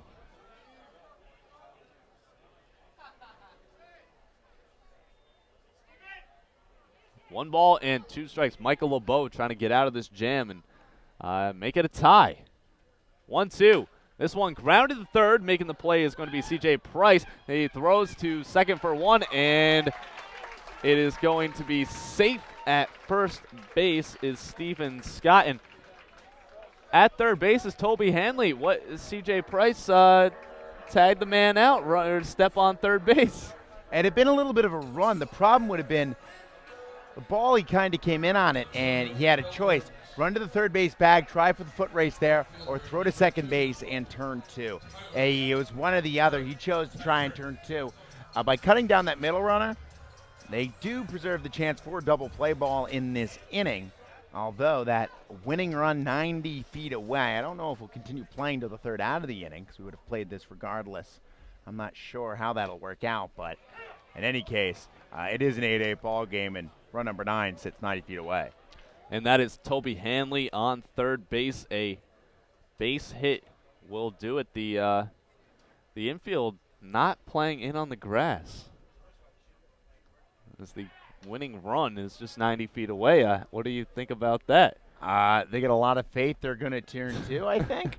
I think they're just going to play through a little weird not to see that, but I think they're just going to play through to the end of this inning outs-wise. And let something wicked this way come. I mean, it makes sense for the middle infielders to be back, I suppose, but and some mindset, but 0-1, excuse me, is going to miss. It's now 1 ball and 1 strike to Tyler Kirkpatrick, the Plymouth Pilgrim. Well, Kirkpatrick with the chance to bring in that run. 1-1 on the way. Fouled straight back. It's 1-2. Michael LeBeau right now with a good chance to get a big-time second out. Yeah, LeBeau's being asked to do a lot. And so far, he has handled it. Aaron Hill waits on deck. The 1-2 on the way from LeBeau is outside, and the count is even 2-2. Aaron Hill, from being at the Mystic Schooners games all season, he always comes up in clutch spots, and he waits on deck. If he could get up, that would just prove the point right there. The count is even 2-2. Runners on first and third. It's 8-8, bottom 9. The pitch on the way. Just outside. Montpierre tried to frame it, and it's ball 3-2. Yeah, that he did. Pulled Montpierre's glove away, so he had to pull it back. Tough ball for Montpierre to frame, though. Not for lack of trying. The count is full. 1 out. Runners on first and third. 8-8, bottom of the 9th. Kirkpatrick to the plate. Hanley on third, and Stephen Scott on first, and he walked him. Bases are loaded. It's going to be Scott to second, Kirkpatrick to first, and Toby Hanley staying put on third, and that'll bring up Aaron Hill to the plate with the bases loaded and 1 out. Now that's it. Infielder number 12. And Aaron Hill has gotten on and scored 2 times in his 2 at-bats. Reached on a fielder's choice and walked. So here we go for Aaron Hill. Bases loaded, 1 out. The Mystic Schooner pitch on the way is going to be up high. And you said they made this play to all 3 outs, but it'd be tough to walk in that run. I don't know. I don't make the decisions. I'm just here to do the play-by, well, in this case, color commentary. I think they should just walk it off. This one grounded, and they step on second for 1 and throw to first is in time. Double play. We're going to finish with a tie ball game. Oh, man. Game-ending 6-3 double play. It finishes 8-8 is the All-Star game score. The first time it's ever been a tie. Tom Porter coming to the All-Star game, and both times it's been weird days. Something about you. But it was a great game. A fantastic comeback by the Southern Division, scoring 5 runs in the 8th and able to tie it up at 8. What a finish right there. Everybody is a winner. I mean, I just want to say right now there are no ties in baseball, but I'd be wrong if I said that. It's a tie game. It's happened. You know, Mike, we got 2 different kinds of baseball here. 8-1. You know, you think about it, we can see it, you know, on our computer screens. 8-1 this game was, and then it becomes 8-8. I mean, the mastery of one big inning, power in this game, intensity, some good pitching to boot. I mean, you saw what was a competitive baseball game between the league's best. You got everything in this one. You couldn't have asked for more if you're a baseball fan. And good for you if you stuck it out to the end. If you left when it was 8-1, you know, shame on you. You missed a lot of fun here at the end. You know what the big question is in a tie? Who is the MVP? You don't know. Nobody scored the winning run. Nobody knocked him in.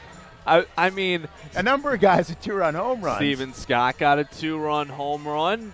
Jordan Howard got a 2-run home run. And who else? Eric Osberg with a 2-run home run. If it's a tie, you might as well just give a 3 split MVP. I don't know where you're going to go with this one, in my opinion. Are they, I mean, is it, you cut the MVP trophy into thirds? Is it a pizza? You know, how does this work? You know, it's going to be interesting how that decision gets made. Sean McGrath down there at field level. Now, I believe the league all-star, the MVP bat. He's got to make the choice, right, the commish? I'm not sure who makes the choice, but it's a tough choice. It's not an easy one. I don't envy it. And that's for sure. we have to get the interview with whoever the MVP is, and it could take a while for them to get that. So it's just a crazy finish, and we absolutely have to thank the Newport Gulls staff for doing everything and setting everything up. A very awesome event, the All-Star Game. Tom, just a tremendous day overall. We hope to see you Gulls fans back here again on Wednesday evening. Oh no, I've gotten word that we decide the MVP in a tie game. This is not fair at all. Oh my goodness. And we do the interview with the MVP. See, I can be excited for the latter part. Wow, this is unexpected and amazing in a tie. How do you get an MVP? We're going to send Shannon O'Connell on a fact-finding adventure here. Okay, we just got a lot of pressure. I can do an interview. I've interviewed many people. As Sean McGrath speaking. He has the bat, the MVP trophy bat. MVP. Oh, he's got it. Okay. John Warrison MVP trophy. In light of the tie, we're going to have the first ever co-MVP, which I think is very appropriate.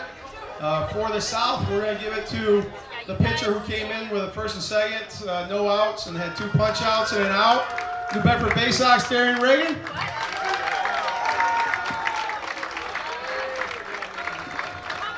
And for the North, we're going to give it to the player who had 3 RBIs, the most in the game, from Keene Swamp Bats, Jordan Howard.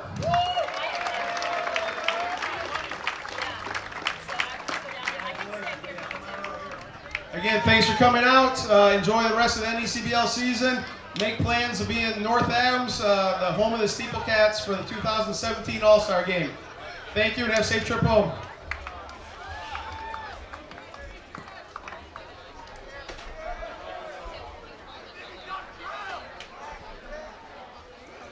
So we welcome you back here to the 2016 NECBL All-Star Game post-game show, and we have co-MVPs, very fitting in this one. For the New Bedford Bay Sox, it's the pitcher Darian Reagan, and he pitched an outstanding inning of work. For Reagan, taking a look at his numbers, we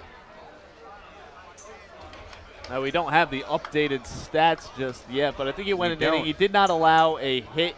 I think he struck out 2 as well in that one. And then for the Keene Swamp Bats, it's Jordan Howard who hit a big 2-run home run, 3 RBIs for him. Yeah, Jordan Howard, a big day at the plate, and something oh so helpful as he for the Keene Swamp Bats. You got to put in. I mean, it's crazy. It's so hard to think of a real MVP. I won't say that there are fake ones out there, but certainly a lot of guys who played real well in this game here tonight. Oh, for sure. I mean, a lot of guys put up really good performances. They're the All-Stars for a reason in the NECBL. And I think it's up to us, Tom Porter, to do the interviews for the MVPs. So how do you want to do it? You want to take the North, I'll take the South? Or? I think that's pretty egalitarian. I think it's pretty fair. We've been about fairness all day. Absolutely. It's been really good. And, I think that's the proper way to do things. Yes, sir. So we will wait for these guys to get up here. Not sure if they know that they're supposed to get up here. We're back here on the NECBL Broadcast Network. I'm Mike Majeski with co-MVP Darian Reagan. And Darian, how does it feel to get the co-MVP as a pitcher in the All-Star Game? Not a lot of pitchers get the MVP in this one. Yeah, honestly, it didn't hit me yet, so I'm still kind of in game mode right now. But I'm pretty sure looking back on it would be pretty cool. And you came in a really big spot, runners on second and third. You were able to get 3 really quick outs. You were throwing really hard. Just how big was that spot to keep it at a tie ball game at the time? A competitive game, it's a big thing, but that's my role as closer, so I had to keep it put a 0 up, And then this is the first ever All-Star game to finish in a tie. How wild is that, just playing in a game like this, especially the Southern All-Stars? They made a big comeback, 5 runs in the 8th. Yeah, I didn't expect that, but it was nice to see, it just felt good to be able to come out here and compete, All right, that's pretty cool. Thank you for joining me, and congrats on the Thanks for having me. All right, that's Darian Reagan, the New Bedford Bay Sox closer right there, and we will continue with more of the post-game show right after this. All right, we are just rounding up Jordan Howard, who is the Northern Division co-MVP, and Tom just went to go get him, and I think he's coming around soon. He played really well. We kind of already talked about that, but Yeah, hit a home run when he didn't have any home runs in the home run derby, so it was kind of funny hitting that home run during the game. yeah, and he got – okay, Tom's with him on the field, so we're going to throw it down to you. Welcome back here on the NECBL Broadcast Network. Tom Porter here down on the field with Keene Swampat, Jordan Howard, one of our co-MVPs, tied All-Star game, and co-MVPs to boot. And, Jordan, couple real nice, made contact real well tonight. Nice stinger there to boot. I mean, hey, what kind of night was it for you? It was a great night. My coach, being my head coach for this summer, he came out and told me to just have fun today. It's an all-star game. Be excited about it. Even though there's people out here watching, just have fun. Do what you do. It's the game. It's baseball. So did you have fun when it was all said and done? I most definitely had fun. I enjoyed, running the 60, being in the home run derby. Even though I didn't hit any out, a lot of the guys were saying, you hit it when it mattered. So I really just appreciate the day, being out here and being considered an all-star. It's an honor. So really for you, it was just about going out there and doing things business as usual. Yeah, exactly. And, with baseball, it's a tough game, So you got to try to keep your head above water and, have fun at the most momentous time. So that's what I try to do. Absolutely, and you did it pretty well. Co-MVP, a home run, some RBIs to your name. Overall, a pretty successful day, I'd say. Yeah. So thank you very much for coming on here. Thanks for spending a little time with us. Yes, sir. Thank you very much. And congratulations, co-MVP, NECBL All-Star, all the accolades, and you got a nice wooden bat to boot for it. Thank you very much. Hey, thank you very much. So down here on the field on the NECBL Broadcast Network, call over Mike Majeski here. Now, and actually, we'll take a break, and then we'll call over Mike Majeski. So we'll step aside here on the NECBL Broadcast Network with more All-Star Game coverage.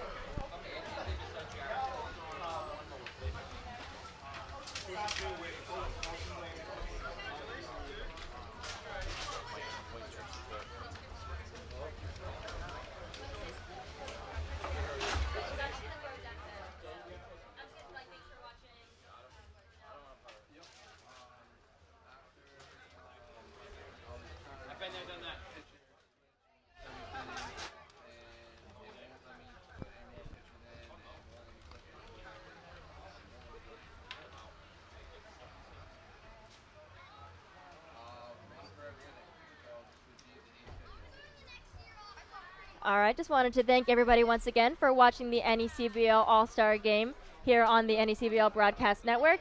To close things out, we're going to send it back down to Tom and Mike on the field.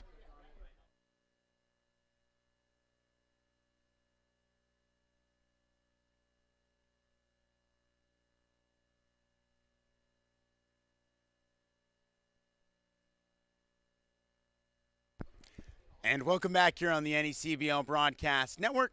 Tom Porter, Mike Majeski here on the first base side as this ball game ends in a remarkable 8-8 tie, a comeback for the Southern Division. Whole lot of fun, a lot of great baseball here. Power, pitching, some defense, and overall a good baseball game. You're exactly right about that. We saw 3 home runs in this game, all 2-run shots. We saw some really good pitching, highlighted by Darian Reagan, who got the co-MVP coming in a big-time spot. The Southern Division able to score 5 runs in the bottom of the 8th to tie it up at 8. That's ridiculous. The first ever tie in an NECBL All-Star game.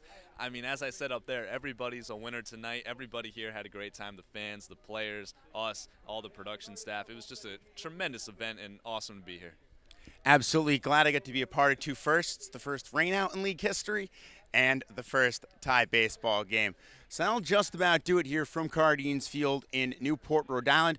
A lot of people to thank. Executive producer Tom Lima, producer Shannon Carlson, associate producers Rob Sanchez and Blair Schneider, audio technician Everton Carter, visual engineer Ben Rollo, director of media relations Nick Lima, production assistants Maddie Peters and Hillary Costa, the Northern Division field reporter Shannon O'Connell, Southern Division, of course, Taylor Archer, statistician Jared Kraske, and for Mike Majeski, I'm Tom Porter. So long from Newport, Rhode Island. The 2016 NECBL All-Star Game is in the books.